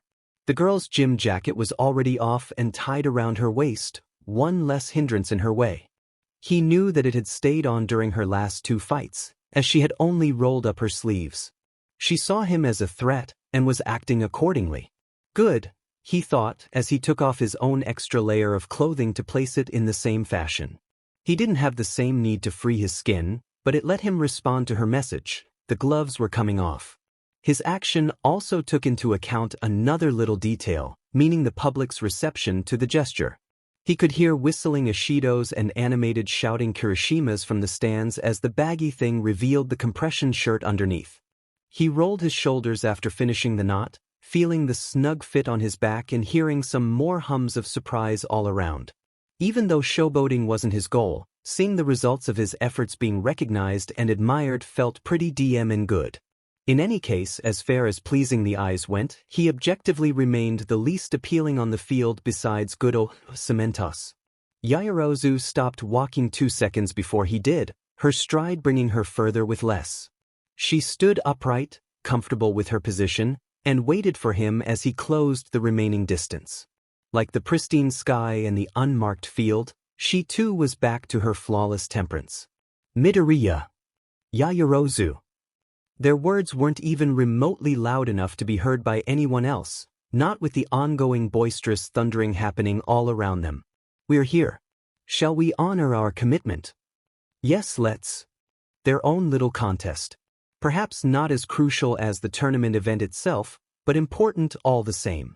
A stray thought reminded him of how this was likely going to be the highlight of his day. Well, he would keep that to himself. No holds barred, she reiterated. No holds barred, he confirmed. A fight where their one and only goal was winning, with no distractions allowed. No one else would interfere and hold them back. The field was even, and the witnesses innumerable. There was nothing else to be said. No, may the best win, nor, good luck. They didn't need wishes or luck, only strength, skills, and cleverness. The two bowed lightly to each other. For once Izuku felt like it represented some budding form of earned respect rather than a dry courtesy. Seconds trickled by as they sat in their preferred positions. She kept one hand behind her back, ready to extract an object he wouldn't see until its activation, and another on her bare abdomen. He moved to be slightly crouched, ready to pounce or evade at the earliest opening or sign of danger. Their faces didn't betray any emotion. There were only two aseptic, determined, calculating gazes. Breaking down an object to its core components was an easy way to determine its inner workings. In a similar way, their eyes were tearing apart every inch of the other. Any clue that they could get their hands on might be the one to determine who was worthy to stand above. Yaoyorozu's fingers curled slightly, rubbing her tense palm. Izuku took care of a single drop of sweat as it descended on his brow. The tension was thick, almost oppressive. Finally, the signal was given, and they let the dance begin. The girl's body immediately started to glow with her ability's activation, the edge of an object appearing in the shine. Izuku frowned, as this speed was highly unusual, but accepted the trick as part of her repertoire. He wasn't going in blind either. By his observations, a millisecond was too little for her to produce anything. However, it now seemed that she could prepare in advance, becoming able to only extract an object when necessary. Had she never used this trick because she hadn't felt the need to, or because she couldn't use it in quick succession? Perhaps it took up a portion of her focus, spent to maintain the completed object from returning to its unprocessed state. This new element altered some of Izuku's calculations. Yaoyorozu's greatest weakness was the time she spent in the act of creating, which could increase or decrease depending on the mass and complexity of the desired result.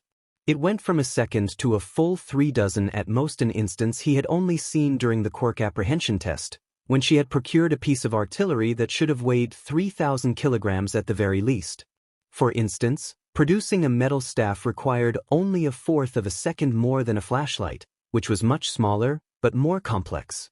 Even if she only used the easily replicable, small-scale products, the process was never instant. The girl could easily equip herself with any object she desired, but the summoning always took some time and focus. In a fight, both were as critical as air was for living. Izuku was ready to make her suffocate. His feet had left the ground with the appearance of the glow, closing the gap in 3 strides that were more akin to flying than to running. His first instinct was to grab the wrist holding her first creation, but a second thought made him stop just in time to fall to his knees and avoid the swipe that cut the air above his green mane. The hint of metal by her stomach made him think that she had started with her staff, but a long object would have been a pain to extract from that weird position. Instead, Yaoyorozu grasped a handle and yanked like you would with the ignition pull string of a motorized chainsaw. The result cracked like midnight's whip over the boy's head. While she hadn't made any blades on the object, as a weapon of that magnitude could have posed the risk of maiming him and disqualifying her, the pain and gashes it could provide were still substantial. Instead of retreating, Izuku pushed himself back up like a coiled spring, getting between the girl's arm and her chest. Facing a whip in mid-range wasn't something he could do comfortably, especially while not knowing the girl's level of skill with it. If the fight was to stay on his terms, he wouldn't move further than 1.5 meters from her. A flick of her wrist brought the lash to turn on his back, something that was more painful than truly damaging. He couldn't help but flinch as he grabbed the rope and pulled, tearing it away from her hands instantly. His instincts blared in alarm. It was obvious that she had let it go, even more so when he noticed he couldn't get a good grip on the weapon. It was covered in something greasy, and now his left palm was too. The whip's utility fell drastically. He couldn't find a handle free of the substance, and if he wanted to attempt a grab later he had to clean his hand. In a split second, Izuku decided to let go of the whip, his tugging turning into a throw behind his back. He could see movement behind the girl, so he kept his momentum going by pushing his right fist forward, aiming at her stomach, and moving with it. Yaoyorozu turned, light on her feet, making the attack only scrape her waist and keeping her back hidden away from his eyes. He insisted, skipping to get in the blind spot her occupied left arm wasn't protecting, but she had an easier time switching position by pivoting on her heels. His speed turned into force as he shot in the opposite direction, making his elbow collide with her only defending arm, eliciting a pained grunt. He got lower and grabbed the limb before placing his oily hand over her side, trying to get as much grip as he could find. Putting his every muscle into the move, Izuku attempted to lift his opponent and slam her into the ground. In his effort, he was surprised by two things. Her weight, which was at least 10 kilograms out of scale. Even after accounting for her increased density, it didn't make sense for her to weigh that much more. Her left hand, finally coming out of its hiding spot, hitting him on the side of the head with something that clearly wasn't her bare knuckles. Clenching his teeth, Izuku didn't abandon his move and got her down. She groaned, but didn't lose all of her breath. Regretfully, between the grease and the unexpected changes, he hadn't used as much force as he could have. He moved to block her into position, but he fell short of his idea of grasping her wrists and locking down her legs. Yaoyorozu had already rolled her knees to her chest as they fell, and when she had him in place, she struck. He couldn't block in time, and her feet connected cleanly. No amount of flexing could protect his abdomen from the blow. Izuku hardly contained a howl. It was like getting kicked by a horse, hooves and metal shoes included. He was launched back and ended up landing a meter away as his ears were assaulted by an eruption of roars and cheers. He cursed inwardly for his moment of stupidity and rolled on his back to get to his feet before returning to his assault, ignoring the mote of pain in his chest. The girl was already back up as well, but was now armed with her preferred weapon. His senses took in the rest of the anomalies on her, and the pain that was making his cheek and stomach throb suddenly made a lot of sense. Yaoyorozu's left hand was wearing a thick glove with a metallic luster. A knuckle duster was a good choice for brawling, but he couldn't explain the amount of time she had spent hiding it. It seemed padded for protection, but if that was her goal, then why create a glove and not a shield? There was more to it he couldn't see yet. The heavy clicking of her saws explained the increased weight. He hadn't been wrong before the match's start. She really was taller than usual. Her shoes likely had a false bottom or some sort of empty space beneath her foot, one that she had now filled with some heavy material. Thus, she had increased her weight with him being none the wiser just before being grappled being inside of her shoes. He simply couldn't have noticed her quirks shine beforehand. But that addition would also slow her down, so what else had she planned to counter that disadvantage? Last but not least, there was the new staff. It was indistinguishable from any other simple staff she had wielded, but he knew that its looks were deceiving. Her last model looked just as plain, nonetheless it hid a slew of tricks. The staff seemed like a perfect fit for her hand, like a scepter is to a monarch's or a sword is to a knight's. He could picture hidden blades, a stun baton on the tip, maybe even a separation mechanism. What else? Yaoyorozu radiated danger. She was a trap waiting for him to trigger its wire, a teacher ready to punish any false step, and a hunter with every intention of putting him down. And yet, despite the tension and the focus, she smirked. He met her eyes for a moment, effortlessly reading the challenge in them. The way she waited for his next idea, anything to put the fight back on an even ground, was new and, at the same time, familiar. Izuku returned the smile, his hands itching for more action. He wiped his hands on the side of his jacket as he put everything he had into his legs. A handful of caltrops flew in his direction, but his reaction time wouldn't allow for something so trivial to stop him. Yaoyorozu didn't take a single step back. Did she fear that he would try to throw her off the field now that he knew how much strength was needed to lift her? In that case, she was worrying over nothing. He wouldn't end the fight in such an unsatisfying way. He didn't think she was so thick-headed as to defend her territory if there wasn't any benefit to it. There weren't any visible traps around her, but the flight had made him lose sight of her for a couple of seconds. Perhaps she was just preparing something huge, and moving would require focus she couldn't spare. Or she just didn't want to risk running around with the extra weight under her feet. In any case, if she wasn't going to cede ground, then he wouldn't waste her precious gift. The staff came for his head as soon as he entered her range. Yaoyorozu swung quickly, but not faster than he could move his hands.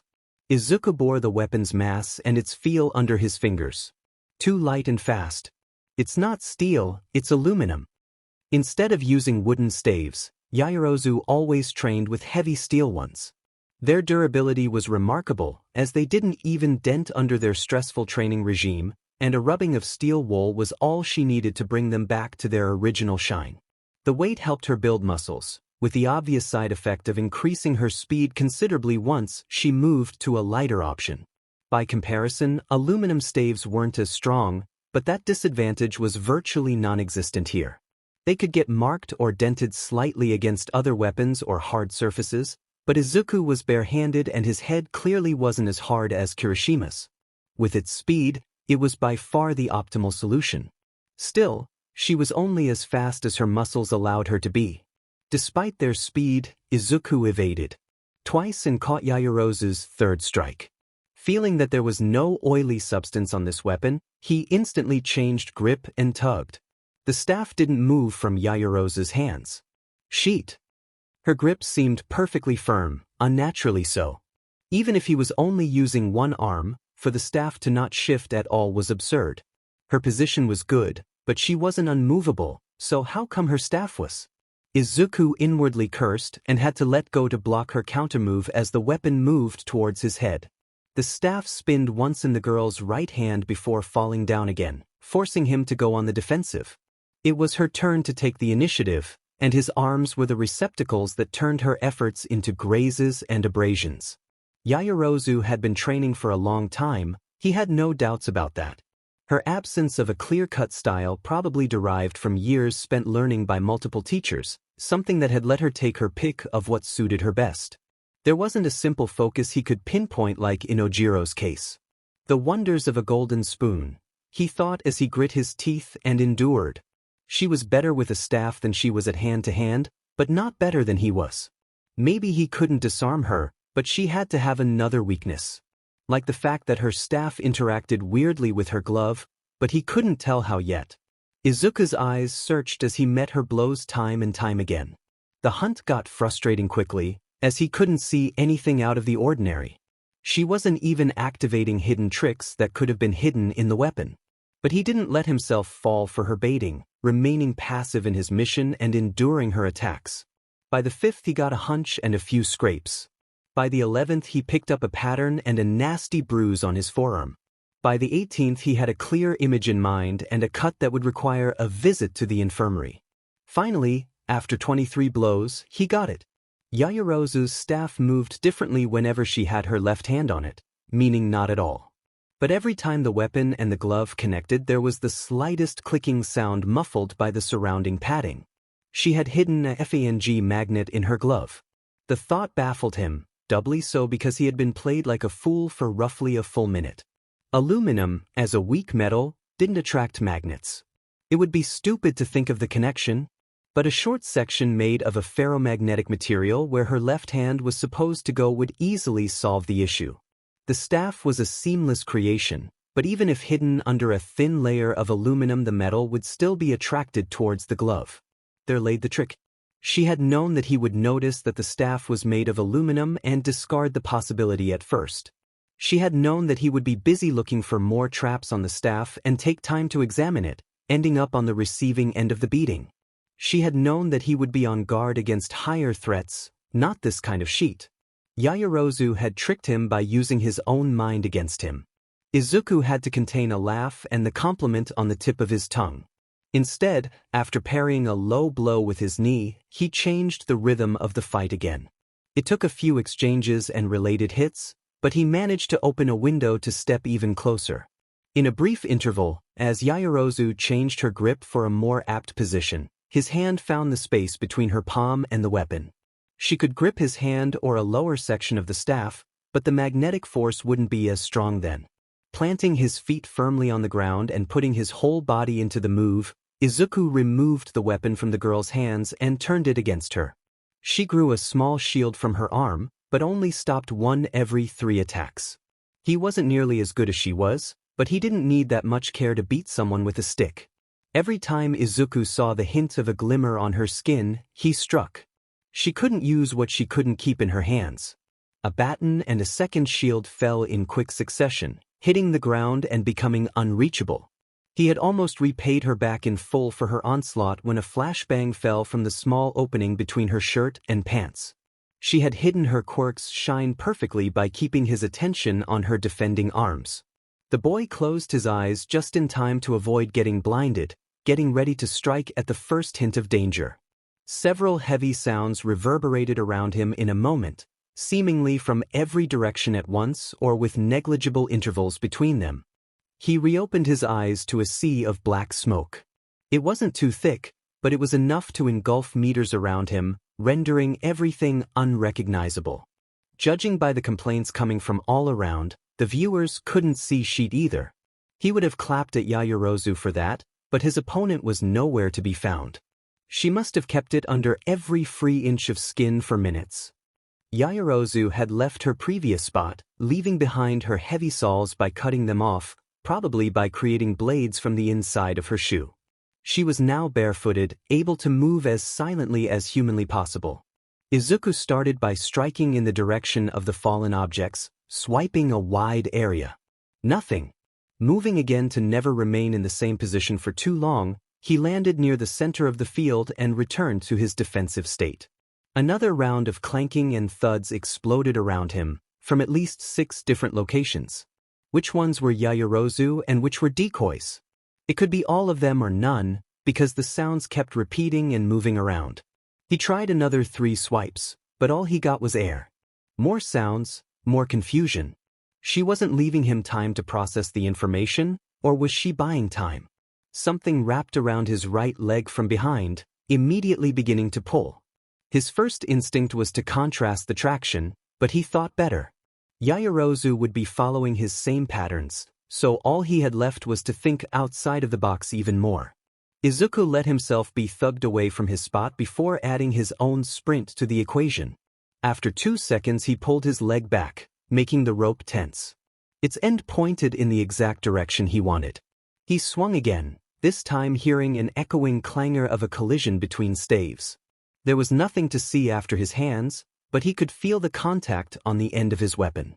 Continuing to strike, he met Yaoyorozu's weapon thrice more before realizing that something wasn't right. Why isn't she fighting back? He hadn't beaten her that badly, had he? He knew that she should have been able to counter his assault with more than simple parries. Then, his nose picked up the slightest difference in smell. The smoke was odorless, but now he could sense an aroma that was gradually intensifying, a sweet, chloroform-like odor. Somnambulist. Is she copying Somnambulist? The thought is like a scream in his head. He couldn't see more than a foot away, but he could still hear perfectly. The pro-heroine referee hadn't said a word about stopping the match. It couldn't be her. Now, a normal anesthetic vapor would have been no reason to panic. They took minutes to function even when inhaled directly, but this wasn't the case. He didn't know how Yaoyorozu had gotten a hold of its formula, but this was likely extremely similar to the gas that Midnight's Quirk could emit. He had heard many detailed accounts of the hero's accomplishments, and the smell's descriptors were all fitting his current problem. If he was smelling it, he was already under his effects. Taking a big breath and holding it in wouldn't do him good either at this point. Even if technically this wasn't exactly the exact same gas that Somnambulist could produce, he wasn't willing to bet on an error on Yaoyorozu's part. He likely had a minute at most, and he wasn't going to waste it standing around. He almost decided to use one of his quirks if she was going to bring someone else's power into the mix, then why couldn't he? But didn't want to take the risk. Izuku shot forward, this time foregoing any semblance of self-preservation. It was a gamble, but he would have it pay off. He swatted away her arm as he rushed against her, but his first strike only delayed Yaoyorozu's counterattack by a few moments. The hit came fast and hard. Had the staff been heavier or her positioning better, she could have cracked his skull. Enduring the pain, he reached his goal. He landed on her with all of his weight and brought her down on the concrete. The impact was enough to have her gasp, but that sound that reached his ears was muffled. A small measure of relief flooded Izuku at the knowledge that she wasn't immune to her own concoction, as it gave him a way to continue the fight without resorting to extreme measures. His right hand found the edges of her respirator and tore it off, while the left replaced it so that she couldn't cover her nose and mouth again. She had to breathe now, but she still had seconds of advantage over him. He was bigger, but she was taller. He was more muscular, but she was denser. who would fall quicker to the soporific agent. Yaoyorozu struggled under his hold, and he had to give it his all to keep her there. Moving his arms or legs would have meant letting her go, and who knew what she could do with even one hand free.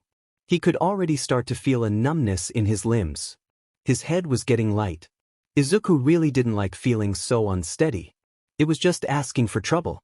He clenched his jaw and pressed down as hard as he could to counter her attempts. While he wasn't feeling much pain or anything else anymore, he could sense that she only needed a bit more to move him. He couldn't have that, but he was starting to feel weaker and weaker.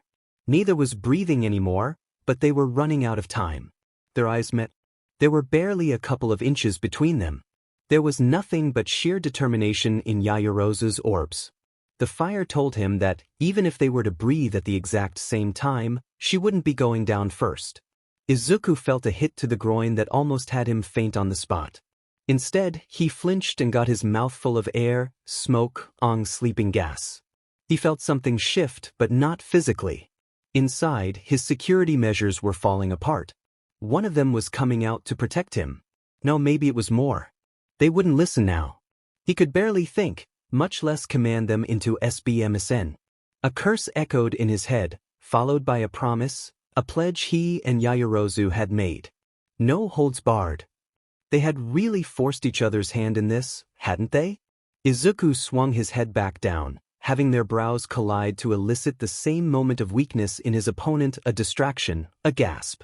Then he pushed his mouth against Yaoyorozu's, forcing her to breathe the gas, before collapsing by her side. He didn't know who closed their eyes first.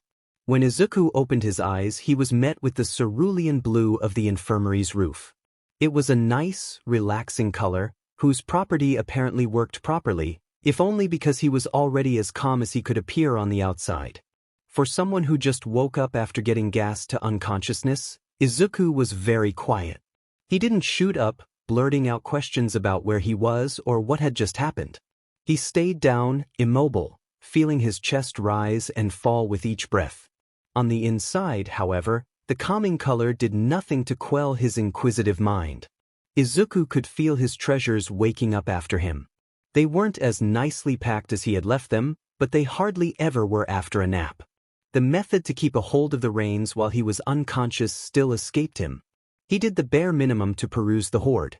Seeing that none of them were acting rowdy at the moment, he simply reinforced his bonds to his everyday standard. Content, he shifted his focus to more pressing matters. He started to examine his own body, briefly picking up checkup and palliative. The first discovered that all of his skin-deep damages had already been healed, along with a bruised rib, the cut on his forearm, and a very nasty bump on his head. The second could only ease the sensation of tiredness, a known aftereffect of the school's medic's quirk. The way recovery girls heal messed with his quirk's cognition of damage, and healing time wasn't optimal, but he still wanted to thank the old lady for a job well done. All things considered, he was as good as new. With that last important examination out of the way, Izuku's mind could only go in one direction. Everything fell in the background when compared to the question of the hour. Who had won? Someone on his left stirred, making him turn. The absence of sheet dividers between the beds let him gaze at his companion in misfortune. Yaoyorozu opened her eyes quickly, staying in place for a moment as her irises moved down to inspect what she could see from her slightly elevated position, courtesy of the infirmary's thick pillows. Much like his, her visible body was apparently bruiseless. Nothing remained of the hits he had left on her arms and legs. There wasn't even a hint of redness on her forehead or some bandaging covering her occipital region, which had hit the ground the hardest. After a moment, her gaze moved in his direction, and the rest of the head soon followed. Eye to eye once again, although they were now at a respectable distance. They stared at each other for a few moments, in silence, before he got the sense that he should say something. Yaoyorozu. Midoriya. I'm sorry. She raised an eyebrow. And why, pray tell, is that? The sound of a door sliding open and another, much older voice interjected their chat before he could reply. Ah, you're awake. Good. Recovery girl huffed as she walked closer, followed by the sounds of her cane on wooden floorboards. You two really did a number on each other. You fools almost gave yourselves concussions. Not the type to mince words, was she? The old lady stopped in between the footboards of their beds. I expected the two of you to have more sense, since I had never seen you here before, but it seems you had to go and prove me wrong. He rubbed the back of his head sheepishly while muttering a short apology, making the woman shake her head and sigh. Yaoyorozu was more classy about it, closing her eyes and bowing or doing what she could from her position with an apology of her own. The woman let out a quick snort. Just be more careful next time. Training hard is fine, but you shouldn't just beat each other senseless for entertainment purposes. Izuku blinked, slightly taken aback. So not everyone in the school was of the same mind about the publicity stunt. Good to know. We will keep it in mind. Thank you, recovery girl, Yaoyorozu said, bowing again. Thank you, he parroted, now copying her move. It won't happen again. Humph. See that it doesn't, the doctor huffed, beating the legs of their beds with her cane and making them chime unpleasantly. In other news, your classmates came by too, but I had to shoo them away. Had to make sure you two could get up in the first place. The Ravenet nodded. Of course. So, how are you feeling? Tired, Izuku admitted. I also feel fatigued. More than I expected. Was it your quirk, recovery girl? Yes, dear. It just means it worked its magic. That's a relief. Yaoyorozu let out a genuine sigh. I'm sure it is, the woman hummed lightly. Now, can you two tell me how your fight ended? It was Izuku's turn to raise an eyebrow. Could it be? Yaoyorozu's expression was equally surprised. You need to hear our account? Yes. I only know what I and everybody else saw, which is to say very little, the doctor explained with an annoyed look. Your smoke screen certainly didn't help, young lady. Oh, of course. I'm sorry, I'll do my best to summarize, the girl responded and cleared her throat. I deployed a smokescreen to buy time and act as a cover for the soporific agent. Then I overreached when I tried to trap Midoriya, and he followed my attack back to me. We ended up in a struggle on the floor and he managed to remove my mask as we fought until we lost consciousness. Recovery girl turned to him, and he confirmed Yaoyorozu's words with a nod. The old woman let out a sigh. So neither of you has a clear idea of who passed out first? Yaoyorozu blinked, so Izuku responded first. I don't. But we had both stopped struggling by that point, so I don't really know. How about you? He and the medic turned towards the girl. The ball was now in her court. Would she play by the rules, or would she take the easy way out? The girl looked pensive for a moment. She let out a sigh and shook her head lightly. No, I can't say for certain. I'm sorry for the inconvenience. Izuku hardly contained a smile. It's no problem, dear, the woman sighed. It just makes things easier, actually. The Ravenet furrowed her brow slightly. But what was the judge's verdict? What do you think? Recovery girl replied sarcastically. When the smoke cleared, you were both already unconscious, so Midnight had to call it a draw. They blinked, registering the words. A draw. Yaoyorozu repeated. Yes, that's what I said. A draw. A draw. A fanji draw. Now, wasn't that amazing? Izuku wanted to laugh so bad it wasn't even funny. He knew things would be muddy, but for them to openly call it a draw? What were the chances? A double knockout hadn't happened in years. He pushed down the surprise to ask his next important question. What of the other semi-final? Did we miss it? If they had slept away that much damage, they were bound to have lost about an hour, if not more. Todoroki and Bakugo had to have met on the ring already. Recovery girl gave him a sorry look. Sorry, Sonny, you missed it. Todoroki moved on. Bakugo lost to Todoroki, and he wasn't there to see it. What happened? He asked without missing a beat. The doctor was briefly surprised by his sudden questioning, but he masked some of his eagerness by showing an apologetic, sheepish expression. She sighed. I'll tell you that it was very intense. Those two practically destroyed the entire platform with explosions, ice spikes, and all that jazz. Todoroki took a beating, but he was fine with a quick kiss. Bakugo almost went into hypothermia, and is now resting in the other room. Bakugo got subdued and encased in ice.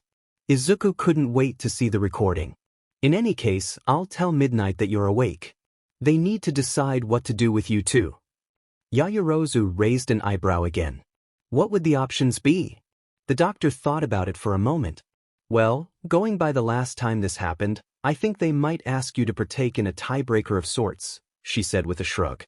I see. Thank you. You're welcome, dear. Anyway, wait here while I check on the other kids. The second and third years may be older, but they aren't much wiser. They gave her a polite chuckle and the old lady left the room, closing the sliding door behind herself while muttering something that sounded like, I swear, that Heido girl. After a brief moment of silence, Yaoyorozu turned in his direction again. You were saying? Straight to the point. As I was saying, I'm sorry for how I acted during our match, Yaoyorozu. She narrowed her eyes at him. But I believe everything we did fell perfectly in line with the terms of our agreement. Or am I mistaken? You aren't, but I am thinking of the very end of the match, he explained. To prevent you from resisting, I had to make you breathe your own soporific gas. Which I did by forcing my mouth on yours. Of course you did, she huffed, showing a small grimace.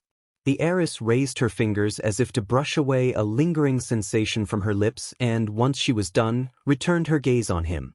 She didn't look disgusted, but she clearly was annoyed. And why was Sensitive picking up a measure of dread too? So, are you apologizing because you thought that I would be angry with you? She asked.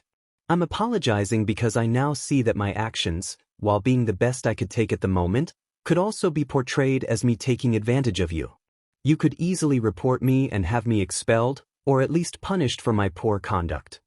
If Izuku was to condemn my Neta for being a pervert, he had to abide by the same rules.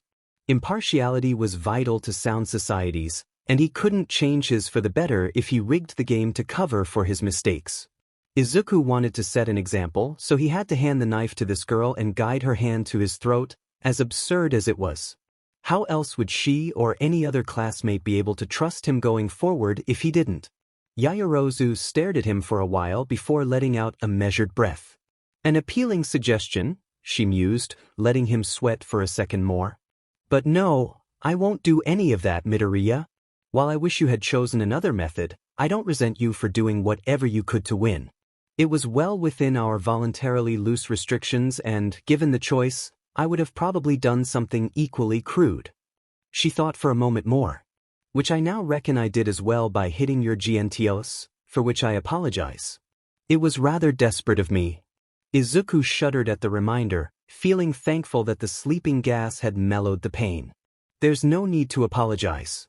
As you said, it was just the most efficient way to try and secure a win. She nodded. I'm glad you understand. There is no need to worry about such trifling matters, is there? So you think that we should forget about it? He inquired. About both instances, yes, she confirmed. Neither act was seen by the public, so we should consider it a case dismissed. Did she truly place her kneeing his junk on the same level as he stealing a kiss from her? He hadn't expected Yaoyorozu to be one for that kind of equality between CCs, because that probably wasn't it. She had another reason to brush everything under the rug. That feeling of dread he was feeling from her had started to recede as she reminded herself that the axe had gone completely unseen. So there is something she fears, a pending sword of Damocles, that's certainly something to remember. Izuku moved slightly back, humming as he inspected the girl's relieved expression, in turn making her look at him curiously. Is something the matter? Not really, he shrugged. But I thought that someone as sophisticated as you would get angrier when someone like me managed to steal a kiss from them. The words must have taken her by surprise, because her expression changed wildly in the span of a moment. He expected her to frown deeply, but that wasn't what happened. You're worried about stealing a kiss from me, aren't you? One of the girl's hands moved to cover her mouth and after a moment, she let out a crystalline laugh.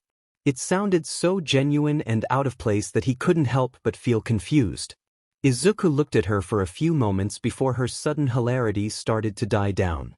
I'm sorry, Yaoyorozu started as she recomposed herself, but, to be completely honest, I didn't expect such naive honesty out of you. Again, he was surprised by her words mostly because he didn't think that the girl before him could ever be completely honest, as she had put it. What do you mean? Nothing bad, I assure you, she replied, wearing a small, sly smile. She then turned stoic again, back to a more sterile speech pattern. In any case, I would hardly call that a kiss, just as I wouldn't deem one mouth-to-mouth resuscitation. My virtue is still intact. In a way, that was both a relief and kind of hurtful, if only for some dormant part of the monkey brain he was saddled with and could never truly escape. Another small bout of laughter caught her, breaking the facade once again. I'm sorry, she apologized, but I just couldn't help but see how you were the exact opposite of a fairy tale prince. Instead of waking up the princess, you put her to sleep. She shook her head lightly as she regained her breath. Truly, what a curse you are, Midoriya. Normally, Izuku's reaction to that kind of utterance would have been a thundering glare and a hellishly cold retort, or at least very sharp sarcasm. But this didn't feel like a normal situation. For once, he could feel no true animosity in the heiress' words, no bite, and no hidden meaning. She was simply amused by a stray thought, something so truly and utterly silly that was almost out of place when spoken by her. For a moment he wondered what could have brought her to think such words. Then it clicked. In his quest to seek out malice, he had focused his full attention on the Ravenette's mask. Of course those words didn't fit her. They didn't come from Yaoyorozu, the prim and proper vice president of Class 1A, scholarly and serious, composed and distant. They came from the person hidden under the facade. Izuku didn't know if he had caused something to change inside of the girl, or if she had always been this way, but he felt himself relaxing and wanting to play along. Well, if that's the case, I think I should point out that even a prince's kiss wouldn't have worked for you. She quirked an eyebrow, curious. Oh, and why is that? Because, though your family may indeed be extremely wealthy, I don't think you are royalty, Yaoyorozu. The girl only blinked once before returning to her animated giggles. He followed with chuckles of his own. It was similar to the laughs he had shared with his new friends, and yet different. He couldn't put his finger on the reason why that was, though. You're right, of course, she spoke after they had finally quieted down. By that point, they had both raised themselves to a seated position. It was easier to stay awake without the constant allure of a pillow under their head, and it would allow them to face anyone entering with some semblance of decorum. So, Yaoyorozu started again as her left hand moved a rogue strand of her now untied hair behind her ear. It seems that our little contest didn't give us a proper answer. A draw. It certainly wasn't what they had prepared for. At first glance, it was no resolution, only an extension of the question. But was it an improper answer? No, I think it did. Yaoyorozu kept her eyes on him, but didn't move a muscle. It wasn't the answer either of us expected. I didn't think that I would lose, and I am sure you thought that the match would end in your favor as well. She granted him a short nod, telling him to continue. And it wasn't the one we wanted either. I know I wanted to win. Every fiber of my body wanted to win. Every one of our peers today has or had the desire to win, she interjected, including herself in the count. He shook his head. Yes, but it wasn't the same desire. Did the first two events excite you in any way, Yaoyorozu? Comparing his wish to move through the first two events, his earlier fights, and the match with Yaoyorozu was like comparing a walk, a brief run, and a 100-meter dash. There was movement in all three, but the intensity required for the former two just couldn't hold a candle to the latter. The girl remained silent for a moment before replying. No. The obstacle run was annoying. Working with Todoroki, Ida, and Kaminari was rather tedious. She rolled her eyes and then sighed. And I am sure that Kirishima and Ishido did their best, but it was never truly a match to begin with. Izuku knew that Yaoyorozu wasn't just boasting. Had she not wanted to conserve her strength, his friends would have eaten dirt much faster. He let out a short, amused huff. My teammates weren't quite as tedious, but I agree. Even Tokoyami and Dark Shadow were an exercise in precision more than anything else. Yes, I can imagine that it would be. Their tactics become somewhat predictable after you've seen them for so long. I think they will improve, but yes, he concurred. And what of our match? She asked, now becoming the interrogator. His answer was ready. Our match was different. Not because you can hit any harder than Tokoyami, nor because I am better than Kirishima or Ishido. He moved closer ever so slightly while his expression turned into a sly, knowing smirk. It was different because, maybe for the first time, we both faced a question we didn't know the answer to. Yaoyorozu's face morphed as well, her lips curling slightly to one side as her eyes narrowed. I see. We knew what to expect and what we wanted to happen, but as for the real answer? It remained as an uncertainty, and that made things interesting. I knew where I stood against 18 people in our class. I knew that I could win against 16 or them, because I'd find a way. I knew that I would lose against 2 of them, because reality isn't fair and some gaps can't be filled even with all the good intentions and hard work in the world. But there was only one person I was uncertain about, and clearing that doubt was the only thing I was truly looking forward to today. You make it sound like it was more important than winning the sports festival, she remarked, smiling amusedly and evading the unspoken question. Well, winning the festival was never my priority, he admitted with a shrug. I would have been fine as long as I could show my abilities to the talent scouts. Just a step in the grand scheme of things, and not even an important one. Fighting against you was different, personal. The girl hummed before she deflected again. I thought your rivalry was with Bakugo. Izuku narrowed his eyes at the name. He's not worth mentioning, he let out annoyedly. Raising an eyebrow, she told him to go on, but he wasn't about to spill his life story on an infirmary bed. The extremely abridged version would have to suffice for this first discussion. Beating Bakugo would just prove to everyone that I'm not weak, but that's unimportant. I know I'm not, he said, before raising and pointing with his index finger. Beating you would be proof that I'm stronger than you. Which is, in my opinion, far more important. People like Bakugo are forgettable. They might raise some clamor, but they won't truly change anything for as long as they live. People like you and I will. You are already grouping us together? She asked, jokingly but not mocking. You did it yourself by challenging me instead of anybody else. Yaoyorozu hummed, wearing a pensive expression as she took a moment to consider his words. True. Anybody else wouldn't have been nearly as entertaining. Beating weaker foes is just dull practice, and I wouldn't learn anything by losing against someone like Todoroki, she mused with a weary sigh. You proved to be an adequate challenge. It was his time to hum. Izuku guessed that adequate was quite the compliment coming from Yaoyorozu. That's what I'm talking about. The match did give us a proper answer, after all, he said, going back to the start of that conversation. Maybe it didn't end like we thought it would, but it cleared up something nonetheless. At this stage, the two of us are equals, she concluded, nodding. Her tone relayed unspoken words. It's not ideal, but it is what it is. He wondered how far he had managed to uproot her preconceptions. He wouldn't ask, of course. Actions mattered more than words, and any theoretical progress made was nothing if not put to practice. She then met his eyes again. Though I doubt that we would wish to remain in such a limbo. On that he agreed. He shook his head. That's just not how we're made, is it? Of course. I take pride in my improvements, Midoriya. As do I, Yaoyorozu. The two stared at each other a bit longer before the next important question came up. Midnight is going to be here soon.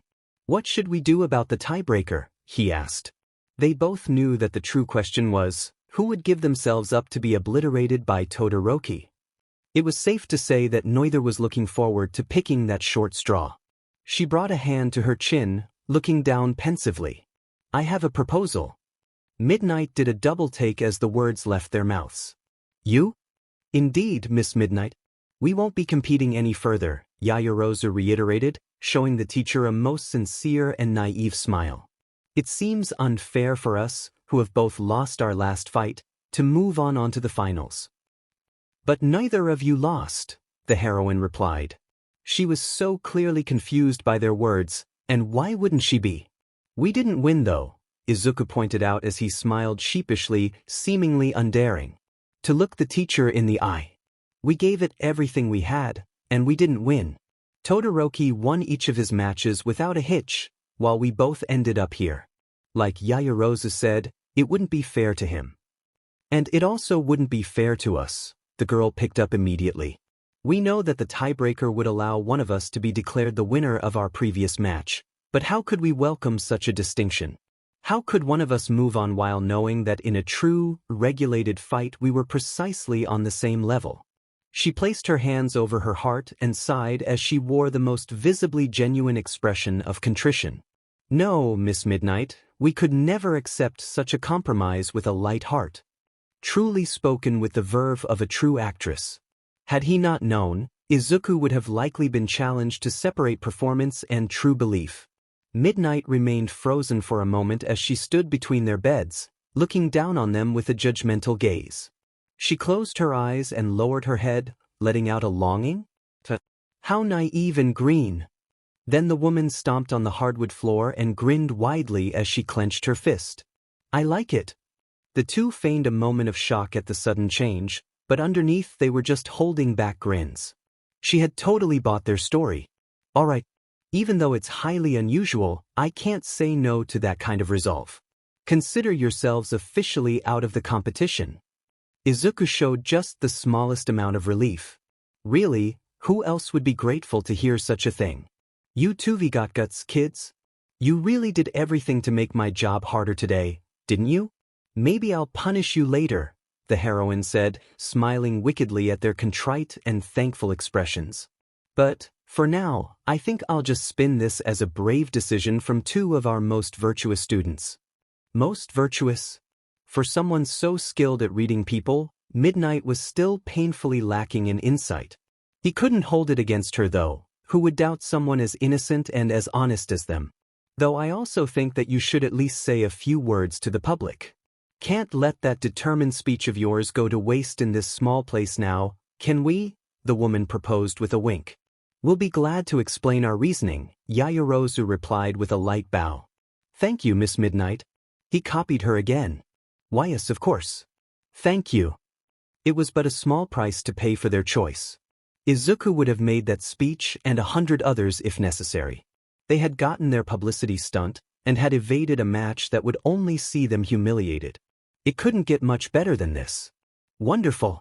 Come now, recovery girl has already cleared you. After nodding and leaving their beds, the two followed along. They exchanged a quick glance as they walked behind the heroine and shared a satisfied, knowing smirk. Their little truce was already bearing fruit. And that is why we believe that we shouldn't proceed further. To struggle among ourselves would be to taint the goodwill we have already received up to this point, and neither of us wishes to sully the other's efforts. Midnight hummed along in agreement. That's a magnificent sentiment, Miss Yaoyorozu. And what of you, Mr. Midoriya? The Ravenet passed him the microphone, which he lifted with a smile. I completely agree with my co-representative's words. We have come so far by facing many hurdles, and this is just a small setback that shall make us stronger going forward.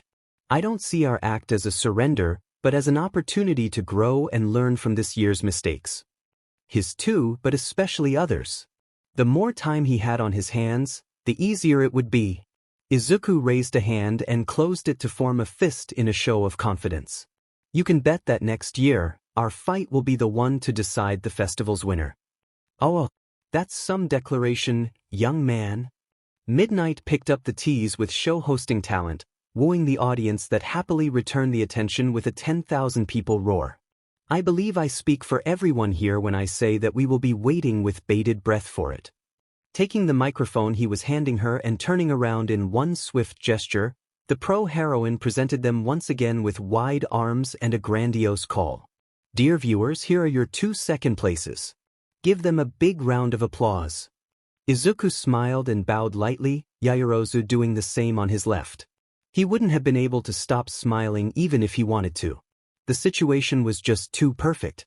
The fact that they were both elevated to second place was just another bit of Yue's complete lack of respect for set rules or standards. Still true to her word, a technicality, as neither had lost nor won their last fight. Midnight had pushed for them to be moved up instead of down. It seemed like it made for better press too, somewhat if scarcely balancing out the lack of a final match.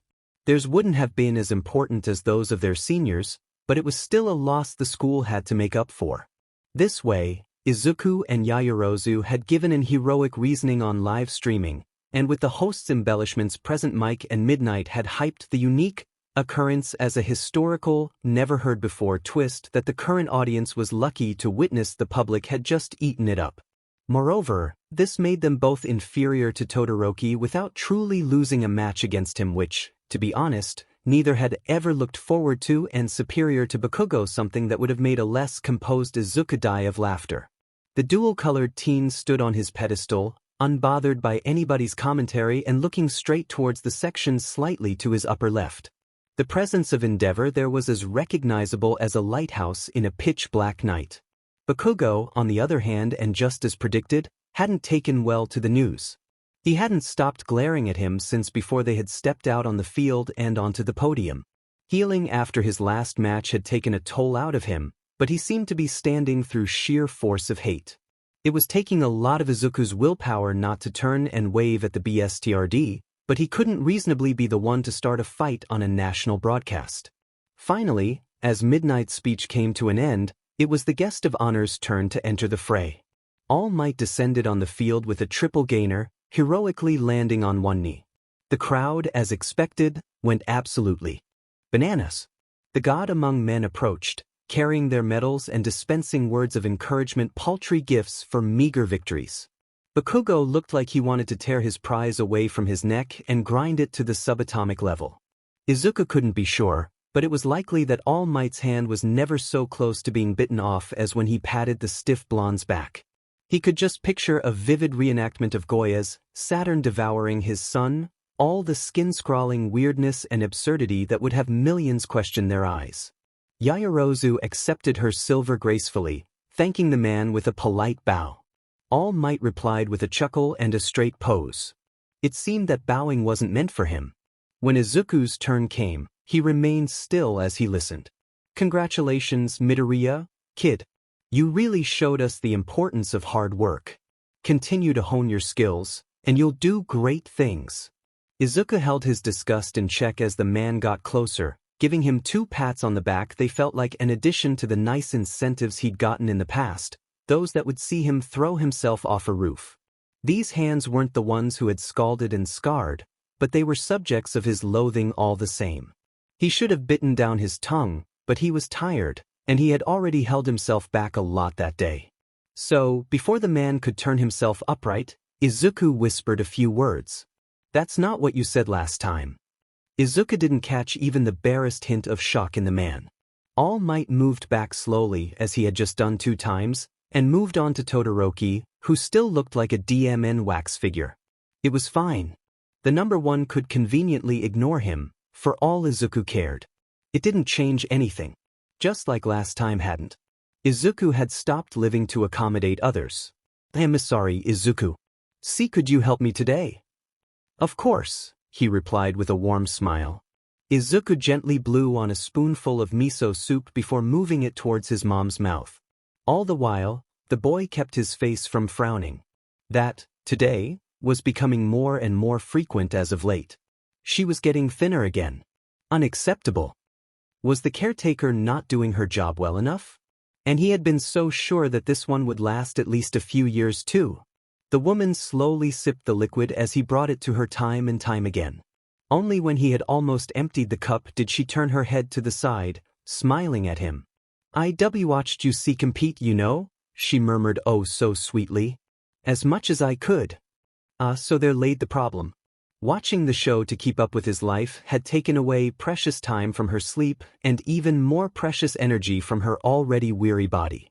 He could only guess how many times she must have cried as he moved from danger to danger, but he would bet on an even dozen as the bare minimum. He should have known that she would have tried to watch it. He should have told the caretaker to not let her, or at least remind his mom of how much more important she was. Izuku kept up his smile and reached for her hand, holding it softly. She deserved every last second of affection he could give. "Thank you, Mom. That means a lot to me." It truly did. But it didn't matter as much as she did. "But please, remember that you don't have to force yourself for my sake, okay?" "But I wanted to." A short chuckle escaped her. "My little boy, doing so well despite such scary things." Ah, how that vice strangled his chest. I never wanted to make you worry. Inko shook her head almost imperceptibly. A mother C can't help it, Izuku, she sighed. B, but you know I support you, alright? He did. She hadn't always, but it was no fault of her own. How could she, when the game was rigged against her son from the very start? But she had moved on from that single night of tears before an old video on the second worst day of his life and brought new life to her quirkless son. And even later on, when things turned for the worst, the lone mother fought tooth and nail for her offspring. He couldn't have asked for a better mom. I know, Izuku murmured as he lifted the spoon once again. Seeing to her needs himself and ensuring that she could finish her food was the least he could do. And, since she had already seen enough of the sports festival herself, he could add some anecdotes of his own. Anything to make her heart lighter. You remember that classmate I told you about, Ashido? The girl with pink skin was, she hummed. She seemed very friendly. That's her. You wouldn't believe how excitable she is. After the award ceremony she wouldn't stop teasing me about getting a draw of all things. Or, in truth, about sharing a podium with Yaoyorozu. And about hiding his muscles under a large jacket. And about keeping a secret how good he was on his feet. And about not avenging her and Kirishima. Izuku couldn't believe how absurdly nonsensical and childish Ashido could get whenever it came to talking about romance and the like, and how much he appreciated the mental reprieve those dumb things gave him. His mom giggled. I'm sure you shared a good laugh over that. Uraraka and Kirishima certainly had. When it came to him, it was just nice being teased for something dumb, for once.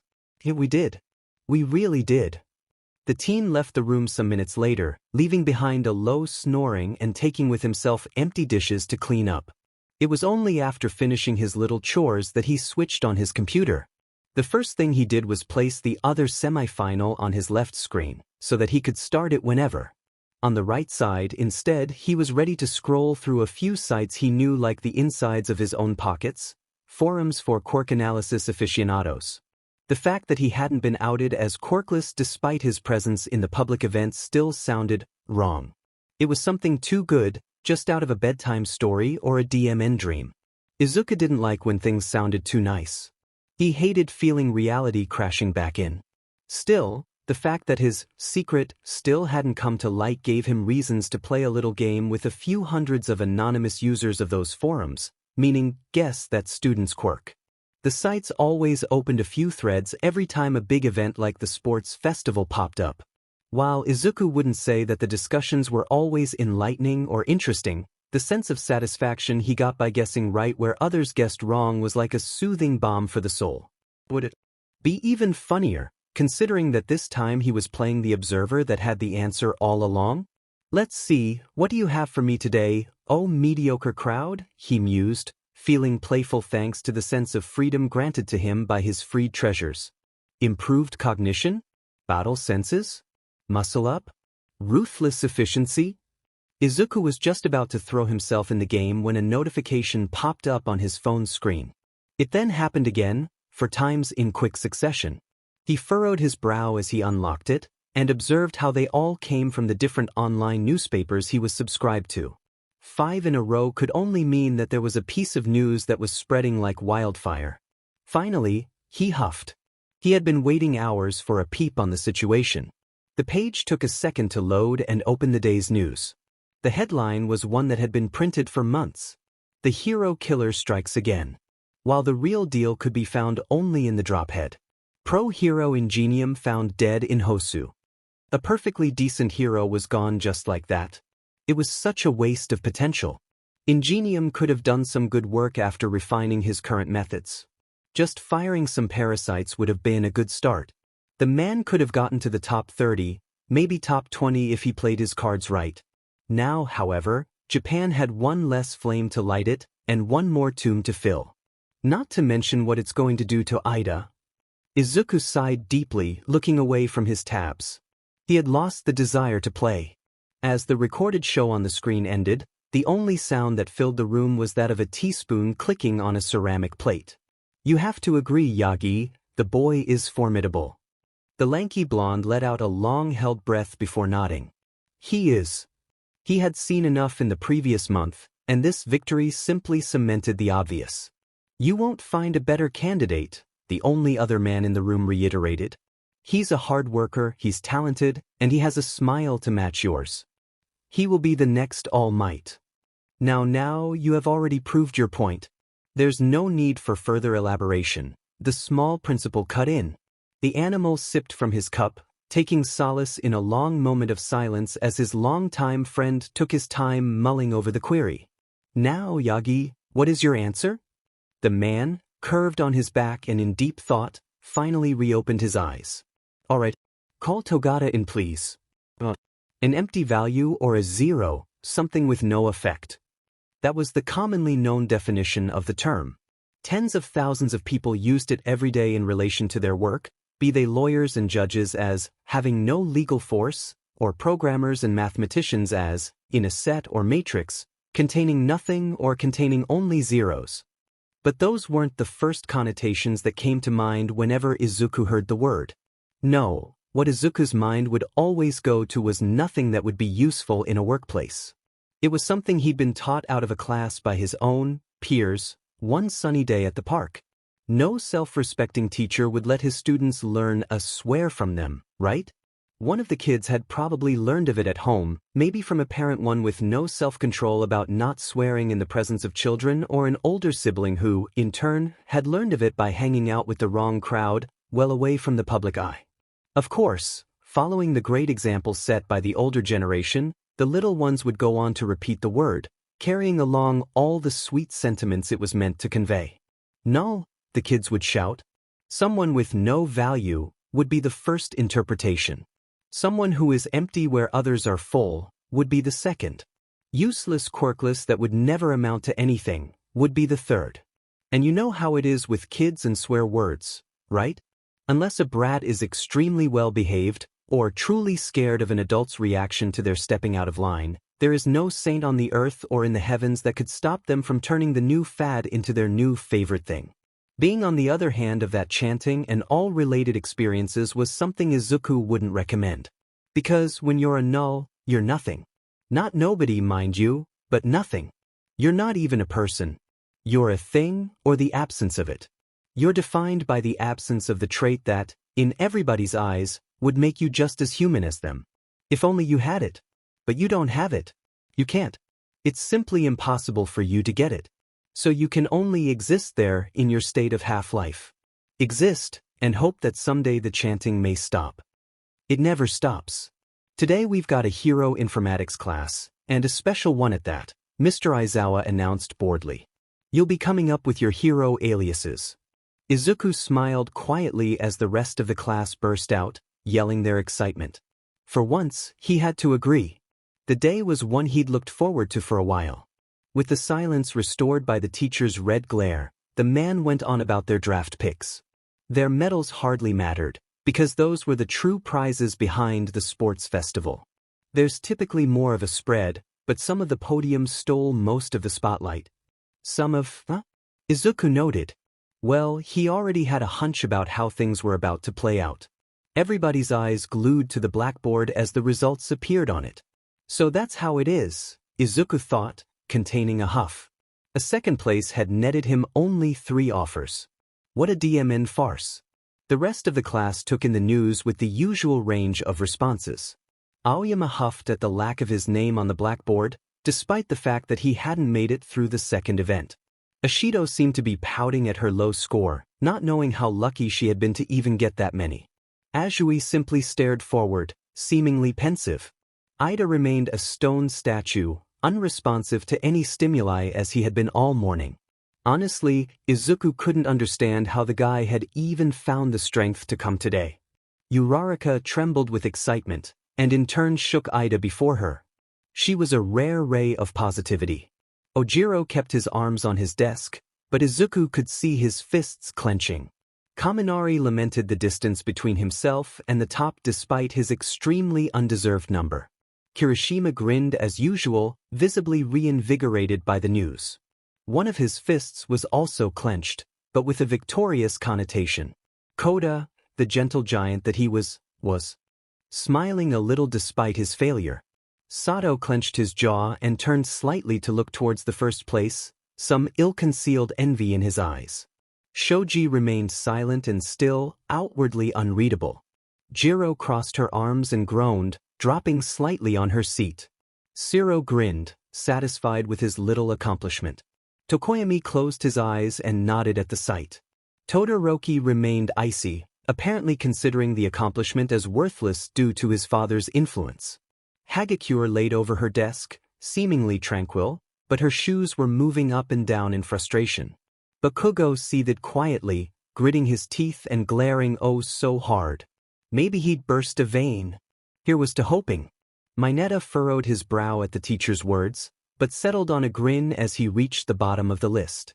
Yaoyorozu composedly congratulated Todoroki for his win, but something in her tone made it clear that she thought the same as the other teen in regard to his favoritism. There's some big difference between Midoriya and the others, Mineta pointed out with a not-so-subtle whisper and even less subtle intentions. Izuku ignored the zinger, keeping an easy smile on his face. The day we see you on that board, it'll be snowing in hell, Mineta. Oh yeah, you're right, Shiro picked up. Now that you mention it, the list's not exactly in order, is it? Sato thought aloud. They've got third and second place mixed up, Hagakure commented. I've also got more recommendations than Ishido too, Kirishima said, sounding confused. Me too, Uraraka mumbled. Isn't that weird? Yeah.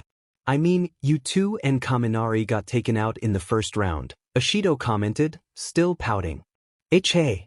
Maybe they just realized how awesome I am. Or they just want to see an electricity quirk at work on more than a car battery, Izuku mentally huffed. Quiet down, Mr. Aizawa ordered, glaring once again. Placements help, but that's not all there is. Going higher only means you can show more. Pros get to decide whether they want you or not, and in their eyes you're all just barely walking your first steps. You should be thankful you've got these many requests in the first place. The students remained silent, some lowering their heads at the humbling reminder. With that settled, the teacher said, moving on. Whether you were picked or not, you'll still be working alongside pro heroes. UA has a list you can choose from. Waste this opportunity, and it'll be on your heads. As always, the man was just a pleasure to interact with. A few moments later, another hero entered the class to do the job their teacher clearly wasn't suited for. Guiding them as they picked their prospecting aliases was a matter better suited for someone with experience, good taste, a sprinkle of humor, and knowledge of the limelight side of the industry, someone like Midnight. I'll give you 15 minutes to think, then we'll go over them together, the teacher said as she left 20 small, blank slates to the ones on the first row. Take these and give me your best shot. Then she got comfortable behind her desk, legs crossed and alluring gaze studying their thinking processes. It seemed that 15 minutes were too much for at least a good half of the class, but nobody disturbed the ones that were in deep thought. Izuku wrote the few characters he needed and turned the slate around to face his desk. He had long since known who he would become, and his hero alias was non-negotiable. Instead of doing nothing, he decided to spend his time on refreshing another couple of profiles of his classmates. Eraserhead was sleeping on the ground, so he wouldn't interfere with Izuku's treasures as they worked. Let's see. First off, the actual first. Aoyama Yuga. 1 seat from France. Region unknown. Speaks Japanese with a Tokyo accent. Height. Approximately between 167 centimeters and 168 centimeters. Weight, approximately between 59.3 kilograms and 60.1 kilograms. Quirk, naval laser, emitter, fires laser beams from the belly button, long-ranged, the beam size can be altered, bigger radius, heavier recoil, constantly damages its user, extremely unfit to Aoyama's body. Power, low to medium. Speed, medium. Technique, medium. Intelligence, to be determined, probably low to medium. Overall threat, low to medium. Current approach, ignore unless useful. Aoyama was weird, no two ways around it. Everything about the French boy, from his manner of speaking, to his actions, to his freaking hero costume, was obnoxiously ostentatious. Izuku could forgive mistakes coming from a foreigner, but to purposely interject his phrases with French words which he probably thought they wouldn't understand to set himself aside as peculiar was the epitome of stupidity. When Aoyama spoke, 9 times out of 10 the words that would leave his mouth would be meant to bring attention to himself. He would often act flamboyantly, as if on a stage, just to try and grab any attention he could. Despite that, he was alone most often than not even bothering to connect with others during their free time between classes. It didn't come as a surprise then how uncooperative he could be during exercises, trying to get the spotlight on his own. The teen's costume wasn't the worst. Izuku had seen worse. Crimes against style had been committed by greater heroes, but he couldn't understand what purpose the cape would serve other than making his movements harder. Putting flair over function was just asking to get killed quicker. All in all, Aoyama gave the impression of an incredibly prideful, narcissistic, and vain person, the kind that got into heroics for all the wrong reasons. He did point out how his quirk was perfect, as it enabled him to shine brightly, as if that alone would carry him through 3 years of school and an entire career. If he thought of himself as the one that could outshine the rest, he was in for a rude awakening. But what truly set off Izuku was Aoyama's fake smile. It wasn't even a good fake smile, the kind that could change to reflect others and adapt at necessity. No, it was a smile that was always the same, no matter what. It could get interrupted by the occasional frown, but it would soon come back in, unchanged. Something else that remained untouched was the blonde's stance on Izuku's unique situation. Aoyama hadn't said a single word about the Quirkless, but the way he constantly avoided Izuku's eyes told him more than enough. Europe had its own problems with stances on quirklessness, which ranged from very nice to extremely bad. Their class just happened to get one of the bad ones. Izuku saw the boy for what he was under his axe. Aoyama was just a sad doll, hoping that putting himself on display would make him be worth more in the eyes of others. But he was bound to disappear in the crowd, just like a million other mediocre sheep. The next person Izuku focused on was both tremendously hard and hilariously simple to get a read on. Hagakure Toru. 1A, seat from Tokyo Prefecture. Height, approximately between 151 centimeters and 154 centimeters, high error margin. Weight, approximately between 44.6 kilograms and 45.4 kilograms. Quirk, invisibility, mutation. The entire body becomes invisible, supposedly incomplete entry, possible interactions with light to be discovered. Power, low to medium. Speed, medium. Technique, medium to high. Intelligence, to be determined, probably medium to high. Overall threat, medium. Current approach, appear friendly, keep an eye on. Izuku's light interest in Hagakure wasn't solely related to her current friendship with Yaoyorozu, which she followed around together with Jiro. From what Izuku had seen in the previous month, he could confidently say that Hagakure was a talented girl that didn't know how to apply herself in the least, both academically and with her quirk. Given some things Izuku had heard the girl say in passing, he could easily say that she was smart. At the same time, Hagakure also was similar to Ishido in regards to studying. If opening their books were to be like swimming in a pond, then they barely touched the surface every once in a while and only dived in before tests. Their resulting grades weren't that surprising. When it came to her quirk training, however, it was clear that she didn't know where to begin. It was a pity, but such was the destiny of many emitter-related mutation types. They didn't know how to change something that had worked passively for a lifetime. The other thing that had intrigued him was her reactions to his quirklessness. She hadn't said a word after the first few sounds of surprise, but every now and then unnatural awareness would feel her staring with a kind of curiosity that bordered awe, mixed with some underlying sadness. The fact that it wasn't outright pity was peculiar, and made him wish he could ask more. Hopefully, if things moved according to plan, he might get his answers sooner rather than much later. Alright, time's up. Midnight called with a clap. We can start with whoever's ready. I'll try, Izuku shyly stuttered, holding onto his slate tightly as he got up from his seat in a perfect show of pre-presentation jitters. He moved behind the teacher's desk as Midnight stood to the side, cleared his throat, and raised his choice for them to see. I will be the paradigm hero, Null. He examined his public's reactions. Some looked like they didn't get it. Aoyama, Ida, Kaminari, Sato, Shiro. Living in their fairy tale world must have been nice. Some had their eyes widened in shock. Azui, Koda, Shoji, Jiro, Tokoyami, Yaoyorozu. The expected effect on those that knew and couldn't understand his choice.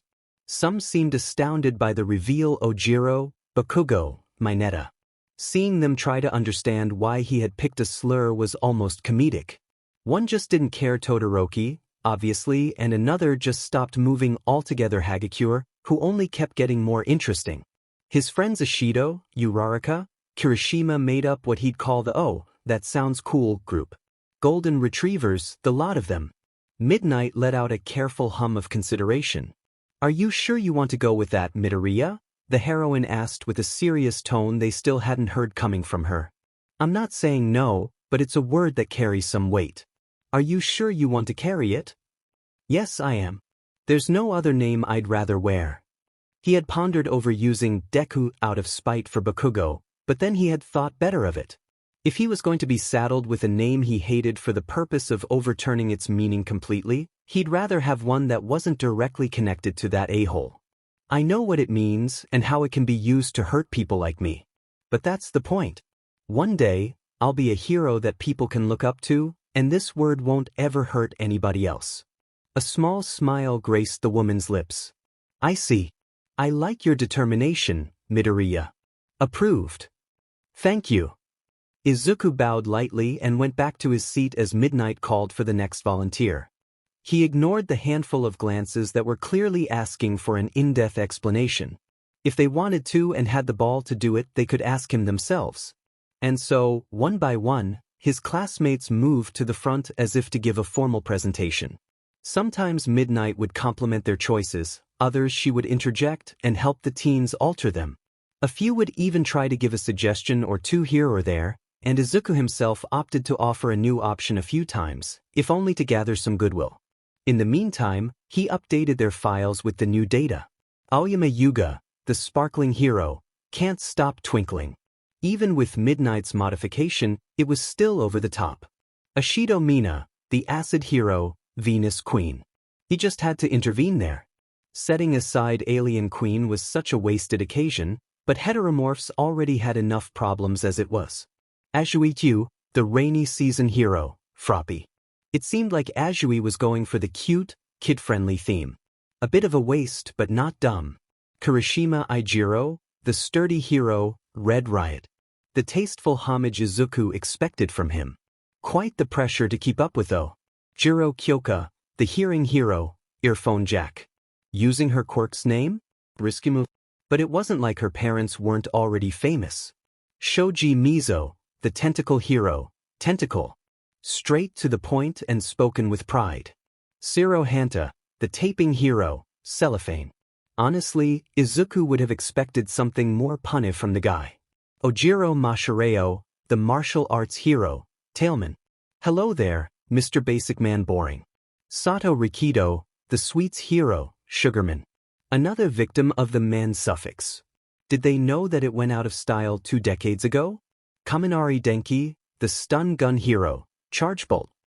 So Kaminari could come up with something after all. Izuku wondered if he and Yaoyorozu were to blame for the title.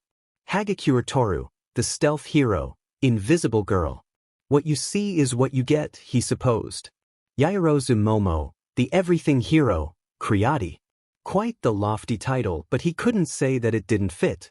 Perhaps a bit too cute for someone who could wield more weapons than almost any other student in the school, but at least it wasn't Goddess or Genesis. Todoroki Shoto, the ice hero, Pledge.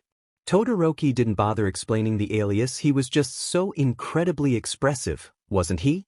But it didn't take a genius to see the contrast with Endeavors. Still, Izuku was somewhat disappointed by the tame choice. Todoroki could have mocked his father with something like indolent or torpid. It would have fit. Tokoyami Fumikage, the jet black hero, Tsukuyami. The mythological god of the moon was quite apt for the broody Tokoyami. Although, if one disregarded the SEC difference, maybe Izunagi's darkness would have been a better fit. Though, had he been in his shoes, Izuku would have probably chosen a name for 2 entities, instead of just one. Mineta Minoru, the fresh pickled hero, grape juice. Yeah, Izuku had to agree with Midnight on her comment. It was kitsch and it popped. But with the juxtaposition with the guy's costume, Izuku truly wondered if anyone would ever feel safe with that kind of hero close by. If he ever got that far, that is. Koda Koji, the petting hero, anima. Another alias for the kid-friendly award.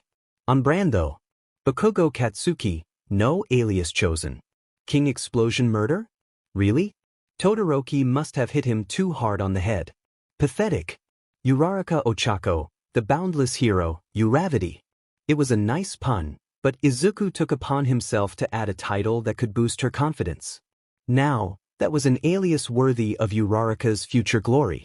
Ida Tenya, no alias chosen, Tenya. Still not ready to take on the mantle, was he? It was understandable, but it only made Izuku more worried. He had checked on the guy that same morning, and his refusal to openly show any emotion didn't bode well. He'd try to learn more during lunch break. With the chime of the bell, Ectoplasm concluded his lesson for their lunch break. The students got up, lazily assembling in the handful of cliques that had recently taken shape, and headed out. While the corridors were filled with idle chatter, it wasn't so bad that they couldn't add their own little discussion as they walked.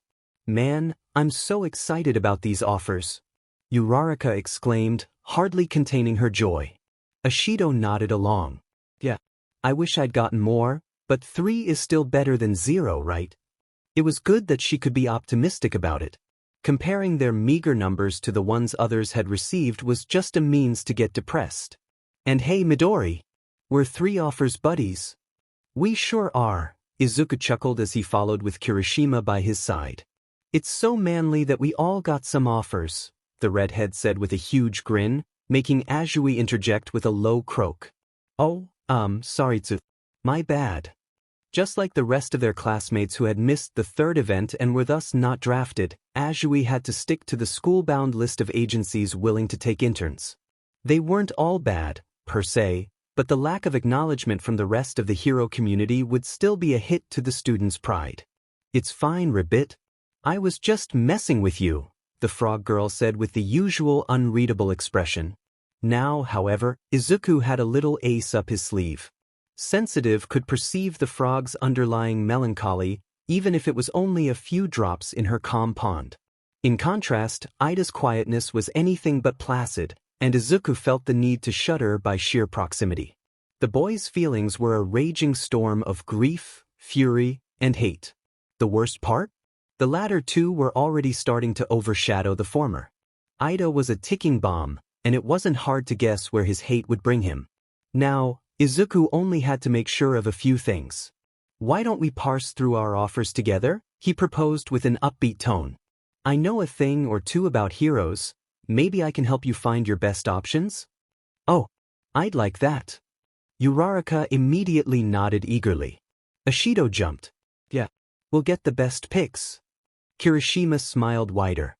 Sure thing Mido bro. Azui simply hummed. Thank you Ribbit. Ida replied by nodding robotically, not meeting their eyes.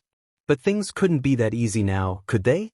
Their lunch break wasn't long enough to parse through all of their draft picks and the offered list.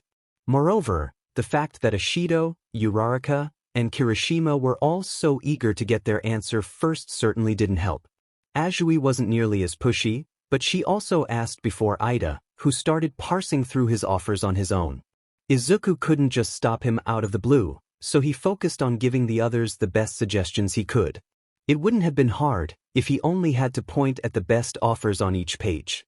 But having to find reasons not to send his friends somewhere without outing his own extreme knowledge of the subject was kind of challenging. No, Ashido, I wouldn't suggest taking Sliden Go's offer, he sighed. Why though? She asked, tilting her head to the side. He's higher ranked, isn't he? A higher rank doesn't necessarily mean that he would be a better teacher, he explained. Aside from the similarities between his sliding and yours, I don't think he would much to teach you. Your fighting styles and quirks have little to nothing in common. It was a bit of a white lie, but it was for the girl's own good. There was no way Izuku would be sending Ashido to Daika of all places. They wouldn't get their hands on her. Ashido pouted a bit before sighing. Her eyes were moving between the remaining two choices on her sheet. Then who do I go with? Izuku showed her a thoughtful look as he gazed at the remaining options. If you want my opinion, I think that you should avoid all of these. Instead, he quickly added, stopping her squeal, you should go directly to Midnight and ask her to tutor you for the week. Those two heroes on Ashido's form weren't necessarily bad, they were just unsuited to the girl's growth. Midnight, however, already knew most of Ashido's data and had seen her in action far longer.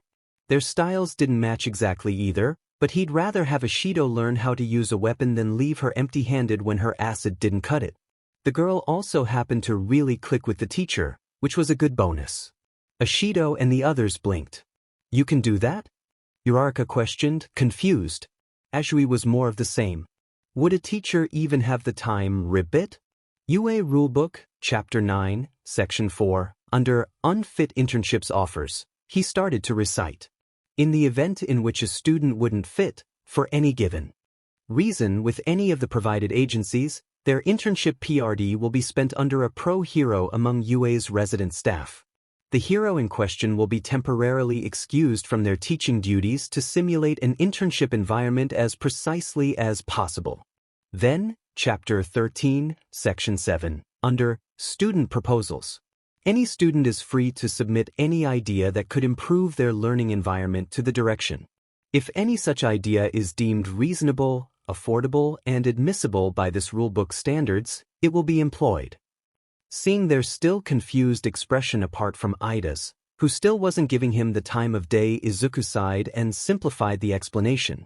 In short, give them a good reason why you'd be better off with Midnight, and they'll give her a week to focus on hero work and your internship. They usually do that for those who can't find a good one, but you can cut corners and just ask first. Can I really do that? Ashido asked, mouth agape. Yeah. I mean, it can't hurt to try, right? Oh my god, Midori, that's amazing, she exclaimed, slamming her hands on the table so fast that he had all of them flinch. Then, after thinking for a moment, she added, can you dash? Yes, I can help you draft that request, he interjected with a chuckle.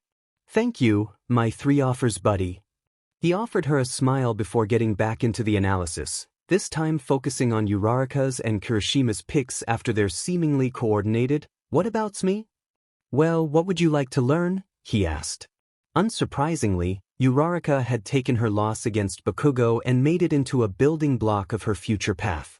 She now saw how her lack of strength could lead her to face insurmountable obstacles, so she decided to amend her weakness. Izuku would be able to teach her more in the future, so keeping that kind of mindset for their internships was good. After all, a bright quirk could only be housed in a strong body and mastered by a sound mind.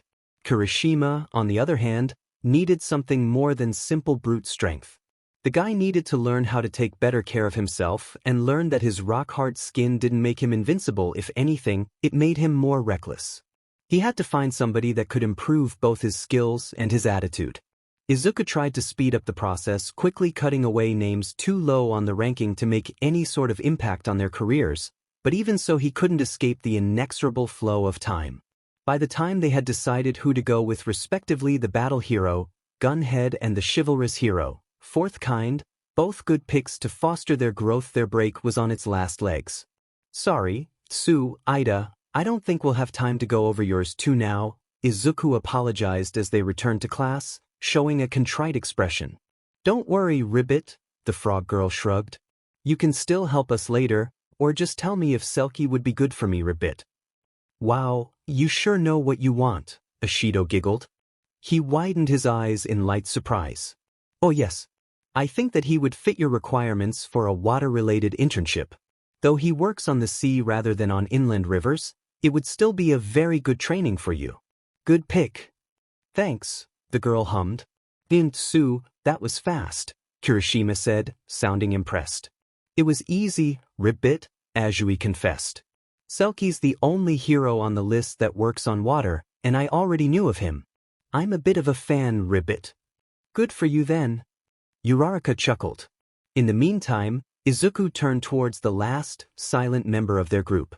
How about you, Ida? I'm free later if you want some help. The guy didn't slow down his pace, keeping his gaze trained forward.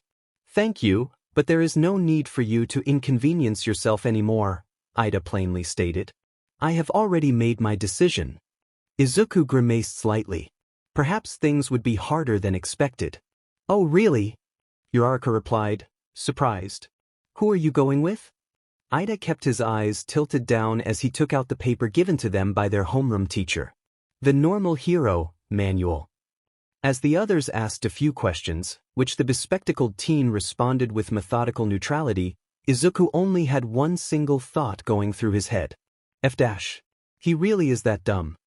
As he sat and pretended to listen to present mixed dissertation on the differences between present perfect and present continuous, Izuku thought. He didn't have a 100% certainty on everything, but piecing together the fragmented puzzle gave birth to a certain picture, one he wasn't particularly supportive of. Ingenium fought or was ambushed by Stain and lost. The article sensationalized the demise as if he'd died on the spot, but if the info he had gathered was to be trusted, the ambulance's sirens were blaring as it reached the hospital. Which meant that the hero was probably left in critical condition and had died during an operation. Ida left the sports festival early, but the distance between UA and the University of Tokyo Hospital even by taking the fastest trains or a private transport couldn't be crossed in less than an hour and a half. It was possible that Ida hadn't been able to meet his brother before his passing. Going by the standard rites Izuku would expect from a family with the Ida's reputation, they had likely already held a private wake and a funeral to bury the cremated remains. What was left of Ida Tensei, the turbo hero, Ingenium, now laid under a beautiful stone and sweet incense in the Ida's family grave. After hearing the news and respectfully waiting for a full day, Izuku sent a message with his most sincere condolences, offering to reel in their classmates if any of them happened to bother him. Contrary to his usual fast responses, Izuku hadn't heard from Ida for an entire day. Only on Sunday did he finally send a plain, "Thank you. You don't have to worry. I'm fine now." 3 days were nothing to process grief. Izuku knew that perfectly. What Ida had shown him that morning was an honestly pathetic attempt at appearing calm and collected. He should have taken some time off. Izuku knew that UA would have easily allowed a week of leave at minimum. But Ida had chosen otherwise because he knew one important reality. Missing this week would have meant missing their internships the next.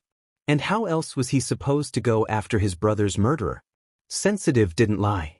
The fury and hatred were tumultuous, but they weren't aimless.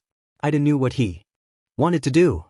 Hosu was his destination, and taking Stain's head was his goal. It didn't matter if Stain had the highest hero body count of the decade, 18 confirmed kills, along with 23 crippled. It didn't matter how Ida was fighting a losing battle. Ingenium was his improved carbon copy with years of experience, so what chances did he have? It didn't matter that this was blatant vigilantism, and that he certainly wouldn't stop at apprehending the villain. Ida was throwing everything away because he wanted him dead. Ida Tenya, the supposedly intelligent and dutiful younger son of the Ida family and hero in training, was going off the rails. If Izuku heard it a month ago, he would have found it hard to believe. But now, with what he had gathered, it was almost disgustingly simple to accept as the indisputable truth. Now came the questions. Should Izuku save Ida from committing that mistake? Did his worth outweigh the risk Izuku could expose himself to by showing some of the cards in his hand? And if he did, how much could he trust Ida with, or how little would be enough to move him? So, Izuku made a list of pros and cons. Pros, cons, rule follower, rule stickler, loyalty would increase, dedicated, angry, self-righteous, humble, overbearing, intelligent, medium to high, disciplined, impulsive, valuable ties, argumentative, fast, tedious, inquisitive, earnest, intense, high potential, grafting candidate, chance of misunderstanding, good quirk, current ally number 4, possible future obstacle, malleable. The others would mourn the loss of a friend. There was the possibility that it would bring them to train harder, but the time they would require to recuperate would set them back. They weren't ready to face that yet. The pros outweighed the cons. He would talk with Ida. The pouring rain had ceased to plague Mizudafu as the morning turned into afternoon, letting the students take their time to leave UA without fear of getting drenched. For Izuku, it simply meant that he wouldn't need to keep up with a running target all the way to the station. Izuku quickly walked up to his pink-haired classmate as the group left the school building, taking advantage of a lull in conversation to have some relative privacy. "Ashido, can I ask a favor?" "Sure," she replied, quickly turning surprise into helpfulness. "What you need?" He sent a glance over the rest of their group. "Could you and the others walk ahead today? I'd like to talk with Ida." "And you don't want to pressure him with a crowd, gotcha," the girl completed. She was good at reading social cues when it mattered. He smiled and nodded. "Yeah.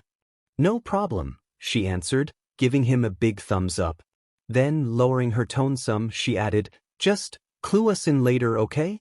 I didn't want to say anything, 'cause we aren't that close yet, but I don't think he's fine at all." "I don't think so either," he sighed before showing a small smile. "But sure, I'll keep you updated." "Thanks, Ashido." The pink-cat winked and began to skip forward. In a matter of moments she was guiding the others like a shepherd does with their flock, slowly gaining distance between them and the ones left behind. Once Izuku and Ida reached the school's entrance and started to walk down the road, the others were nowhere to be seen. The bespectacled teen seemed none the wiser as he kept staring forward. Izuku closed the few feet that separated them and turned to look at his classmate, keeping some quirks at his fingertips for any eventuality. "Hey Ida, I need to talk with you." "I am sorry, Midoriya, but I don't think I can spare the time." He felt like rolling his eyes, but didn't. "I've read the schedule of the line you usually take, Ida. Trains come every 15 minutes. I think you can afford to miss one." "Even still, I shouldn't." "It's important, Ida," Izuku added to stop the other before he could add more insignificant excuses. "It's about your brother." That finally got Ida to show the barest hint of a flinch. "I have already told you that you needn't worry about it, Midoriya." "It's not him I'm worried about, Ida." The taller teen didn't take the bait, shaking his head. "I'm fine, Midoriya. Please, you don't have to concern yourself with my family's troubles." "I disagree," he stated. "As your friend, I want to help you. And as your class representative, it's my job to stop you from committing acts you would come to regret." Bringing into play Izuku's roles, both informal and official, was too much for the rule stickler to ignore. The added unsubtle prompt did the rest. Ida slowed down his pace, turning his way for the first time of the day. "I don't know what you mean, Midoriya." Well, if he was going to play it like that, Izuku had no other choice but to be terribly blunt. Even with the confirmation that nobody was in earshot by unnatural awareness, Izuku lowered his voice to a whisper. Missing a quirk to dampen sounds was getting annoying. Echo could only direct, not stop, and it might not be enough for his future endeavors. He'd have to remedy that lack soon, given the chance. Stopping before his friend, Izuku stared Ida right behind those immaculate glasses, put on the most sympathetic expression he could show, and dropped the bomb. "You plan to kill Stain." Finally, Ida froze on the spot. His eyes and mouth were wide open as he stood stunned into silence. Izuku didn't look away, almost expecting the other to make another rash decision and try to run for it. "Now, do you have a minute to spare, or do I have to tell Mr. Aizawa why they shouldn't let you intern in Hosu?" Their little game of chicken was cut short as Ida lowered his gaze, his expression contrite. "Lead the way." Izuku guided them only slightly out of path, going for one of the many empty parks that surrounded UA High. It was too early for children to come here with their caretakers, so they would have the whole place to themselves. He took note of the lone camera watching over them, but didn't fret. This place wasn't nearly as surveilled as the school was, and they had only come here for a friendly chat. If anything, this could become good publicity in the future. He chose one of the many unused benches, under a maple's shade that partially obscured the camera's view, and sat beside Ida after cleaning off some drops of rain. The taller teen, though now somewhat hunched, clenched his fists over his knees and began to talk as soon as his back landed on the bench. "How do you know?" "There were a few signs," Izuku confessed, awkwardly rubbing the back of his head. "Aren't that good at hiding your feelings, honestly." I could tell something was wrong. I mean, of course it would be, but it was more than that. You haven't reprimanded anyone all day, but you've been very focused on your internship offers since the moment they handed us he lists. When you told me who you had chosen, it wasn't hard to connect the dots. I told you that I know heroes, didn't I? Manuel's the number 222, and he's been in Hosu since his debut. It's the only place you could go if you want to hunt down Stain. But he must have fled the scene by now, Ida said. He was forcing himself to lie to throw him off. Izuku frowned, an expression that now looked out of place on him like it would on a teddy bear. He knew that it was unsettling in a weird way for those that could only see his meek exterior. Please, spare me the misleading, would you? He started to raise his fingers. Stain hits 4 to 5 times in each city before moving on, only once every couple of weeks, and he has only acted thrice in Hosu. I know you're smart enough to do the math, so would you give me the same respect? There was a sharp intake of breath, but no words left the guy's mouth. Finally, Ida nodded. With a sigh, Izuku leaned on the backrest. What else? You have the motive and the means to get there. You might have lacked the time, but an entire week might just be enough. So, I only needed you to confirm it for me, which you just did. Ida wouldn't be able to clench his fists any harder if he tried. So what now? His friend asked, seriously. Don't try to stop me, Midoriya. This has nothing to do with you. There was so much frustration in his tone. Ida knew that just a word from Izuku would be enough to limit his internship or cancel it altogether. After all, what he was thinking was wrong on so many levels, wasn't it? Again, I disagree. I can't in good conscience let you ride to your death, can I? Ida's eyes filled with rage, the kind that wouldn't allow him to listen to reason. But before he could utter a single word, Izuku threw his bait. But who said I'm here to stop you? The taller teen stopped, finding himself at a loss for words. His face was filled with confusion as he gaped at Izuku. What? I said that I'm not here to stop you, Izuku repeated.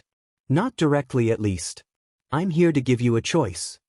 He joined his hands between his legs and raised his gaze to the horizon. A lone hand-shaped cloud was about to cover the sun. Or maybe he was just seeing what he wanted to see in a random cumulus. You see, Ida, I also think that killing Stain would be the right thing to do, he confessed. There wasn't the slightest hint of a smile on him now. I know it's not the most heroic thing to say. We're supposed to stand for saving everyone, and I really want to be someone that could even save villains from themselves. But there's only so much pain one can inflict on others and still remain redeemable, and the hero killer surpassed his quota long ago. Izuku let out a deep sigh. You may think this is being a bit out of character for me, I know. Sometimes I surprise myself. I try to think the best of people because I don't want to see the world in shades of black and white, but sometimes it's really hard to forgive and forget. He stopped, as if he had to think about what to say next, then turned his eyes to the ground and wore a small, sad, trembling smile. Like my father. He was killed by a villain too, you know? Ida audibly gasped. He took a moment to recollect himself before bowing lightly. Midoriya, my condolences, I didn't know. Don't worry, it's not something I talk about lightly. I haven't told anyone else yet, he murmured, letting his voice shake a bit. But see, I understand what you're going through, Ida. I really do. I know how much it hurts. How much you miss him. How it doesn't make any sense that someone as good as him could be gone when his killer is still out there. Now his fists were clenched too, and only a grain of it was mere theatrics. It's been years, but I haven't forgotten, and I haven't forgiven. If I could, I'd go out there and do what's right. He trembled with his breath, prolonging the suspense as his nails started to eat at his palms. But then I would be spitting on my father's grave. Fire breath hissed soothingly near the surface. Ida blinked, still missing the point. What? But you would be getting revenge for him dash. And by doing so I would be condemning myself. If I took a life as I am now, wouldn't I just be a criminal amongst a million others? Wouldn't I throw away his sacrifice, becoming the opposite of the hero he was when he saved my life? He shook his head and sniffed. No. I refuse to become a common thug or a monster. One destroyed my family, And turning into one myself wouldn't bring it back, wouldn't bring him back. Izuku raised his fist before his face, almost drawing blood as his nail found his palm. No. I will become a hero, like I was meant to be. I will train, and I will become strong enough to face my fears. And one day, when I find that criminal again, I'll be able to dispense the judgment he deserves. He met his friend's eyes again, letting his shine of the burgeoning tears. Because that's the point, Ida. You can't let Stain kill you too. I can fig dash, the other tried, going on the defensive, but Izuku didn't let him. You can't, he exclaimed, deadly serious. We're only first years, Ida. Barely fledglings. Your brother was an amazing hero, and he wasn't enough. Is your opinion of him really so low that you think you could do better? Ida's expression shattered like glass. No. Of course not. My brother is my inspiration. My goal. Then how the hell would you win where he couldn't? Listen to yourself. Stain is a monster and he's not an idiot. You'd only be throwing away the name Ingenium forever. Izuku took a moment to regain his breath, staring at Ida as air moved in and out. Then he let the tears start to flow as he looked away. Please, Ida. Just don't. Not now. Your family can't lose another son. We can't lose you. There is still so much more you will be able to do. Emiria. The teen struggled to form a sentence or to offer any real emotional support, his hands fumbling without ever touching the greenette. At this point, Ida was fighting with himself. Izuku had reawakened the boy's reasonable side, but the hate still raged too strongly to be simply quelled with words. All he had to do now was turn that fury to his advantage. Izuku sniffed again before, facing the other with a new expression. The tears had given way to a determined anger, one that mirrored Ida's own. Ida, I swear to you that, if you let go of this now, I will do everything I can do to help you take down Stain when we're ready. Everything. And when the day comes, I won't stop you from doing what needs to be done. His gaze was pure, unquestionable steel as he slowly raised his hand, placing it between them. His final offer, Ida's, take it or leave it. If he did, he would be Izuku's forever. If he didn't, well, he would be the first one to pay homage at his grave. Ida lowered his face as he stared and stared. Seconds passed, then a full minute. A heavy gulp preceded shaky breath and trembling lips. A drop fell from the tall teen's face, quickly followed by a second and a third. Finally, the stoic fell. Ida's hand grasped Izuku's as he moved closer, his head landing on the smaller boy's shoulder as the drops became a stream. Sobs and hiccups, so very unfitting for the robotic hero trainee, began to fill the silence. 3 days of bottled-up pain began to show in earnest and, for once, Ida Tenya was a normal kid. Izuku shifted slightly, ignoring the uncomfortable positioning to offer whatever comfort he could. He kept Ida close, slowly whispering to his friends as his mother had once done for him. Now Ida Tenya was his, and Izuku Midoriya took care of his own. Traveling. Moving from one place to another, especially to perform or while working, etc. Izuku wasn't used to traveling. As a young child, he didn't get chances to travel often. His mom was easily affected by motion sickness, the heavy kind. It wouldn't have been the best condition to take care of a child. His father, on the other hand, was always traveling for work.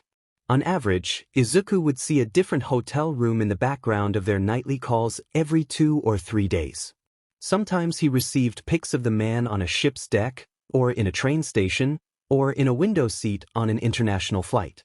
Izuku always liked to receive those tiny fractions of his father's everyday life. It made him feel better, if only for a little while. Whenever the man got back, Izuku and his mom would be waiting for him at the airport or at the station. Not once had they missed a chance to reunite ever so slightly earlier. If they had let him take a taxi every once in a while, no, just that day would have sufficed.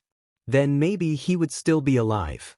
As she sat on her suitcase with her back supported by a concrete pillar, Ashido yawned, mouth open for the world to see. Uraraka followed suit, but managed to collect enough self-awareness despite her sleepiness to follow basic etiquette.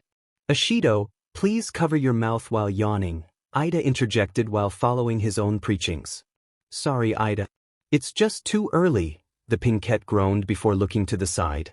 Come on, it's just 7 a.m.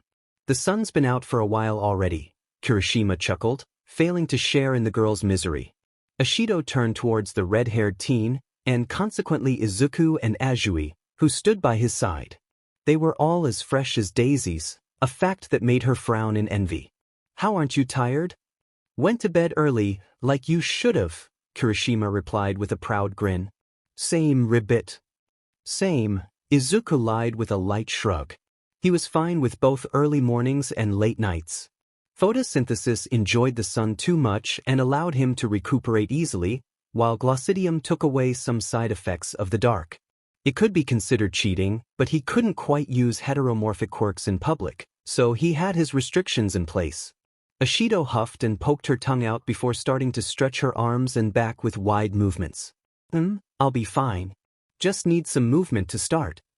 Or you could sleep on the train, Ribbit, Azui proposed. Ashido deflated. I won't get to. Miss Midnight's just gonna come get me with Mr. Aizawa and bring me somewhere in Mizudafu. At least your journey won't be long. Uraraka tried to cheer her up with some of her positivism. I'm sure you will be able to get to work earlier than any of us, Ida added, with a pensive expression.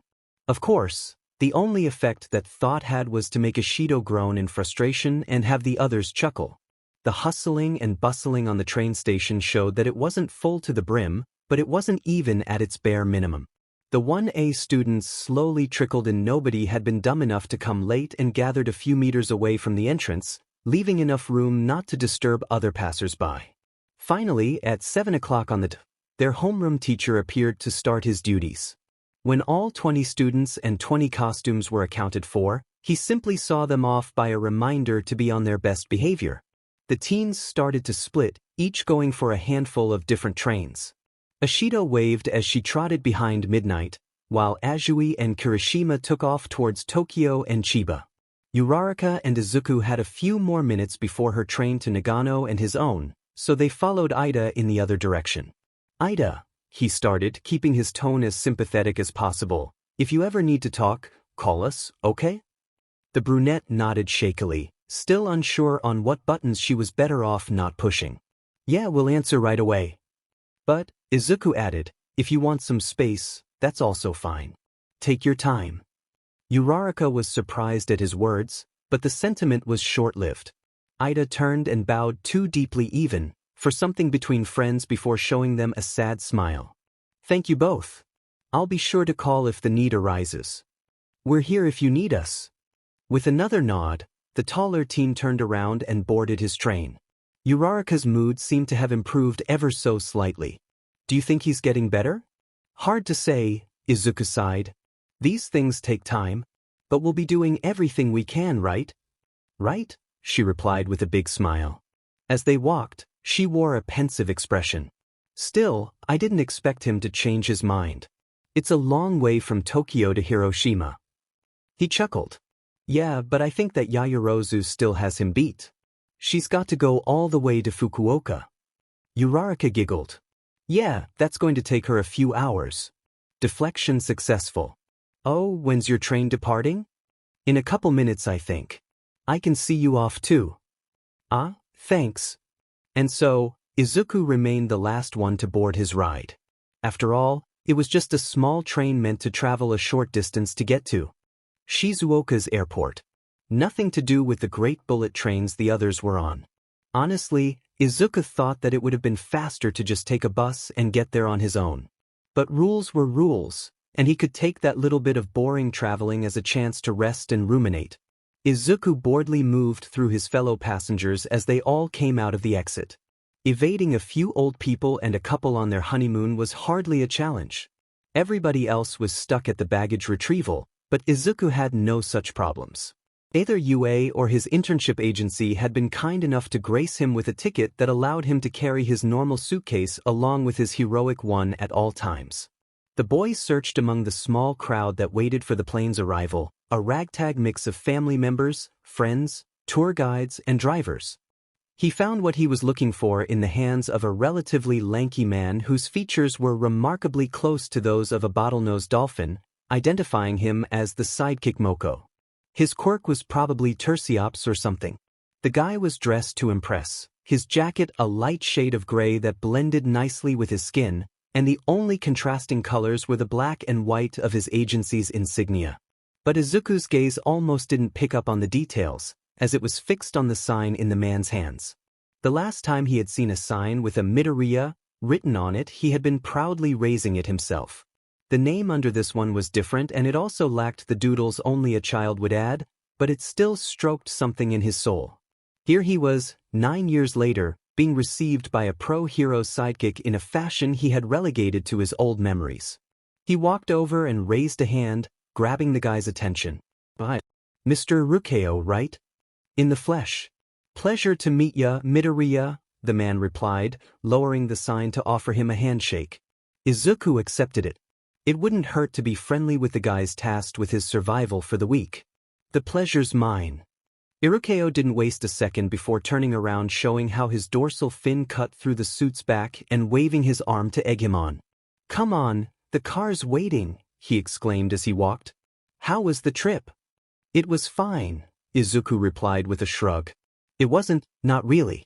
The guy at his check-in had looked at his documents, in particular the quirk, none, status, and had looked at Izuku like he was some kind of sideshow. The more he witnessed the reactions of public servants and the like at his baseline status, the more he believed that theory about inflated or faulty numbers in the last census. How else could a 20% feel like 0.0000008% so often? Though Izuku knew that he himself was proof of how easy it was to meddle with or lie to the system, so making that sort of chance was bound to be even easier from the inside. Still, this wasn't the time to spit out his resentment. "It's been a while since I last traveled, so I guess I feel a bit off balance after coming down that plane." "Sorry to hear that. Shaky skies, never liked 'em," the sidekick chuckled. "That's why I usually go by boat whenever I've got to go back to the mainland. But yours was a special case. We couldn't let you waste an entire day just on the trip." "I'm very grateful, Mr. Irukeo," he said, bowing ever so slightly just before entering the car. "Come on, none of that. There's no need for all that stuff. I'd much rather keep things light and informal. Just do away with the Mr. and call me Irukeo or just Moko."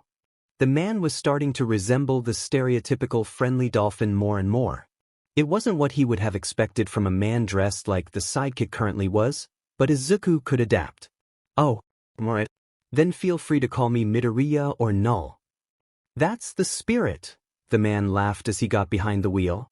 "I remember being in your shoes like it was yesterday, and back then I just wanted for someone to speak my language." Bold of him to assume that light and informal was Izuku's language. But is it fine to continue inside of the agency? I wouldn't want to slip up on my first day." "Oh, nonsense. The boss is the one that came up with the idea in the first place, so I'm sure he'll give you permission to go informal as soon as you meet. He's just that kind of guy." Really? The boss really cares. Makes us feel like family every day. And don't let his tough exterior fool you, he's just very good at playing the bad cop," he ended with a wink. Izuku smiled back, chuckling sheepishly at the thought. So the rumors weren't so wrong after all, he mused. Between the small talk and short distance they had to travel, their car trip soon came to an end. Izuku followed his guide towards the largest building in sight, just by the shore. It was the kind of modern building that managed to fit an enormous structure in a natural environment and make the onlookers feel like it wasn't too out of place, not the furthest thing from an eco-monster, but not an eyesore either. Between a relatively small parking lot kept away from the seaside, the tall glass windows, and the stone paths that reminded him of more traditional structures, the place was a fascinating piece of architecture. Another thing that didn't feel out of place was the high number of visitors that trickled in and out of the building. Seeing that they were still within the country's high season for tourism, and that this place combined the love for nature and sea life and the appeal of a high-ranking hero in one spot, the influx was to be expected. Many eyes followed them as they skipped the queue at the entrance, but the number of envious glares was easily trampled by the looks of admiration at the out-of-costume sidekick. The way Irukeo happily saluted the public made Izuku see why he'd chosen to forego any side entrance. Some of the interest even fell on him, with people exchanging hushed words about UA's sports festival. It wasn't a terrible feeling, but something that warranted comparison. He was used to being pointed at, but with scorn and ridicule instead of curiosity and wonder. It wasn't a sign of their good heart though.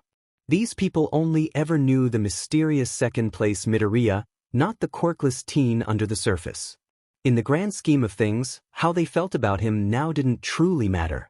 The dolphin man stopped by the reception to check in, giving the three behind-the-desk dog, mouse, and butterfly heteromorphs a moment to confirm Izuku's identity through his UA card, before proceeding to guide Izuku further in, to the authorized workers-only area.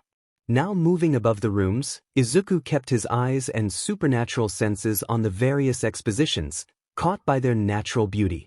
The aquarium's corridors weren't full to the brim nor chaotic, perhaps thanks to its wide spaces and well-thought-out layout, but it still felt very lively. Many small children on their school trips stood amazed before the tanks, gazing at fishes of every color. Somewhere else somebody was clapping along with a seal, making more kids giggle. A man squealed, surprised by the sudden movements of a Galiocerdo Cuvier, commonly known as tiger shark. A couple gazed at a large, complex, stunning coral reef that brimmed with life, the woman reading to her partner how the whole thing was a Quirk-made reproduction meant to conserve endangered species. A hero's work doesn't stop in the field, as that's only a small part of it. Our duty includes forwarding positive messages to whomever may need to hear them, and conserving what's at risk, be it human or otherwise. Izuku mentally reminded himself of the local hero's quote. There was surely something beautiful in that, and worthy of respect. The visitors' noise disappeared only when they finally entered the separated area that housed the hero agency, leaving only the quiet sound of their steps and the low hum of air conditioning.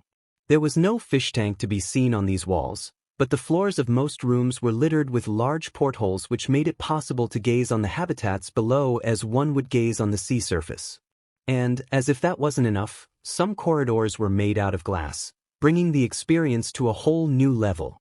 Irukeo greeted every single one of his co-workers they passed by name and with a toothy smile, just as he had anticipated he would. The agency was big, which was perfectly in line with the amount of workers it could house. If the numbers presented during the hero's last interview on Hero Today were still valid, it would mean at least 20 to 25 sidekicks, and about half as many office workers.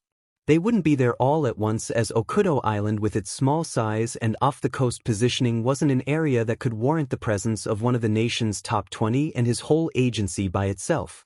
No, the hero and his sidekicks would travel all over Japan's shores, working wherever their services were required, from Hokkaido to Okinawa. The number of coastal cities that entrusted their safety to the aquarium agency had reached the double digits, and if that wasn't a point of pride, Izuku didn't know what else would qualify. Here we are, Irukeo announced as they entered a room that no worthwhile hero agency could do without the gym. Hey boss. The place was almost empty, save for one lone figure towards the center of the room. No, the figures were two. At first glance, his mind had just wrongly assumed that he was seeing a woman standing before a black training machine, but it was no such thing. The woman was standing, yes, but only because she was spotting the man on the bench, who was partially hidden behind a punching bag. Hearing them come in, the weightlifter did another 4 repetitions of the 800 kilograms in his hands to finish his set before putting down the bar. The bench squeaked ever so slightly as he started to raise himself up. He was, in a word, terrifying.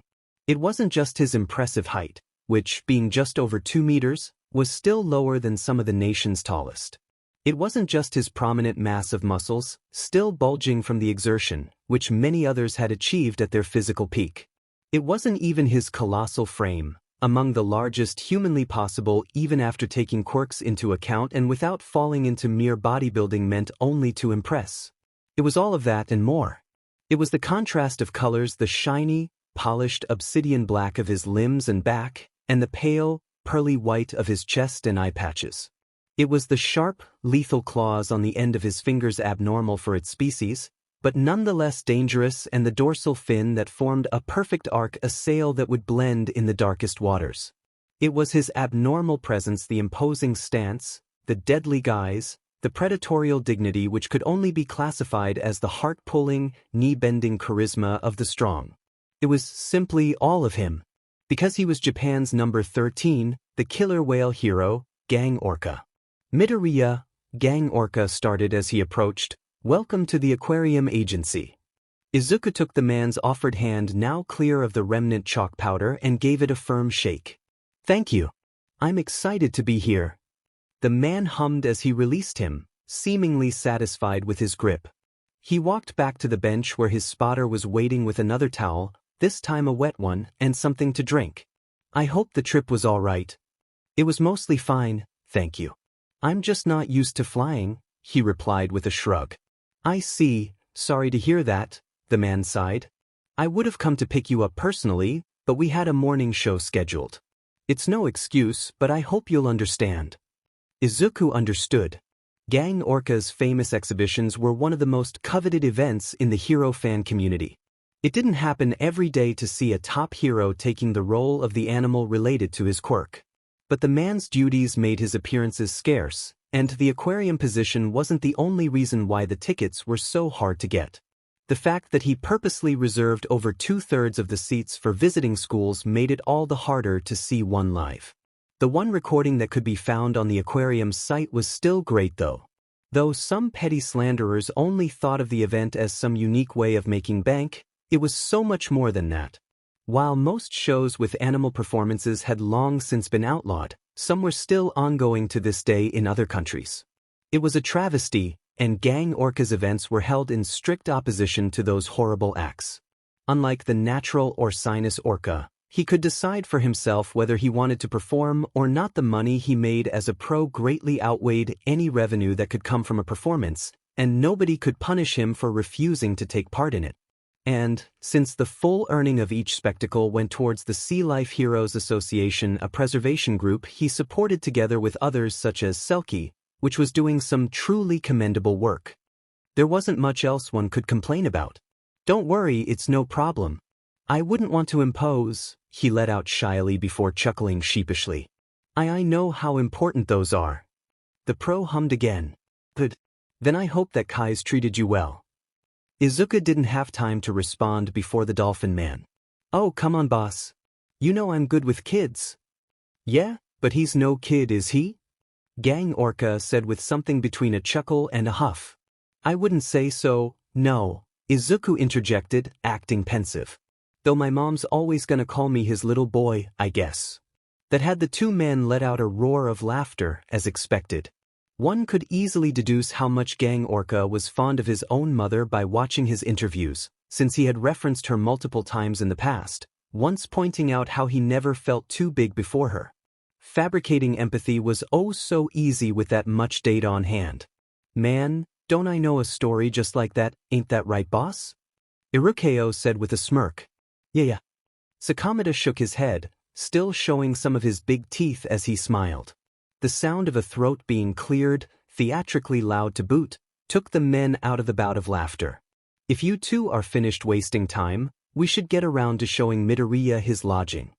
They turned to see the spotter Gray Sea, another sidekick, as she stepped between the men, becoming almost comically outmatched when it came to height. She was covered in short, thick, dusty gray fur which, along with the black nose and short whiskers, told Izuku that her quirk was probably something close to Arctocephalus. If her yellowish-silver hair was any indication, it was likely the Guadalupe variant of the fur seal. Maybe she was related to Selkie in some way. Despite the fact that she was the shortest occupant of the room and technically a prey of the orca in the natural world, both the sidekick and the hero complied without a second's hesitation. "Why yeah. Sure." Anybody who could exert that sort of command on their superior was worthy of some respect. Izuku liked her already. "Hey, I'm Erasure, nice to meet you." As he stammered with a "likewise," the woman was already on her way out. "Let's go before we waste the whole day here." The dolphin man followed with a chuckle, while Gang Orca went for a sigh. "Sorry about that. Erasure can be curt, but she's good at getting shit done." Not even censoring curses now? Not bad." Izuku shook his head with a small smile. "It's fine. Sometimes that's just the best way to do things." "It sure is," The man nodded. Come on. Let's get your things in your room, and then we'll have you show us what you can do. Oh, his hands were itching in expectation. Turns out, training with Gang Orca's gang meant as positively as the term could ever be used was no walk in the park. Apparently Izuku was just working towards the daily quota of training that each sidekick of the agency was highly suggested to complete, but it was probably some of the most peculiar workouts he had ever seen. What really felt unique about it was how it felt perfect for Gang Orca's group. If weightlifting and running could be found in practically every hero's book, the same couldn't be said about swimming in an Olympic pool for more than an hour. Know how to swim? Erasure asked, pointing at the water with her notepad. His nod was the only confirmation she needed before pushing him inside the cold water. He tasted salt in his tongue, just another peculiarity to add to the list. Give me 8 laps to warm up, the style's up to you. Then those laps quickly grew to 12, 20, 30, 38, 42, and 44. He had to switch styles: front crawl, backstroke, breaststroke, butterfly, side stroke, trudgeon, and more unusual ones often. First every couple laps, then every time he was asked to. Doing each test back-to-back was hard, especially after completing all the exercises he had on land. But he hadn't seen anything yet, as the harshest part only truly started when they threw artificial waves into the mix.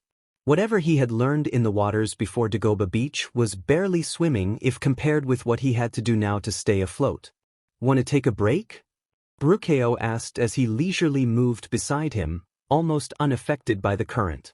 I'm good, Izuku responded between breaths, keeping his whole body moving. With about a dozen people around, Izuku knew that it wasn't the time to show weakness. He would complete that DMN course to the last slide. You sure? Meeting the quota isn't required, just a suggestion, you know? Maybe it wasn't, but why would he be the one willing to skip? I'm sure, he stated as he started to imitate the movements of another sidekick, a crocodile heteromorph whose body structure was more similar to his own. He would later learn that the interesting combination was called combat side slide. Izuku could feel that they expected him to give up. He accepted that he had grossly underestimated just how much his endurance would be put to the test, but they would have to accept that it would take more than some cold water and some magnified tidal waves to break him.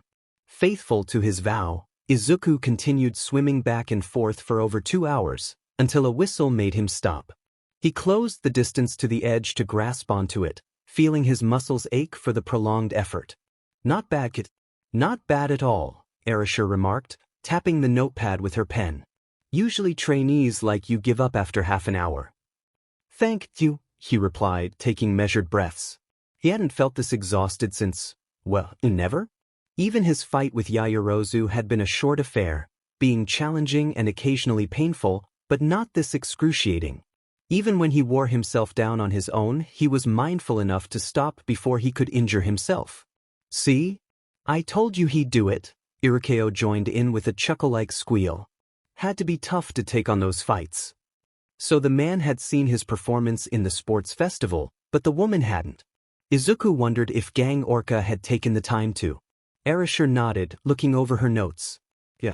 He's made some good times for a beginner. Way better than that second year we got from Shiketsu last time. Come on, you can't blame the guy that much. He was practically a walking bag of stones. Sorry, Izuku interrupted the exchange. Should I come out or? Oh yeah, of course, the dolphin man exclaimed before kneeling by the edge and offering him a hand. Come on, time for supper?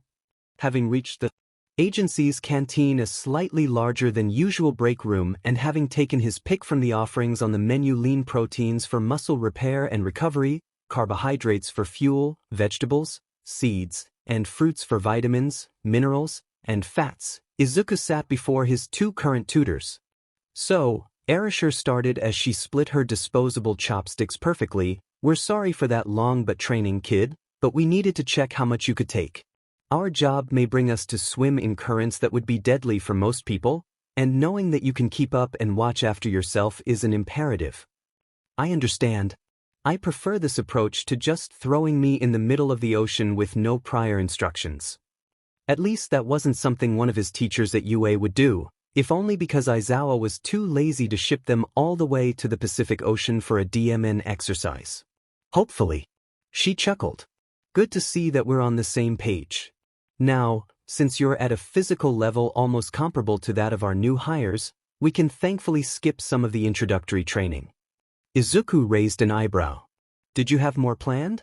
A whole lot. Irukeo responded after gulping a shrimp. Yes, the woman nodded. But changing the schedule won't be hard. You're not the first to endure the whole thing. Well, that was just a gratuitous blow to his pride. But you are the first non-heteromorph to do it on the first try, the other said with a grin and a wink. Erasure glared at her colleague before shaking her head. What Moko here is saying is that the course wasn't designed to be easy to clear without a lot of training or Quirk-granted talent. So that was how the pieces fit together. The course was absurdly complex for a student like him, but even most young sidekicks wouldn't fare much better, unless they had a natural advantage. For example, someone like Azui would get through without a hitch. The harshness of some parts of the course could be easily explained when taking into account that most of those that tried it could swim as well as actual fishes. But Izuku wasn't a fish. He had no intentions to become one for the time being, and he had still done it with just a little energy to spare. Since you clearly don't fall in the second category, the woman continued, it means that you're well above average, at least physically speaking. That's something to be proud of. Thank you, he said, looking down and smiling sheepishly. I always knew that I'd have to go the extra mile to show my worth. But it's nice to see it recognized. Gray C nodded again, showing a small, understanding smile. And we get it, kid. Life can be a beach and people can be worse. Gray, don't pull him down to your level of depression, the dolphin man said, elbowing her jokingly. Better than your shitty optimism, she replied with a huff before taking a bite out of her squid. Anyway, you're in good company here, kid. We might be advantaged because we've got some extra organ, some fur, or a couple of fins, but in the end we're all people who worked their butts off to get where we are now. Boss wouldn't settle for anything less, Irukeo nodded, grinning contently. Quite the praise, but will he actually hold up? Izuku didn't get a chance to actually work with Gang Orca before his third day, after Erasure officially declared him ready to take part in any patrol the hero could take, be it on land or otherwise. Irukeo had just dubbed the whole ordeal of grueling exercises as getting his seaworthy stamp, giving him a sticker from the aquarium gift shop that had a cartoonish dolphin giving him a thumbs up. It made him snort. Despite how one could let their imagination run rampant and picture the wildest events, Izuku's first patrol with the number 13 hero wasn't that much of an extravagant experience. Okudo Island wasn't that big, barely over 60 square kilometers, and most of its territory was covered by either lush forest, black, sandy beaches, or the peaks that led to the volcanic calderas. The same could be said about its population, barely above 8,000 inhabitants, which was mostly focused on running the local resorts and ryokans or going out fishing. It was hardly a everybody knows everybody else kind of situation, but it was safe to say that most people around had lived there all their life. But what was even safer to say was that everybody knew and loved their local hero. Gang Orca was probably the only celebrity in 1,000 miles radius, if you didn't count his sidekicks, but it clearly wasn't just about fame. The citizens went above and beyond to show how much they appreciated his presence. The number of greetings they received in the span of a few hours almost reached triple digits, or more if you counted as multiple instances the repeated yells of children when they passed by the primary school.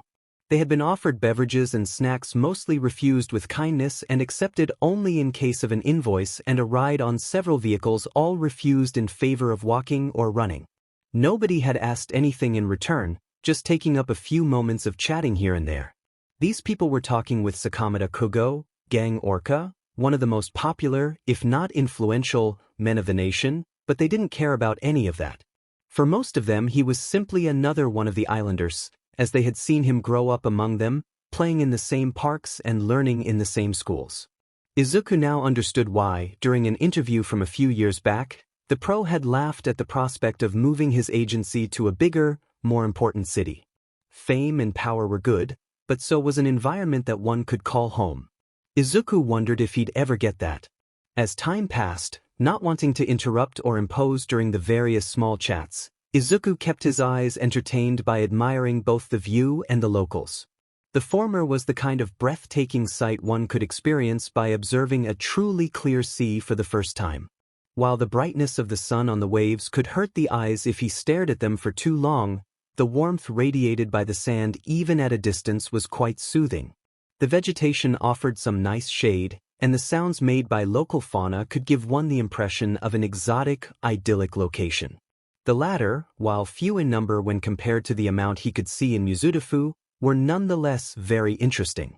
Out of the 874 people he had counted since they had left the aquarium, 830 were full-body heteromorphs, and another 40 had smaller signs of limited, one-piece-only mutations. In comparison, he could count the baseline, non-heteromorph humans on the fingers of one hand. 4.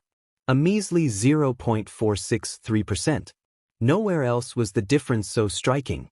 The national percentage was heavily in disfavor of the heteromorphs, with them occupying just above a third of the current population and mostly residing in cities.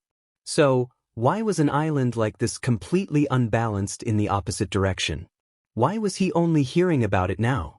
And he couldn't help but wonder, how did their current status affect quirkism in the population? Izuku made his thoughts known to the man after they had left the middle of the town for the reprieve of the path that led to the furthest, most private inns. They really like you a lot, don't they? Gang Orca hummed in response. It comes with the job. Does it though? Most cities have heroes at every corner, and they only become relevant when they're actually solving a problem in real time, he thought. Huh, he let out instead. Something the matter? Sorry.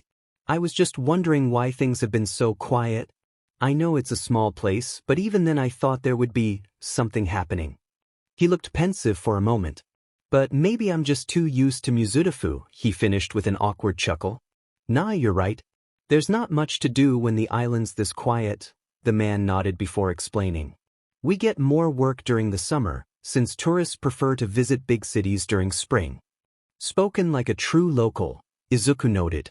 There's the occasional petty thief trying to prey on the visitors, as they carry more money. Relieving them of the weight of a fell-wed wallet or of a nice-looking suitcase is easier than breaking into homes. He then huffed annoyedly. But only a few actually use their quirks instead of simple sleight of hand, so it's not really in our jurisdiction. We'll catch them anyway when we see them, of course, but it's just a favor we're doing to the police. So there aren't that many cases of villainy here either, he stated the obvious. Comes with the territory, the man huffed. This isn't Tokyo. Getting a villain a day among over 15 million citizens is common. Among a few thousands? Not so much. I see. With no real villain around and no natural threats on the horizon, the presence of a hero seemed almost superfluous here. And it's fine to take it easy every once in a while, the hero continued.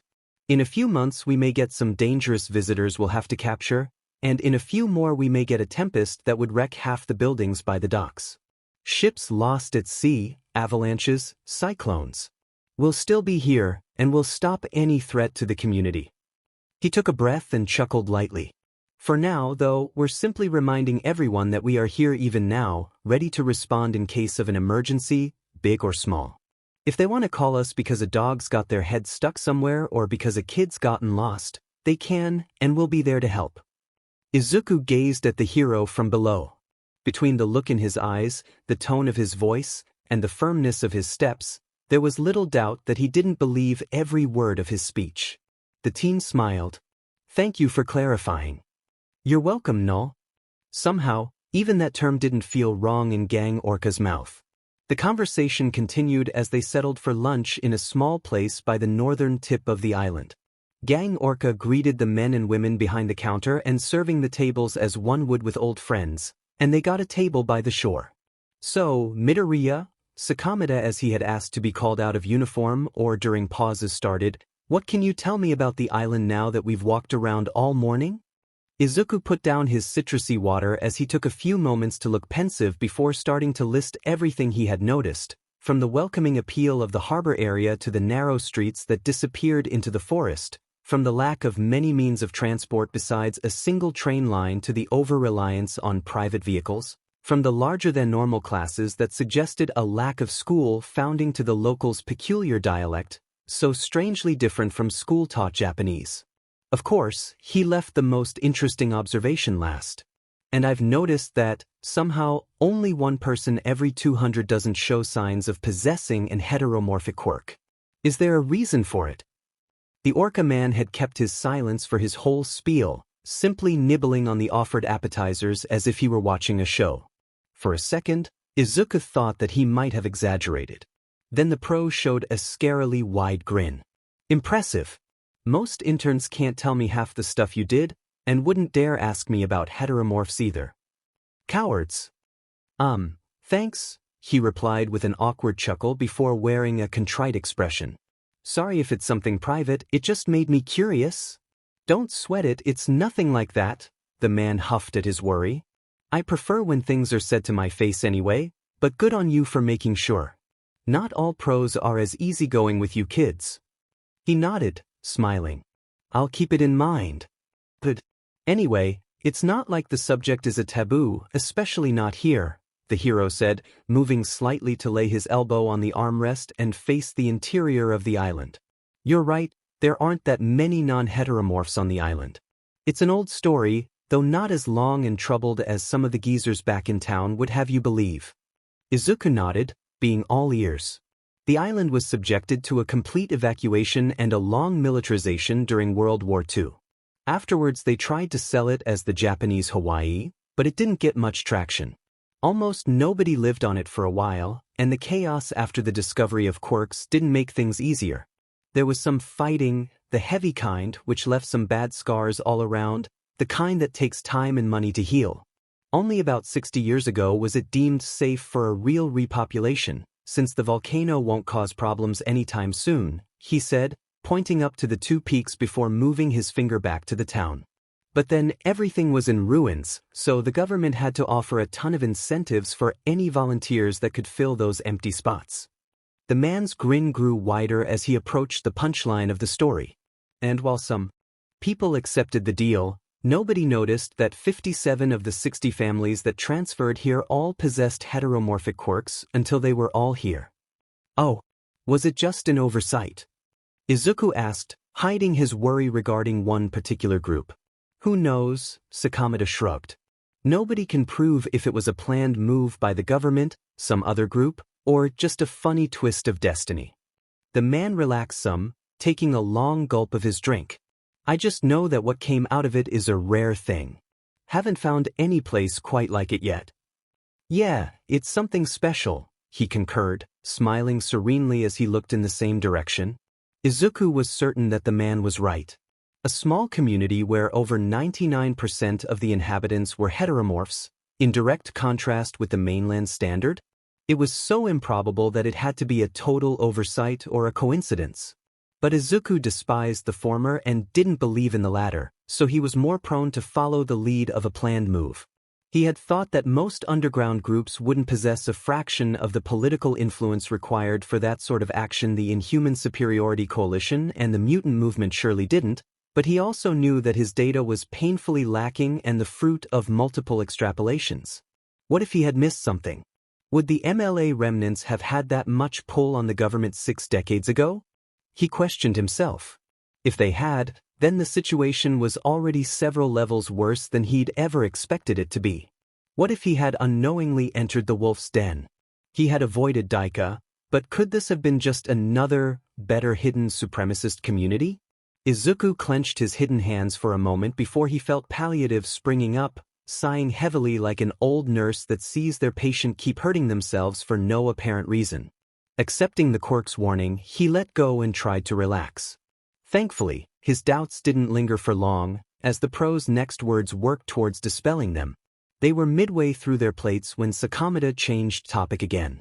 Midoriya, do you know why I picked you? Izuku widened his eyes, surprised by the sudden question. He hadn't expected the man to be this blunt. If he didn't know better, taking only Sakamata and Azui as a test sample, he could have thought that all heteromorphs shared that peculiarity. I have a theory. Gang Orca hummed, keeping his eyes moving from the plate to the horizon and back. Walk me through it. Izuku didn't move to look at the hero, looking ahead as well as he gave himself just enough time to take a breath. I think it's related to a few things, he started. I once heard in an interview that you like strong people and open water swimming. While I can't do much about the latter, I don't think it's boasting to say that one day I will be counted among the former. I'm not as strong as you or as your sidekicks now, but I'm just a student. I didn't win the sports festival, but I ended up on the podium by fighting my way through the entire thing with tooth and nail. I imagine Irukeo told you about my fights. I watched all of them myself, the other countered. Oh. Izuku didn't have to act surprised for that. He would have expected most of the pros to stick with second and third years, the ones with fresh provisional hero licenses. How were they? Not as lacking as many of your peers, Sakamata offered, his tone neutral. Thank you. But you're not the best of your year. For now and only on paper. Izuku let out a sigh. I know. The man huffed. What else? The teen looked down at his interlaced fingers. I think that your pick has something to do with my quirk status. I imagine that you and every hero that requested it had access to that part of my data. What makes you say that? I can't think of another reason why I would only get 3 offers despite coming second, he confessed, keeping his expression blank. A perfect mask of resignation. Sakamata grumbled hard. I thought something like that would be the case. A bunch of goddamn morons. Once again, Izuku's eyes went wide for the shortest second. He could hear the chopsticks between the orca's fingers getting closer to their snapping point. He could see the primal anger in the man's expression, something worthy of the third-ranked hero that looks most like a villain of the last decade. Then the man exhaled, returning to his previous expression and to facing him. He gobbled a piece of tuna sushi before resuming. You're right on both accounts, Sakamata admitted. Don't let it go to your head, Izuku nodded as one would before such an admonition. But I do think you've got potential. A potential that should be nurtured with an internship worthy of the name.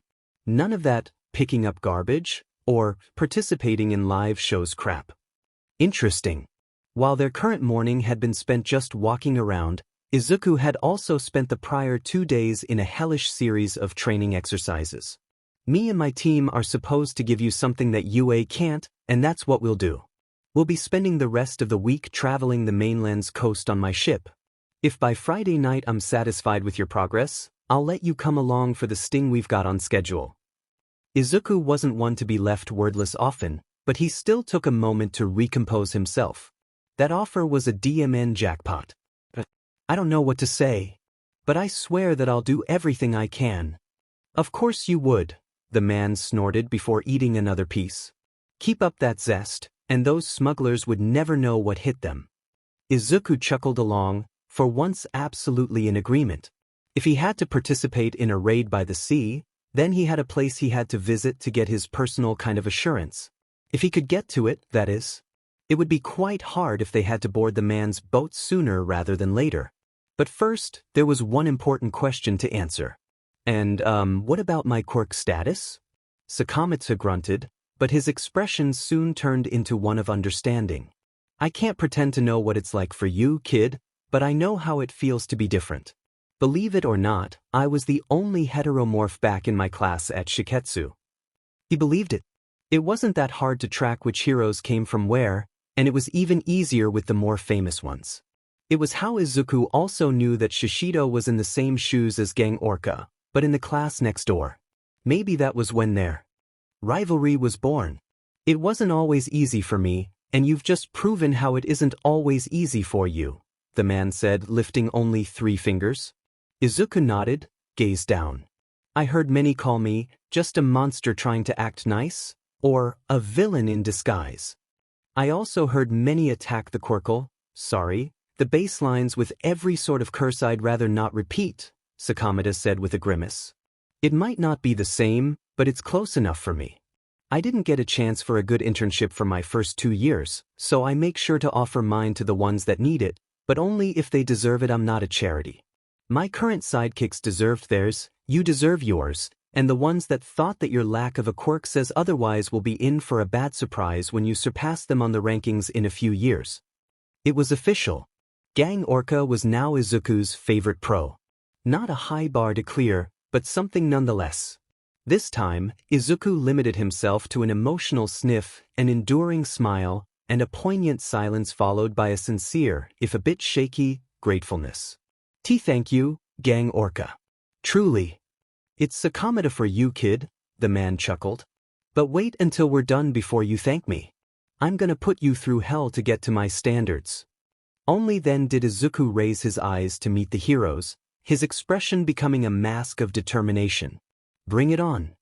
It was Friday night, the hour hand of the clock slowly approaching 9. The sea was calm, the temperature was cool, and a light breeze made the ship's flags flutter gently. Standing over to the side as he waited, Izuku enjoyed a moment of respite. With his elbows on the parapet and his gaze on the foam of their tray, he thought. After 2 days of navigation and little operations along the coast, Gang Orca's ship, the Isana, was now approaching Tokyo's bay. They hadn't been easy days. As promised, the hero and his sidekicks had done their very best to put him through the ringer, getting him to take part in as many jobs as he possibly could, be it day or night. Helping stalled ships back to port and learning a dozen knots on the fly was one thing. Weathering currents and diving in ink-black waters was another. Of course, Izuku was always relatively safe. How could he not be when surrounded by so many sea-specialized heteromorphs? But a few exercises had almost made him reach the point of no return. But he hadn't used his power once, if not in the safety of a bathroom, so he was still fine. It wasn't like using his power would have done him much good either. His hope of getting something useful from Okudo Island had been shattered with their departure, as he hadn't been able to make the trip he wanted to. Too many cameras around, too long of a distance, too little time to plan, too risky overall. Maybe with a day or two more he could have found an opening, but considering the state of almost complete exhaustion and constant watch he found himself in, there wasn't much he could have done. He would have to go back there on a personal trip. For now, he had to settle for his arsenal, and not a quirk more. Midoriya! Hirukeo yelled from behind him, a smile in his voice. Boss calling you too. Izuku let himself smile too. He was entitled to some pride, after all. Getting invited to sit among Gang Orca's sidekicks in the main room of the lower deck wasn't something that happened every day, especially when it meant joining those same people in the operation that would take place in a few hours. Taking a post between Hirukeo and Erasure, Izuku listened intently as Gang Orca explained the results of their investigation-relevant data of a particularly secretive half-foreign, half-Japanese smuggling ring and the recent discoveries made by the Oki Mariner crew, their current location and soon-to-be last exchange spot, a warehouse in a secluded section of the harbor. The running theory is that they might be smuggling weapons, which makes things more complicated. Criminals rarely give up just because they're asked to, and I speak from experience when I say that this kind won't go down easily. Even if we've got the warehouse surrounded and enough manpower to force our way in, these guys will feel invincible as long as they have ammunition. While that's untrue, that won't stop them from trying to shower us with lead. A low mix of growls and grunts echoed in the room. Even heteromorphs weren't immune to gunfire, superhuman bodies or not. I know, it's not in my bucket list either, the man huffed, easing the tension. So, we've come up with a simple plan to make things easier for us. We know how the warehouse is structured. The place is big, but there aren't that many spaces where they might keep their illegal junk before it's transported or after it's unloaded. We'll send in 3 teams, 1 from each direction bar the sea. Once they are in and have gotten hold of the goods, making sure that the smugglers won't have easy access to the stuff, we'll break in and take them down. In case of an emergency we'll just rush in, but I trust it won't come to that. The sidekicks nodded, agreeing with the idea. Izuku thought that they could have done worse. It was a risk, but a calculated one, if they sent in someone capable or at least able to hold their own until the cavalry arrived. Alright, as far as teams go, Gang Orca's eyes moved between his agency's members. Dalek, Eshel, and Brush will be going in from the north. Inky, Deadvillefish, and Tsubo, UB got the west. No, Izuku straightened up ever so slightly from his already straight pose at his name. You'll be with Grey Sea and Moko on the east side. Izuku blinked. Well, wasn't this exciting and more than seeing the action from afar? He had imagined that he'd get to participate in some small way, but the thought of getting some on-field experience by going headfirst into the lion's den was much more palatable.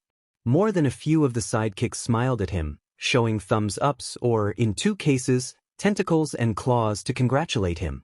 "You two, you know the drill." "Sure do," the dolphin man chuckled. "Of course," the seal woman replied. "Perfect. Kid, I trust you to listen to their every order, all right?" Izuku showed a shaky nod before steadying himself. "Wise. Thank you for this opportunity." "You've earned it," Gang Orca snorted before turning back. "Now, here's what we know about the smugglers themselves." The smuggler's warehouse was just one of the hundreds that littered the shoreline of Tokyo's harbor, each wide enough to comfortably fit inside a whole baseball. There were fences between different properties and checkpoints that separated the port area from the rest of the city, but they couldn't fully trust their effectiveness, given how easily the criminals had eluded their controls for months. What the agency and, more importantly, the law enforcement units that were collaborating with it could do was subtly evacuate most of the surrounding buildings, as to avoid unwanted interference or risk damages to bystanders. So, as Izuku and his 2 collaborators/trainers/guardians approached the Den of Sin, they found no lingering eyes on them but the ones of the policemen disguised as workers. They proceed with due caution, something not unwelcome but perhaps brought to unnecessary levels, in Izuku's mind. It was already night and the visibility was at the lowest it could have possibly been. Anybody without a quirk to enhance their eyesight or other senses would have been lucky to see anybody moving anywhere that wasn't the few street lamps around the main road. His suppositions proved to be correct as they stopped to study the side of the building they'd been assigned to.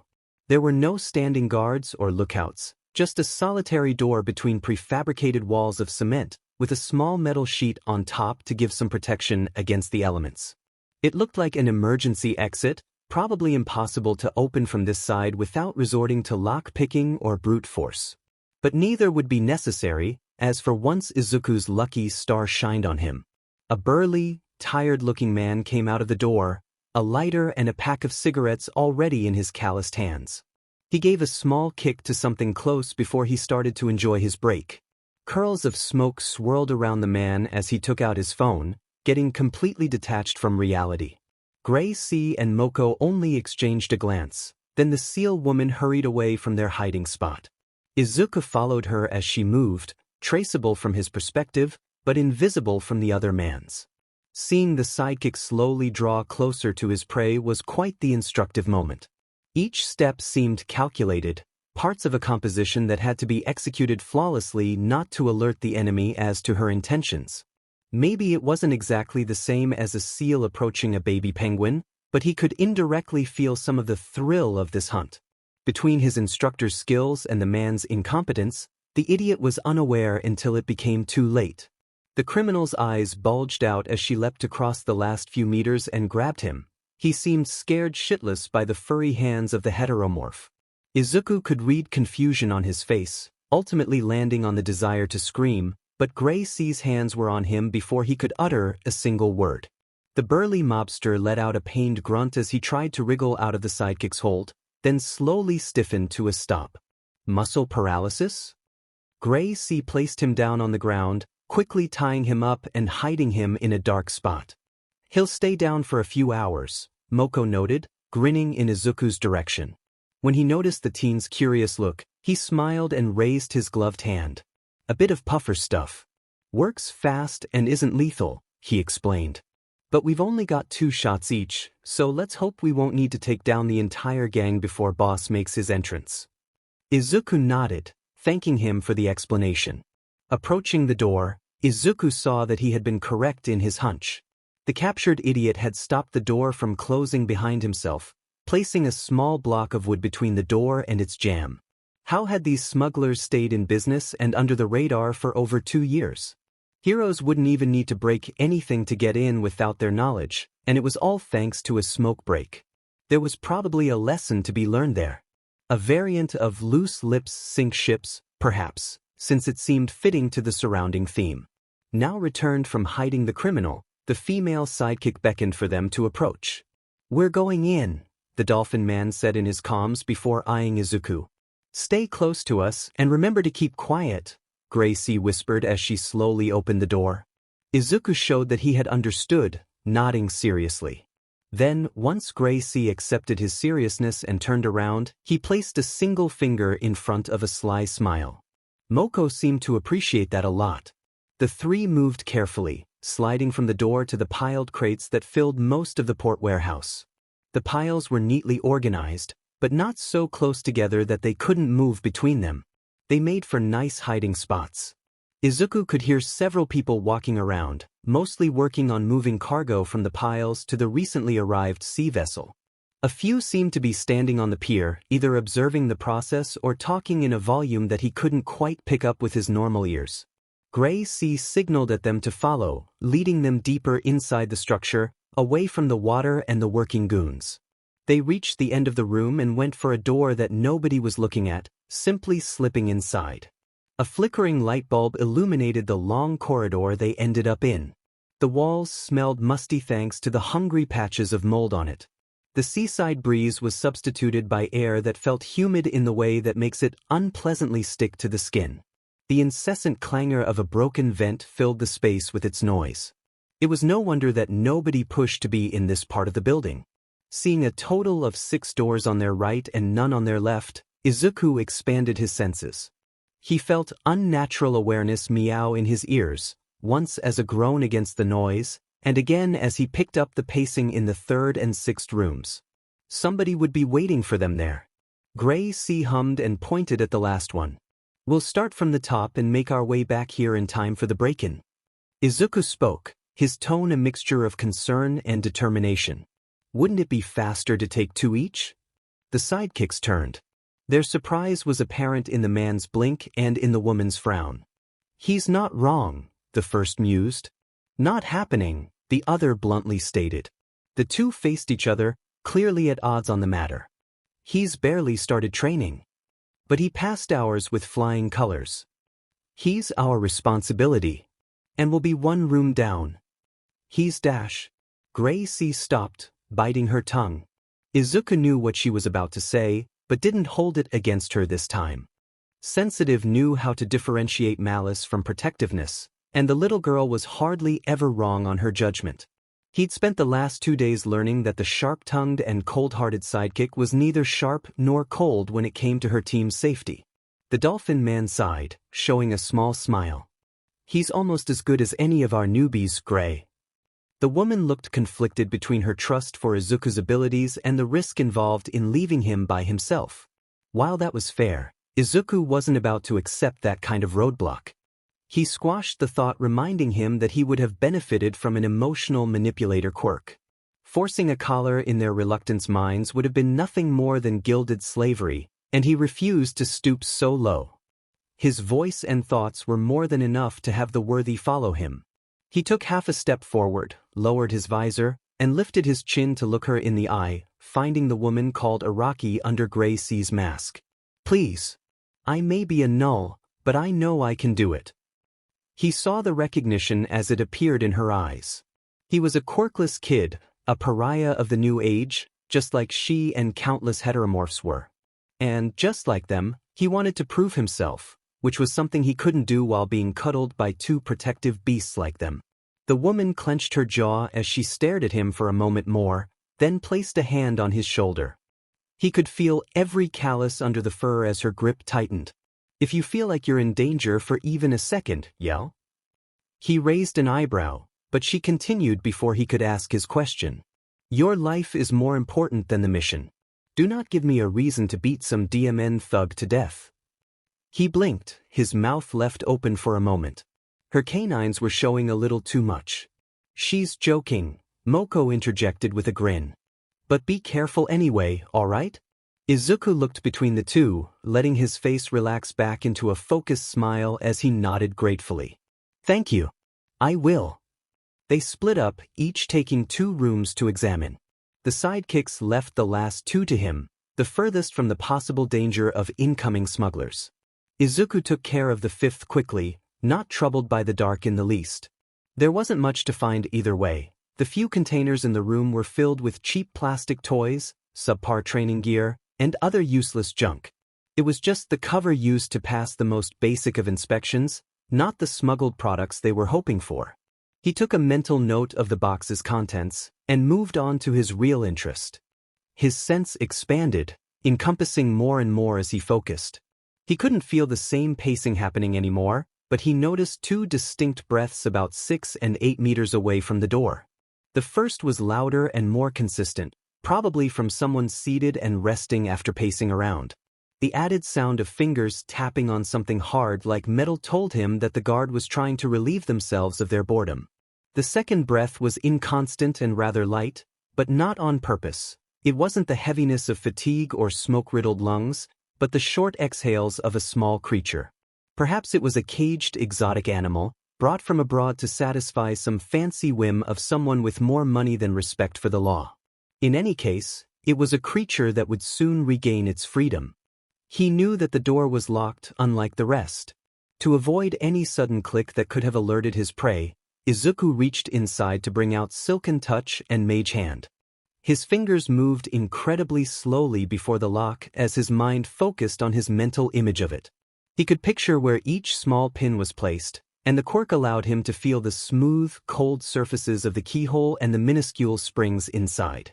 He used the ethereal force to press on them, causing them to align and the lock to open. The handle moved slowly, sliding down as softly as it could. The same happened with the door, which his carefulness kept from creaking in the process. Once he had opened enough of a gap, the teen stepped inside. Izuku took every caution to only be as loud as a shadow, and his efforts bore fruit. He didn't feel any change within the room, so he proceeded to move further in as his eyes took in every detail the surroundings had to offer. The criminal inside the room was hunched over his chair, boredly and slowly swinging the pistol in his hand back and forth. While armed, his total obliviousness meant that he wasn't an immediate threat. Moreover, the guy was unknowingly showing Izuku his back. Taking him down would be easy. Too easy even. What Izuku had shown to Gray Sea wasn't a complete act. He wanted to prove himself, he wanted a challenge, and he wanted to see if his progress really applied to the world outside of his school's walls. This was a trial by fire, and he was determined to pass it without the barest hint of a burn. The rest of the room was numbingly uninteresting, save for one thing. Before the man, just a few meters away and placed against the wall, was the animal crate Izuku expected to see. But as he looked at it, Izuku felt slightly confused. He took a moment to realize what he was seeing, because he wasn't mentally prepared for the crate's size and its contents. The container was small, at most reaching the size needed for a dog of medium breed. It would have been easy to lift it with one hand. It was the kind made out of cheap plastic that could handle just a bit of rough play. The corner of a thin, dirty, light blue sheet that covered the crate's base was coming out of the only exit. There was a padlock to keep the metallic grid in place, but the holes were big enough to let Izuku see what was inside. There was something curled up into a ball and against the wall. Izuku saw hints of blue, red, and gray. The idea that those could be tints of an animal's fur left his head as soon as they appeared. He didn't know of any beast who could show hair of that color. He tilted his head just enough to see more clearly, and was horrified by the truth. The former two colors belonged to clothes, shorts and a shirt, while the latter was simply skin. Inside the cage wasn't an animal, but a person. If their size was any indication, a child of no more than 10. Izuku instantly froze, entrenching his mind against his own raging powers. He wasn't expecting his treasures to take the sight lightly, but they wouldn't make him snap. Sorrow was the first reaction he felt from inside, quickly bubbling to the surface as the closest to it wept at the sight, making tears pool up in his ducts. It came from the weakest, most pure of the bunch, who as such were just as easy to calm. An unsettling amount of nausea hit him like a train, drowning him with a sickness that threatened to destabilize his every move. It required him to breathe and focus on detaching himself from his emotions, else they would have brought him down. Rageful screaming followed soon after, blasting away the empathy and replacing it with a deep want to break free and take a pound of flesh. Their wave couldn't be stopped, not completely, but it could be redirected with some effort, digging a new path for his progress. But the toughest to stomach by far was the sliver of understanding that burned like fire down his throat. He didn't want to feel it, not from him. But it was close, and Izuku knew what he had done. He could only swallow and endure. Izuku kept his grip on the reins even as the friction burned his metaphorical hand, all in the span of a moment. So much for being in control, he mentally grimaced. But I can still make this go off without a hitch. Prey told him that the criminal was the only danger around him, confirming the feelings coming from unnatural awareness. He simply shrugged off the quirk side effect, as he had no use for the impulse to run away. His knives were on his mind, but he had to contain himself. Stabbing this villain until he was mortally wounded would mitigate his anger, but it might also doom his future prospects if something went wrong. It was way too early to dirty his rap sheet. So, his left hand took hold of the taser hidden in his tool belt, the larger one, while the fingers of his right curled around a metal dart, a well-balanced thing that could cause a good amount of pain when hitting the correct spots. Finally, an almost imperceptible call left his lips, something that only people like Jiro and Shoji wouldn't have struggled to hear. He knew that the man in the room apparently didn't fall among that group, or he would have heard the door opening. "Hey, over here," he whispered. A man and a woman sang together as the sound was amplified by loud and carried by echo to his target's ears. "Ah," the man uttered as he turned towards the wall, sounding more confused than alert. The kid inside the crate turned too, following the voice as if it were meant for him. Izuku only got a glance at their coral-tinted eyes and wide, gray ears before returning to his goal. Sliding out of his hiding spot behind the door, Izuku shot forward. His quick, light steps felt like explosions in his own ears, but in truth they were barely perceptible in the surrounding silence, falling leaves on a beaten path. When the man turned back in his seat, he barely had time to blink before Izuku's dart bludgeoned him between the eyes. He fell backwards with a pained yell, his feet hitting the chair and making it tumble away with a crack. The criminal raised the gun in his hand, trying to aim, but he could barely keep his eyes open because of the pain. While the injury hadn't directly damaged his eyeballs or sockets, the skin had broken under the hit, leaving a trail of crimson to flow out. His attempt to stop the bleeding with his other hand was doing him no favors either. Izuku was on him within another heartbeat. His boot fell on the wrist holding the gun, slamming it against the ground and crushing it under most of his weight. The man's thick jacket protected him from hits on the torso, but left his neck completely open. He held the stun baton on the man's neck and let the electricity handle the rest. A few convulsions and a hit to the head later, the guy was out of commission. Izuku remained still above the man, his knee still pressing on his thorax. He pushed the crowd of quirks back down, but the act didn't free his mind as much as he would have liked. Despite their voices' absence, he was still harboring thoughts unfit for a hero. What could he do to this criminal? Could he make him pay? How far could he go? Izuku knew that this line of thought was fundamentally wrong by common standards. Criminals were supposed to be trialed and pay for their crimes as law dictated, not at the whim of a vigilante's justice. At the same time, the idea of someone making a child suffer in any way unsettled something deep inside him. Maybe smuggling wasn't capital punishment worthy, but child trafficking? How could one not find it abhorrent? The man wasn't the only one responsible, not by a long shot, but he was the only one Izuku had in his grasp.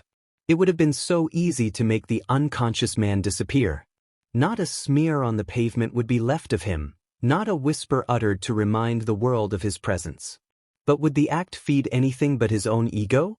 Izuku could feel the quirk trapped inside its middle-aged flesh casing. It was weak, something related to acidic snot. He had no use for something like that, and no desire to add that kind of voice to the chorus. Then, he thought that he wasn't the only one to have a say in the matter. Izuku turned slowly towards the crate. The kid inside was looking at him now, and he took a moment to take him in from top to bottom. They were an elephant-like heteromorph, with stone-gray skin, large, flapping ears, and two small ivory tusks. There were no signs as to the little one's gender. The child's eyes were likely another mutation or part of their quirk, and Izuku found himself staring for a moment in that deep mix between oranges and pinks. Their sight remained mostly fixed on Izuku, only moving to ensure that the tormentor stayed down. Izuku bit the inside of his mouth and came to a decision.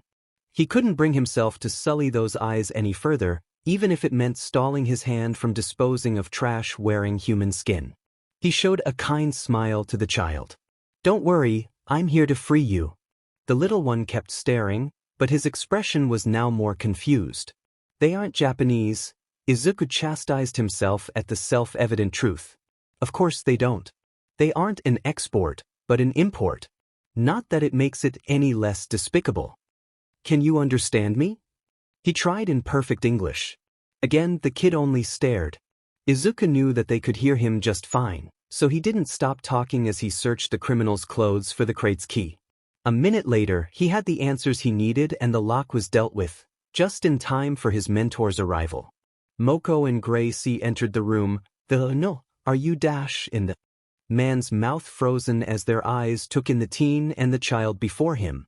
"He's Ronin, and he's from the Philippines," Izuku explained. "He's been inside that thing for a week." The woman gnashed her teeth as she whispered a low, "Motherfuckers." The man's expression was gentle as he slowly knelt beside Izuku, speaking slowly. "Hi, Ronin. I'm Moko and she is Gray. We're heroes here to save you. We'll get you back home, promise." Izuku translated, his struggle with the foreign tongue only limited to the fact that he had never truly spoken it with another before. The kid's coral orbs started to fill with tears, and the room with his sobs. Moko pulled him closer, comfortingly whispering shooting words whose meaning could surpass the language barrier. Turning to look at Gracie, the teen saw that she had handcuffed the unconscious criminal and was now pushing a button on her wristband to talk with their contacts. "Mission complete, but there's news. Null found a victim of trafficking, sir. A child." The voice coming from the other end wasn't yelling, but Izuku could feel his own rage mirrored in the quick questions. "Yes. Of course. We'll be waiting." With the call closed, the woman started to move the nearest boxes towards the door. Izuku followed, making himself useful in any way possible. "Will they take long?" "Half a minute at most," she answered before meeting his eyes and giving him a serious, proud nod. "Well done, Null." He answered with a small smile. Impressively, the booming sound of Gang Orca's infamous sonar beams was heard from the front of the building not even 10 seconds later. The ruckus, which was enough to startle any number of guards, completely covered the noise Izuku and the sidekicks made as they barricaded the door. As they sat on their buttes while the operation was being dismantled by Gang Orca's group, Izuku couldn't help but be impressed by the guy's choice.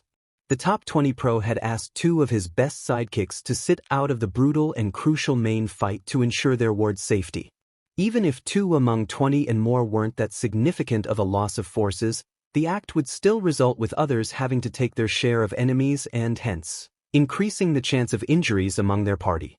But the plan had been spoken so swiftly, so effortlessly, that Izuku had no doubts as to Gang Orca's moral high ground.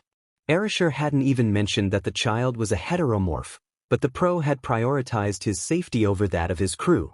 On that day, Izuku Midoriya found a hero he could trust to do the right thing when it counted. "Not bad, Sakamada. Not bad at all." So Moko took the criminal down.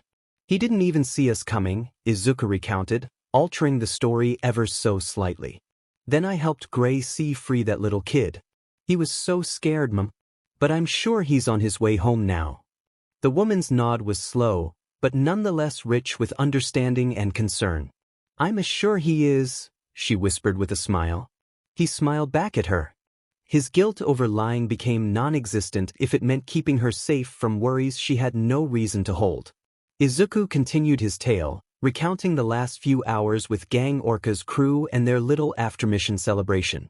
It had been more to lift the child's spirit than anything else, but Izuku had still enjoyed the little send-off they did for him. Gang Orca, Moko, and Gracie had proven themselves to be excellent heroes, and the gang as a whole was something special too. He couldn't help but desire to emulate that feeling of unity he felt while in the aquarium and on the ship. Those people watched each other's backs not because they were asked to or because of an imposition from above, but because they wanted to keep them safe. If he could find allies like them, he would be set. Maybe he already had, but how could he make that crucial last step? He was close, but there was still so much to do, and so many risks to be wary of. He talked until she slipped into sleep, only then silently walking away, out of the room and back into his thoughts. His mom shouldn't have to worry about him. He was the one supposed to worry about her. He owed her. Izuku's first day back at UA after getting back from the internships got off to a nice start, as his friend group gathered between Ajui's and Kirishima's desks to chat. Unsurprisingly, they all had some good things to say about their time away from the school's desks. Midnight had taken Ishido's training very seriously after the principal had accepted her, though written in Izuku's hand request, bringing her small agency temporarily out of retirement.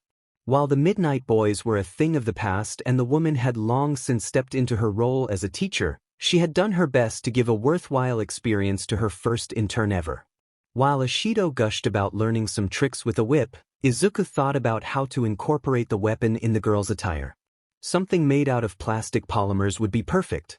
It won't be as resistant as a metal bat, but whips hardly need to be tough and she doesn't need that sort of blunt weapon. She struggles with range, so a whip able to withstand and spray her acid would be perfect. Quite the deadly combination. Fourth Kind had been the strict professional he was known to be, not cutting Kirishima any slack for the entire week. Apparently the smallest infractions could upset the man, who ended up reprimanding the teen each and every time. They had spent time doing more community service than training, which wasn't ideal, but it was also far from the worst that could have happened. Thankfully, the chivalrous hero also spent some time instilling in Kirishima the idea that he couldn't be a hero through force and resilience alone. But the ones who think that are the reason why the profession is oversaturated. Let's hope that Kirishima took those words to heart. Gunhead had worked some kind of miracle, if Uraraka's state was any indication. Apart from being pretty friendly, the pro was also a very good teacher. Maybe it was to be expected of a master that had coined his own martial art, but one could never know. He had taught the girl as much as he could cram in a single week, from the very essentials to ways of taking down armed opponents. She can easily get the upper hand in most fights with a simple touch, but she needs to get close to do that. If she's learned how to deal with weapons, she might just have become a good opponent. Selkie had brought Ajui on a week-long patrol on the Oki, Marina, his ship. The sailing wasn't the smoothest, but the true rough patch was the impromptu mission to find and capture some foreign smugglers, which had later led to his own job with Gang Orca. By Ajui's account, the villain leading the criminals had taken her and the sidekick Sirius hostage, only being defeated by Selkie's timely arrival. She was saved by the skin of teeth, but now she doesn't appear to be scared by having been that close to kicking the bucket. Nerves of steel or disregard for her own life. Can it even be the second, considering how she talks about her family? Finally, Ida had quietly joined in with a few anecdotes about his time with Kesajiri Man. The pro had spent most of their time either teaching him tips about moving at great speed, both for strictly moving and for combat. The man had tried as he could to adapt everything to make up for the differences between engine and his own rush, finding some interesting applications for Ida's change of gears, which could be instant at the cost of his stamina and overheating pipes. It's not anything terribly new, but it's something. At least he was nowhere near Hosu. And wasn't that just the smartest decision Ida had ever taken? It had only taken Stain a few more days to collect another victim. The young rising star native had fallen in an alleyway, helpless as any other hero whose fortune had placed in the murderer's path. They had found him the next day, already cold and with no new hints that could lead to the hero killer's capture. Izuku had sighed at that piece of news, but it was hardly as disconcerting as Ingenium's loss. He would still pay homage to the man's grave if the chance came up, though. The only upside to that casualty was that Stain had now taken his last victim in Hosu, meaning that he would be moving on. If they were lucky, he'd go north, further away from UA and Ida's eyes. While the speedster had accepted Izuku's suggestion, the chance that he could do something stupid remained. It was a hassle, but keeping an eye on the guy was the only way to ensure that nothing would happen before he was truly ready to surpass Ingenium and take Stain's head. If the rage still burning deeply inside Ida was the good motivator he imagined, Izuku knew that their 3 years would be more than enough to mold him into something useful. A Justicar? An executioner? A spare hand? A friendly helper? A devout that would kill for him on command? He'd have to think about it. His first day back at UA became significantly less nice a few hours later, when he discovered that Aizawa wouldn't be the one to show up for heroics as they gathered before Ground Gamma. Someone landed over the spot before the entrance where their homeroom teacher would normally be sleeping, lifting a short wave of dust and yelling his typical, "I am here," followed by the unwelcome, "for your basic hero training." Apparently today's lesson was that every so often Aizawa had alluded to. Lucky me. As the class cheered, Izuku could only think that he'd rather be anywhere else. All Might introduced their day's training as a rescue race, a simple term to indicate an equally simple challenge, moving through the maze of metal and prefabricated walls to reach him before your classmates do. It was easy enough.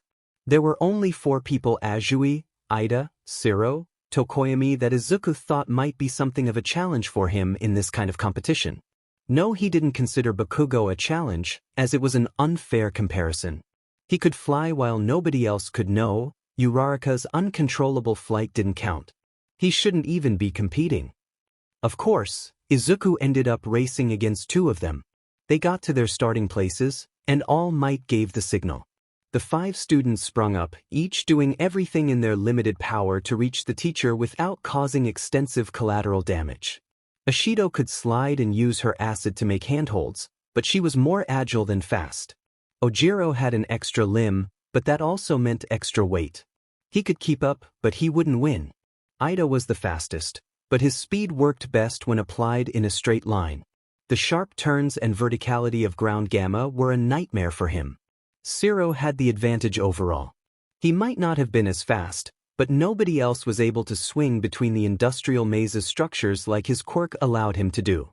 It should have been a closed case, and that was probably why Sensitive could pick up waves of astonishment once he overtook the others by using the same route as Siro. It was funny, almost as if they had never seen a grappling hook gun with an incorporated motor-powered winch. Izuku didn't know who had worked on that specific part of his costume, but they had done some phenomenal work with it. He was practically shooting through the air with the press of a button. The experience would have been extremely disorienting and terrifying had it not been for his practice with that dumb, absurd, illogical self-displace quirk. But it was fine. Strong plants need some manure to grow, don't they? He wondered how much more effective the gadget would be when combined with Uraraka's quirk. That was something he would suggest soon enough. The sensation of shock didn't leave as Izuku showed that he knew a few parkour tricks. It wasn't much, but enough to keep moving when even Siro had to land every few shots to stabilize himself. If there was anything Izuku knew how to do well, it was to keep running when his classmates were coming after him. Still, he wasn't that used to his gadget yet, and he had to give some credit to his classmates when credit was due. Izuku's feet touched the roof that All Might had chosen just a couple heartbeats after Siro's. It was close, but he didn't win. The rest of the group reached them in the next 2 minutes, sweaty, puffing, and showing different levels of frustration at their loss. "Midori!" Ashido called, shaking her fists in an overplayed show of annoyance. "Since when do you have that?" "Oh, this." He pointed at the hook's pouch with a chuckle as he had already reeled it back in. "I've always had it on my costume. I just never found a need to use it before." She slowly hummed, inspecting him inquisitively and tapping on the metal a few times with her index finger. "It's not easy to use," he added sheepishly, "but everyone could have one in their gear if they wanted, I think." Izuku didn't have to turn to know that Ojiro had flinched at that. The girl shrugged. It's cool, but I don't know how it would fit. My acid. I'll pass." "Speaking of appeal, I found those mid-air tricks you did most impressive, Midoriya," Ida remarked, looking pensive. "It's called parkour, Ida," Siro interjected with a snort before Izuku could answer. "And yeah, it was pretty cool." "Well, would you look at that? Was there still hope for the tape dispenser? Thanks. I could teach you some of those tricks if you want." Ida contemplated the idea for a moment before nodding. "Yes, I'd like to learn how to move like that." "Much obliged, Midoriya." Ashido jumped to the occasion. "Oh yeah, I want in." Siro stiffened before scratching his cheek with his index finger. I'll think about it?" Or maybe Siro would remain on the fence until Izuku left him in the dust. The greenette shrugged. "Well, you know where to find me if you change your mind."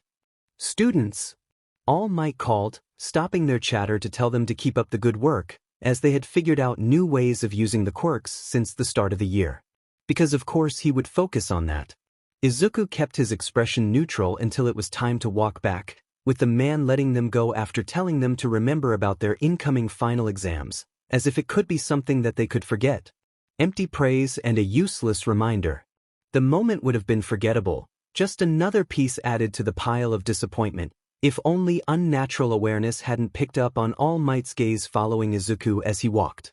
Why did that man keep giving him reasons to frown? But, if Izuku had to choose, his first day back at UA took the best, most unexpected and yet absolutely predictable turn just after they got to the changing room to get out of their hero outfits and back into their uniforms. There, among the idle banter of a school day nearing its end, Minetta's voice cut through everybody else's. "Hey guys. I just made the discovery of the century. Come check this out." A few heads turned, the boys wearing confused or curious expressions. Izuku kept taking off his suit, unperturbed. He could guess where things were going, so he'd have to finish changing first. "Look at this hole. Just like in Shawshank. Our predecessors must have worked real hard to make it." Oh yeah, as if something like that would remain undiscovered for years in a school for hero trainees, he mentally huffed. Despite Izuku's thoughts on the industry, he knew that they couldn't all be rotten. He could give some leniency to teens. While hormonal and far from wise, they were still potentially uncorrupted and dreaming of enforcing true justice and doing good. The whole was more likely to be the work of an upperclassman who would end up to his neck in sheet, if he was ever connected to the incident. He'd make sure to point out a few ideas about who to look for to the teachers. And next door is, you know what, right? The girls' locker room. And with that he had just made sure to alert Jiro's ears. Fastest self-sabotage of the month. The guy's eyes widened further. Some had the decency of frowning, while most just reddened and swallowed. Koda looked the most uncomfortable he'd ever been. Nobody approached the pervert, being too shocked to respond or act. Ida stiffly chopped the air. "Stop that, Minetta. Peeking is considered a major offense." "Yeah, well, Minetta Jr. here's about to go on the offensive."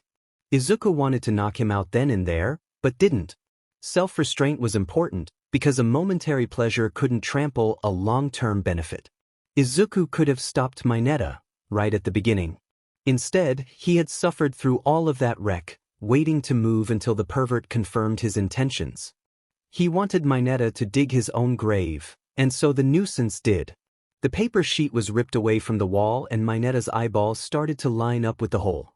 Obscenities left the small teen's mouth together with drops of drool. Yayarozu's melons are roses. Ashido's CC silhouette. Hagakure's floating panties. Uraraka's positively ooh-la-la body. And Ajui's Sir Dash. Then Izuku barked. "Minetta!" For a moment, every other sound left the room as the yell shook through the students and the offender. Being next to Minetta in class order meant that the greenette's locker and that of the purple nuisance were side by side. While that usually led them to ignore each other, today Izuku found that such a position held a little unforeseen advantage. A single step was enough to get right in front of the guy. Minetta was pinned to the wall in a second, Izuku keeping one hand on his shoulder and one to cover the hole. Izuku's hold was firm, making Minetta unable to do anything else than dish out weak kicks that would never reach Izuku's shins. He kept himself from lifting the nuisance to his eye level too aggressive, unneeded, and from flinching when he felt the bite of Jiro's jack, poking him hard enough to pierce his skin, suffering for a good cause. The quirk retracted some, but he knew that the girl would keep listening. What the hell?" Minetta screeched. Izuku, aware of both the presence of Jiro's jack and the guy's unblinking stares, kept glaring at his hopefully soon-to-be ex-classmate as he spoke with all the sincere loathing he could muster while maintaining some semblance of decorum. "I was going to give you the benefit of the doubt." He started with something reasonable. It could have been a joke after all. A gross, tasteless, stupid one, but a joke nonetheless. Even heroes have to loosen up sometimes, don't they? So I thought that maybe this was your way to unwind after a long day. But no. You just had to prove me wrong and peek into our female classmates' changing room. Minetta looked appalled by the unexpected attack, having the gall to feel insulted. Imagine the nerve. I didn't even see anything. What's the problem? The problem? Izuku repeated, slowly articulating the two words. The fact that you don't know how wrong that was is the problem, Mineta. It doesn't matter if you did or didn't see anything. It matters that you tried. And what if I hadn't stopped you? Jiro's jack would have probably blinded him for a while, or at least stung like a beach. Seeing Mineta squirm in his grasp was more satisfying though. You would have looked, and you would have broken our classmates' privacy. You do know that Ida wasn't lying, do you? People get expelled for pulling stunts like these. Izuku's face was a mask of righteous rage which, together with his words, seemed to petrify the pervert. The greenette hadn't even taken out harrowing yet, which now seemed like a gross overkill and waste of effort. Slowly, Mineta forced himself to mutter weakly in his own defense. I wasn't thinking. Izuku cut him off. Yeah, we know. Everybody here saw how you didn't think about it for a moment. He turned his head slightly to look at the other boys. Apart from the uncaring Bakugo and Todoroki, the rest were observing without moving an inch. It didn't do for them to be that stupefied by his reaction. He had to tone it down a bit, sell it as something that was highly unusual for him. Shaking his head, Izuku moved his expression from one of pure anger to a look of striking disappointment. He acted as if he needed to steel his conviction, exhaling to recompose himself and stuttering just enough to show how shaken he truly was. You could have walked away. You could have heeded Ida's warning and stopped. But you chose to double down. You broke UA's code of conduct and spat on basic decency. And now, since I'm your class representative, I'll be bringing this up to the office. And you're coming too, so put on your jacket. No, the other shouted, eyes wide with horror. I'm not asking, Mineta, he stated, still frowning deeply as he let the whining teen go. Izuku could feel that Mineta had something on the tip of his tongue. Oh yeah? Then try. Or, what can you do? But the greenette knew that he wouldn't bring it up. Besides being a coward, Mineta was smart enough to understand that every word that would leave his mouth would be used against him. Move or I'll drag you there myself. The waste of space remained stunned for a second more before heading back to his locker, extracting the jacket to finish changing, and slowly moving towards the door. Keeping up his act for his audience, Izuku deflated the slightest bit. Anybody looking at him would get how he really didn't want to be forced to this extreme, but his hands had been forced. He hid his actual hand though, since they didn't need to see the red on his palm. Ida, I'd like for you to follow along, but first could you please tell Yaoyorozu and Jiro to come too after they are done changing? Let them leave if they don't want to, of course, but their side of the story would be invaluable. After a moment spent realizing that their classmate had, in fact, likely been listening to the whole exchange, his bespectacled friend rose to attention at the request. Thus, leave it to me. Thank you, Izuku sighed, giving him a small smile before turning serious again. Let's go. Despite Mineta dragging his feet, it didn't take long for the two to reach the teacher's lounge. Izuku didn't spur him on, knowing that prolonging things would only make the guy's situation worse. He was unconsciously buying time for more adversaries to arrive. When one of Ectoplasm's clones opened the door for them, Izuku contained a sigh of relief. He wasn't sure if their homeroom teacher would have cared enough to do something. Midoriya, Mineta. What can I do for you? Hello, sir. I wish to speak to a teacher in regards to a problem that has presented itself by the end of our heroics lesson. Is Midnight here, perchance? Izuku couldn't read the man's expression, but his eyes were expressing enough. The pro raised an eyebrow before nodding. She is. Come on in. Please, wait for us, Yaoyorozu interjected, her voice coming from the end of the corridor as she, Ida, and Jiro hastily walked towards the lounge. Mineta shuddered under Jiro's glare while Izuku smiled. He was hoping that the girls would take the chance to speak up. It was a pity that Azui and the others hadn't come too, but he would dedicate the win to them later. Excuse me, may we enter as well? The Ravenet asked. We also wish to offer our perspective. Ectoplasm simply nodded again, before leading them to the teacher they were looking for, the R-rated hero, Midnight. At first glance, One would probably deem her the worst possible choice for arguing against peaking, but Izuku didn't share that idea. While she was well known for being flirtatious or downright lascivious and, at times, temperamental, Midnight wasn't just the voluptuous figure her hero persona sold her as. On the contrary, she was an intelligent, dedicated, and perceptive woman who built herself up from nothing, finding a spot in the hearts of millions. She was a terrifyingly effective hero with hundreds of successes between completed cases and arrests. She was a stalwart defender of women's rights and gender equality who participated in dozens of awareness-raising campaigns. She was a teacher who took pleasure in her work and cared for her pupils, and whose experience was recognizable by her ability to handle third-year classes. And, right now, she was their best bet of punishing Mineta with something that would actually stick. Maybe he wouldn't be expelled outright, as this was technically his first infraction and the final decision was in Mr. Aizawa's or the principal's hands, but he would get so much more than a slap on the wrist. Midnight smiled as she offered them a seat before her desk. "So, what can I do for you today?" Izuku and Yaoyorozu shared a quick look, the girl nodding to him to allow him to strike the opening blow. He silently thanked her for letting him have the pleasure. "Miss Kiyama, we are here to report Mineta's attempt to peek into the girls' locker room through a hole between the boys' room and theirs." Moments like this one made Izuku very thankful for his perfect memory. He'd be able to remember Midnight's face morphing from a curious smile to a cold frown for a long, long time. After Izuku had done his part, letting the teacher record every word, Yaoyorozu, Ida, and Jiro offered their sides of the story, steadily confirming his version. If Ida's outrage was somewhat comforting, a small reminder that he was slowly getting back to his usual, stuck-up self, if a few degrees less positive than Jiro's was a good look into what a wounded ego could do, Mineta ending his list with Azui, forgoing her completely, was sure to have brought to light some insecurities.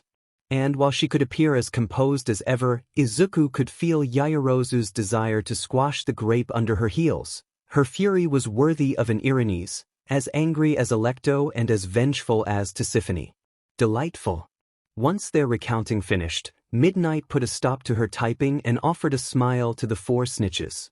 "Thank you for bringing this matter to our attention. Girls, I can assure you that we will take precautions to avoid a repeat of this incident in the future." "Thank you, Miss Kiyama," Yaoyorozu said with a gentle bow. Jiro hummed along, not lowering her head half as much. "Boys, I'm glad to see that you decided to step in. Well done." Ida chopped the air. "There is no need to praise us, Miss Kiyama. We were only doing what was right." Izuku nodded, offering a modest smile. "Why, exactly." Midnight shook her head, letting out a defeated, but amused sigh at their stiffness. "You should learn to accept some praise, young men. Fans love to see their heroes happy after all." Well, wasn't that a small pearl of wisdom? Humbleness could only get you so far, and how could one pass up the opportunity to make themselves look good in such a cutthroat industry? "I see. Thank you for the lesson," Ida exclaimed, taking the advice to heart. The woman responded with a wink. "Be sure to remember it. Now, I think I've taken up enough of your time for today, so you four can head out. Thank you again for coming to me, and be safe on your way home." The group nodded, letting out a quick series of thanks and goodbyes to the now beloved teacher. They certainly felt lighter, but the cherry on top for Izuku was feeling their classmates squirm as Midnight turned her gaze to him. "Now, I think the principal would like to have a chat with you, Mineta." Izuku smiled. While having a long, serious chat with the supposedly smartest being in Japan was one of the Greenette's dreams, he didn't think that Mineta would enjoy the experience. "Hey, Midoriya," Jiro approached him as they walked back to their class. She looked uncomfortable. Did I hit you when?" Yeah, he confessed, taking the hand out of his pocket to show how he'd dabbed the bleeding with a tissue. She grimaced. "Dude, I'm sorry dash. Do not worry about it," he said, waving his hand in refusal. "It stung a bit, but it's no big deal. You were just making sure he couldn't see, weren't you?" Yeah, Jiro replied, now seemingly between relief and shame. "Just making sure." "Then it's fine. I'll just be careful not to get in your way next time," he said, offering her a kind smile. Then, in a whisper, "But between you and me, if I had known about it I would have let you poke him. He deserved it." A look of shock crossed Jiro's face for a second as she registered his words and the comradely tone. She gave him a grin as she snorted. "Yeah, he sure did. Thanks, Midoriya. Don't worry about it. Sometimes getting brownie points was just so easy." Role model. A person who someone admires and whose behavior they try to copy. When it came to picking people who deserved his admiration, Izuku was harder to please than the average teenager. If one were to ask him why that was, he would respond that his standards were completely fine, while the others were just way too low. Not that he'd really say that to whoever, of course. Izuku was looking for someone complex, for lack of a better word. Someone who was both good-natured and capable of making hard calls without suffering a meltdown. Someone effective, but who wouldn't forsake the human element in the name of productiveness. Someone charismatic who could show the most amicable front, and fluid enough to play the bad cop whenever the need arose. Someone who could impart valuable lessons to the next generation while paving the way forward, instead of fortifying their own position as they grew older. This refined palette of his meant that his search was practically a lost cause. One would think that finding someone to emulate should be easy in a society in which the epitome of righteousness could be found at every corner of every street, right? Wrong. While the role models around were many, what they inspired was anything but desirable in the vast majority of cases. Kids could spend day after day watching heroes defeating villains, both on TV shows and in real life, and yet they wouldn't bat an eye before singling out someone, treating them like scum, calling them names, and beating them down. If all the lessons they could learn from their high and mighty idols were might makes right, the hero is always right, and leave the job to someone else, then Izuku didn't want to live in that kind of society anymore. He had hoped that their shining pillar of hope, the summit of their iconic mountain, would have been different. He regretted being that gullible. In the end, Minetta's parents were called by the principal to be notified about his behavior, and he received a 4-day suspension, effective immediately. It was a far cry from the outcome that some of the class wished for, but since no one had informed the teachers of the stunt he had tried to pull during the sports festival, it was still technically his first infraction. In any case, an entire week without the guy around was already a nice treat. Izuku already felt better without the fly's fastidious glare that was usually fixed on his shoulders. Moreover, if the grateful thanks given by his female classmates were any indication, he had gathered quite a bit of favor. Even Yaoyorozu seemed appreciative, though that could also be due to how she had also gained her own slice of the cake by participating in the takedown. He was happy enough that the abysmally low interest their homeroom teacher showed while talking to them didn't bother him much. Summer vacations close at hand. Of course, it would be completely irrational for all of you to take a whole month off. The words felt strange when said through Aizawa's mouth. On one hand, they constantly saw him taking time off by sleeping in class instead of doing any work, simply leaving them with a repetitive, independent study has begun. Keep it quiet. Before disappearing behind his desk, on the other hand, his apparent lack of self-care and indelible eye bags told a story of overwork which, when coupled with the fact that some underground heroes only worked at night, meant that Aizawa just cared so much more about his nightly patrol hours. The man surely knew what time off meant, and had just chosen to ignore the concept altogether. Izuku imagined that Aizawa would be lucky to keep his job or his life after hitting 35, less if his health degraded as much as he thought it would. He briefly wondered if the teacher would start treating his students differently seriously after stopping or being forced to stop his full-time work as a hero. He doubted it. A reverb of anticipation filled the class.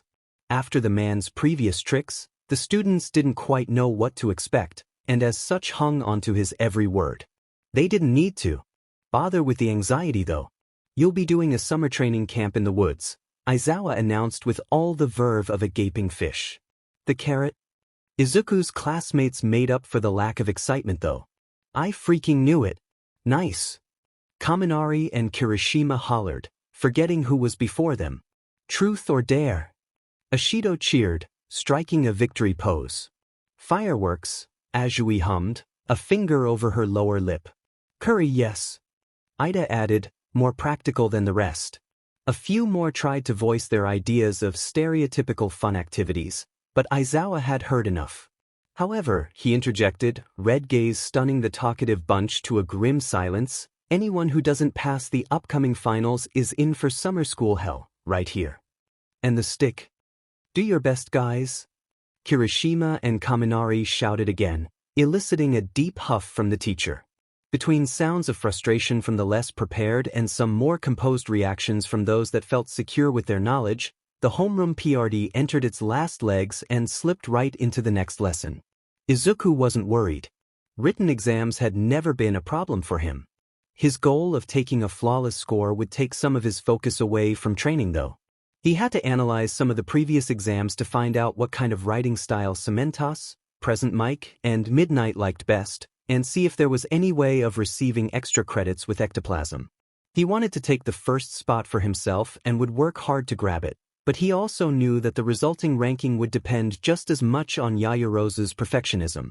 Would another shared podium taste just as sweet? Would it be better, considering that this time both Bakugo and Todoroki would be below them? Or would it be worse, since it'd lose the novelty of a unique occurrence? A couple hours after Aizawa's little speech, Izuku approached his friends on the way out. He told them that today they would have to go on without him, as he had some representative-related matters to attend to. Ida thanked him for his service, Ashido teased him about not working too hard, and the other three said their goodbyes while smiling. Their paths diverged at the stairwell, the five going down while he went up. Yaoyorozu waited at the top of the stairs. She was standing with her hands neutrally joined before her, looking unperturbed by the passing looks she was getting as the crowd slowly trickled down. She watched him climb up, never taking her eyes off him, judging his every step. He reciprocated the act, if only to show that two could play the judgment game. Once he got on her side, she turned, staying on his right, and they began to ascend together towards the top floor. Yaoyorozu. Midoriya. Thank you for waiting. Of course, it was only sensible. Arriving at the meeting by myself would be impolite towards you and sabotage our credibility. It wouldn't do for us to appear disunited. Precisely. He let the conversation die off with a last nod. At last he had found someone that understood how to handle things with cool practicality. Reaching their destination, they entered the spacious conference room, seeing that they were still far from being the last comers. They took their seats by the right edge of the second-to-last row, as they were expected to do as first years and 1A students, being greeted by a couple known faces on their left. Hey, Midoriya, Yaoyorozu, Kendo said with a quick wave, being joined by Shota. It's been a while. Hi, Kendo. Shota. It really has, he replied, offering a small smile as Yaoyorozu said hello too. Can't believe it's already been 4 weeks since the sports festival. The redhead nodded while the boy chuckled. Yeah, between internships and midterms things got busy. I imagine that's to be expected given the line of study we find ourselves in, Yaoyorozu commented. True. So, how'd your internships go? Who'd you go with? It was fine.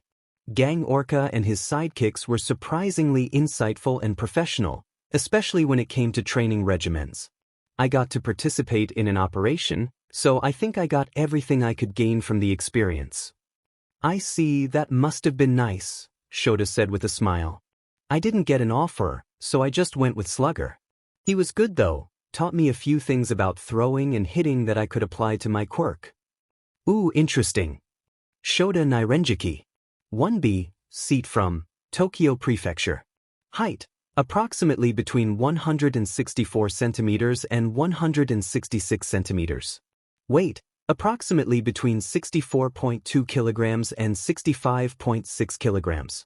Quirk, twin impact, emitter, contact target-based, creates second impact remotely on site of initial impact with increased force. Power, medium. Speed, low to medium. Technique, medium to high. Intelligence, to be determined, probably medium to high. Overall threat, medium. Current approach, keep on friendly terms. Izuku didn't know too much about Shota, but he was impressive in spite of his outwardly mediocre appearance. Shota didn't seem particularly strong, intelligent, or charismatic, And yet he was the vice representative of a class with several students that anybody would only deem ambitious. With that considered, it was clear that the guy had won his role thanks to some mix of people skills, combat technique, and real effort shown to win over the class, or at least enough individuals to come up almost on top in the span of a few days. Moreover, Shota seemed affable and diligent, and Izuku could respect someone with a straight head. Hell knew if this school already had enough people ready to go for each other's throats at a flick of fingers. His quirk was interesting, the kind of power that wouldn't blind anyone public nor user with its flashiness, but that could come in handy after some serious tweaking and training. Being applicable to any surface, be it organic or not, made it perfect for both ranged and melee combat. Quite the hidden gem. Though, out of the 1B representatives, Shota wasn't the one people would keep in mind for long. His classmate kinda stood out, and it wasn't hard to see why. Kendo Itsuka. 1B, seat from Chiba Prefecture. Height, approximately between 165 centimeters and 167 centimeters. Weight, approximately between 58.3 kilograms and 59.7 kilograms. Quirk, Big Fist, Transformation. Enlarges one or both hands to enormous size, 4.5 m. User unaffected by increased weight, change maintains momentum. Power, medium to high. Speed, low to medium. Technique, medium to high. Intelligence, to be determined, probably high. Overall threat, medium to high. Current approach, keep on. Friendly terms. Kendo was another interesting one. Setting aside the objective physical appeal, a sort of masculine beauty that interested many of his peers, Izuku couldn't help but notice how her body seemed streamlined for fighting. She was likely among the top 6 better-trained students out of the first years, which was certainly something considering that 4 of those were recommended. She wasn't the strongest when it came to overall fighting abilities, but he imagined that she would beat anybody but him in Quirkless sparring. The martial art she had shown during the tournament looked incredibly well ingrained in her style, as much or more than her quirk was. Big Fist could certainly pack a punch, but she knew how to use that increase of power with ruthless efficiency. The girl was also a natural leader of sorts, level-headed and charismatic. From what he had seen, most of 1B seemed to truly defer to her with respect. The fact that she enforced rules with an iron fist almost literally in case of excessive quarrels and infighting showed that she had little patience for out-of-line subordinates though. All in all, the two weren't the worst same-course colleagues Izuku could have asked for. The redhead's interested look morphed into a disappointed one as she sighed. Is something wrong, Kendo? Yaoyorozu asked with some forged concern. Nah, I just wish I'd chosen better. In hindsight, I think that picking Iwabami was a mistake. Izuku kept his eyes from rolling. A fighter like her had chosen a celebrity hero? It was a waste of talent if he'd ever heard of one. Oh, I'm sorry to hear that, the Ravenet said. That makes me feel somewhat relieved at discarding her offer. Lucky you, Kendo chuckled weakly. Pity though, I wouldn't have minded the company. Me neither. Yaoyorozu gave her a short, friendly giggle before realizing something. She had you participate in a commercial, didn't she? A nary hairspray if I recall correctly. Kendo clenched her fist thigh as a moment of pure rage broke her friendly visage. Oh boy, she really hated that, didn't she? He hadn't seen anything of the sort, as commercials weren't quite the side of heroism he spent his time looking into, but it sounded like Iwabami was keeping up with her tradition of using her interns and their good looks for whatever she pleased. She did. Tokage and Tsunatori have been on her case all week because of that, Shota explained, punctuating the end with another sigh that let him imagine the chaos in their classroom. Izuku offered her a sorry look of condolences. DMN. Sorry to hear that. It's fine. It's behind me and we're never talking about it again, Kendo said with finality after regaining her bearings. She turned back to Yaoyorozu. What about you? Did you have some interesting offers? I did, Yaoyorozu confirmed. There were a few I found myself interested in, but I ended up taking my chances with Hawks. Shota's eyes widened. The number 3? That's impressive. Yeah. Kendo agreed. I must sound so jealous. Oh, she knows you are. Izuku mentally smirked as Yaoyorozu shook her head. Don't worry. It was nothing amazing, I assure you, she replied with a note of disappointment. I actually spent more time with his sidekicks than with him. Since most of their work consists of cleaning up the villains he arrests as he flies around, you can understand that their teachings were quite limited in scope. Izuku silently nodded. He imagined that Hawks wouldn't be the best teacher out there. While he was probably smarter than most gave him credit for, he was still the most easygoing of the top 10, at least on camera. Considering who had trained him into his role though, it was likely that he was a bit closer with the HPSC than the average hero. Still, having that on your track record is a good thing. We'll make it easier to draw in some good offers next year, Shota said, already thinking far ahead. I can only hope so. In the meantime, more and more people had started to enter the room, slowly filling every open spot in the 6 rows of chairs. There were a grand total of 71 seats, 66 class representatives plus the 5 members of the student council, and not one of them remained empty. As the clock struck 3:30, they were ready to start the meeting. The president of the student council, Hashimoto Tsutomo, a stiff-looking guy from management, 3J, welcomed them before the secretary Shiroma Miwa, a thin girl from Gen Ed. 2D began introducing the topics they would be discussing that day. Most of them were barely entertaining enough to keep Izuku's interest in the discussion at hand. They could find this stuff in the school's guidebook.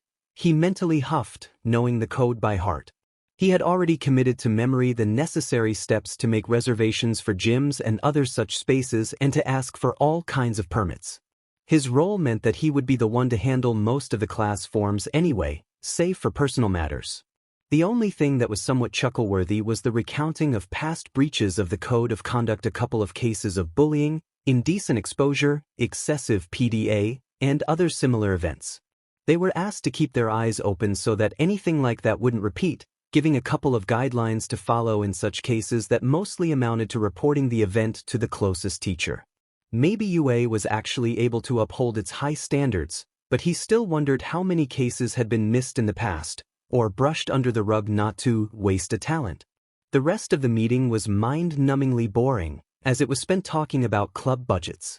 While the students in the general education, management, and support departments could enjoy clubs and other side activities, the hero course was barred from partaking in any, so as to not distract them from their already packed schedules. It made sense, but it also made that whole part absolutely superfluous for the 12 hero students in the room. Having to sit that part out, making them watch the other discuss animatedly for something out of their reach, felt like a bit of a power play or petty retribution. From the other representatives, he wondered how many of the people here and in the whole school had taken up slots in the non-hero courses after failing to achieve their dreams at the entrance exam. By the looks of it, at least a few were feeling some quite undeserved satisfaction at every unsubtle glance stolen in their direction. Imagine feeling that twisted joy just because they outnumbered them 5-1 in this sad circumstance. Then, a hand sporting 2 tight pink bracelets was raised a few rows ahead, right in the same column as Izuku. The secretary stopped to answer the question. Yes, Senior Heya? A girl with short, cropped, salmon-dyed hair and several gray stud piercings on her ears rose from her seat. Her uniform looked kind of disheveled, as her sleeves were rolled up and her tie hung loosely around her crooked collar. Heya Yuyu, 3, as class representative, 4th place in the sports festival, alias Quiver, started her work-study under crackling hero rank. Yeah, I'm sorry to bother you all, but I think that the remaining topics aren't really something our department can take part in, she said, turning a bit so that she could point at the hero course columns with a tilt of her head. As you know, our schedules are pretty busy already, and some of us have work studies to get to. So, with your permission, I think we'll take off. Thank you for your work, have a nice day, and good luck with budgeting. Izuku blinked.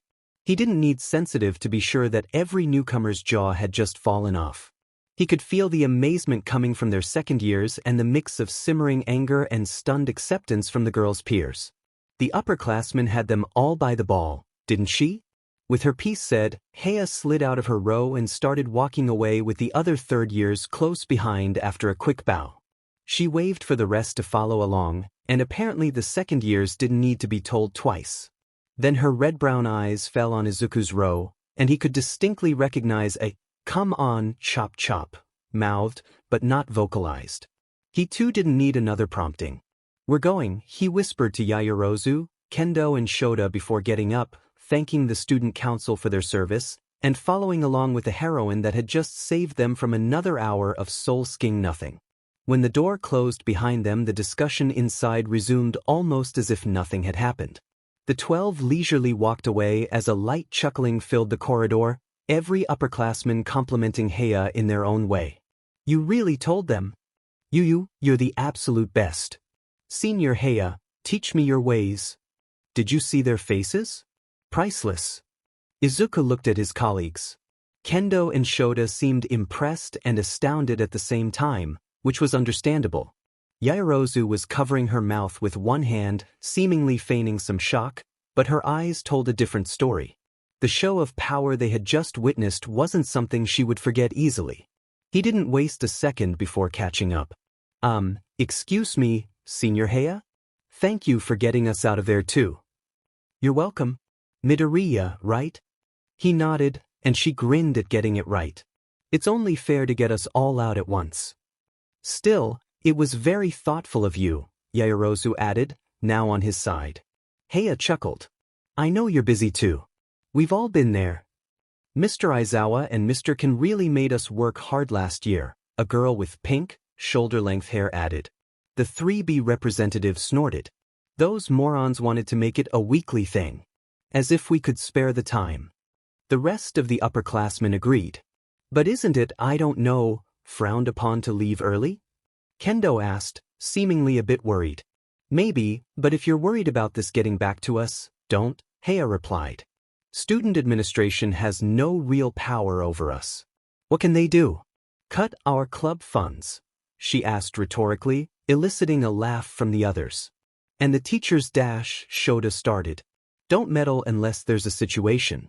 If anything, I'm sure that Mr. Aizawa would congratulate you for skipping an illogical waste of time." Maybe, if he knew how to congratulate anyone, the guy from 2A huffed, making the pink-haired girl chuckle weakly while the two from 3A weren't nearly as subtle. The others didn't react with nearly the same level of hilarity. Then, a loud, echoing rumble caught them by surprise, cutting off the laughter. The short span made him think that it couldn't be an earthquake, but what could produce such noise? "Wow. What was that?" one of the 2B guys asked as they approached the windows in the sound's direction. There, ways away, between the immense forest that surrounded part of the campus, was now a scar of felled trees and overturned earth. Given the distance, Izuku calculated that it couldn't be anything shorter than a kilometer of pure destruction. Heya sighed. "Mirio. Wait, Togata? How many Mirios do you know?" "Oh, the sport festival winner?" Shota asked. Seems like his quirk awakened recently, so he's trying out new things under teacher supervision." "Did he now?" Izuku thought, resenting the terminology. Quirk awakenings weren't strictly real, not in the way most people thought. If anything, they were a gross misinterpretation of the truth. The idiots who had discovered the possibility had called the phenomenon quirk awakening, and the name had stuck. Yes, some could be changed by putting the person's life at risk, or at least by subjecting them to extreme levels of stress, but it was a 1 in 1,000 chance.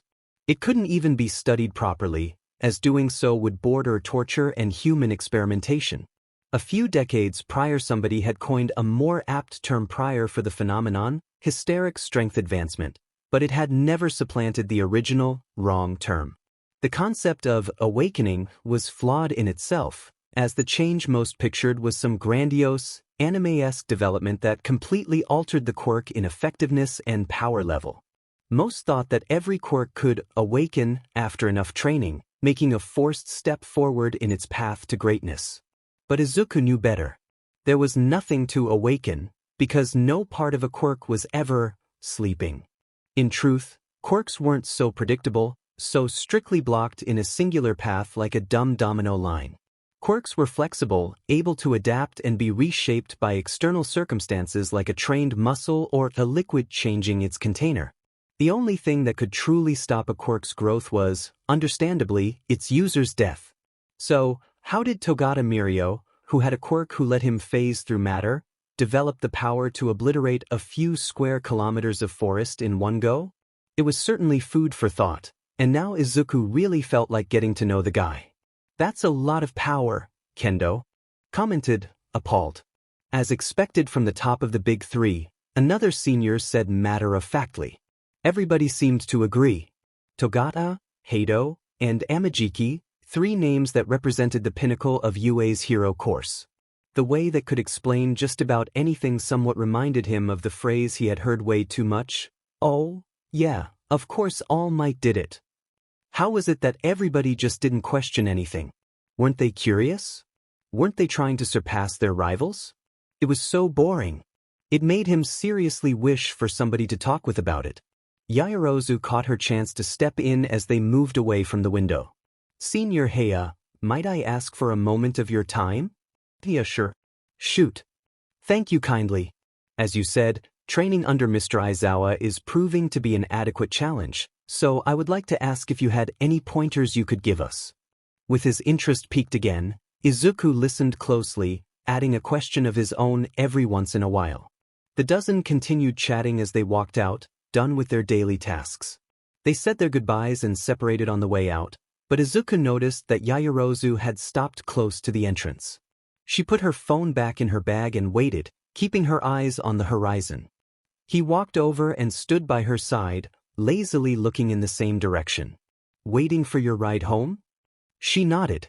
We left the meeting ahead of schedule. He hummed in understanding.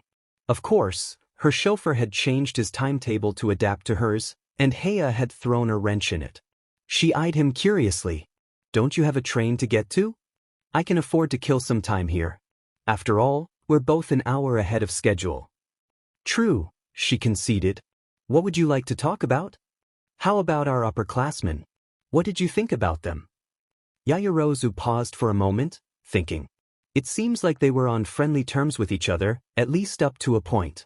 There was some friction between Section A and Section B. Yes. I initially attributed it to a rivalry, but now I'm wondering. The wedge only formed when the teachers came into the conversation. They were perfectly fine up to that point, laughing together while praising Heiya. Precisely. It was as if they were reminded that they were supposed to be on fighting terms. Which means that the competition between classes is artificially bolstered by the teachers. That's the conclusion I came to, yes, she confirmed with a nod. It makes sense. Supposedly, we will be competing in the hero ranking for the rest of our lives. He rolled his eyes. Not a great reason to goad future colleagues to be at each other's throats constantly. Perhaps it isn't, she hummed noncommittally. But we are already competing in our own class, are we not? What's one more? He let out an amused huff. I wouldn't say that. You know it's not the whole class who I'm competing against, Yaoyorozu. I do. Shall we call it a duel then? So distinct. I'm afraid I have no gloves to spare though. You only have to ask, she replied, a smirk in her voice. Their eyes met for a moment, impossibly focused on seeing through the other. Then they chuckled lightly before letting the comfortable silence prolong for a few moments, each lost in thought as they returned to their previous gazing. Izuku remained there a while longer. Yaoyorozu didn't seem to mind.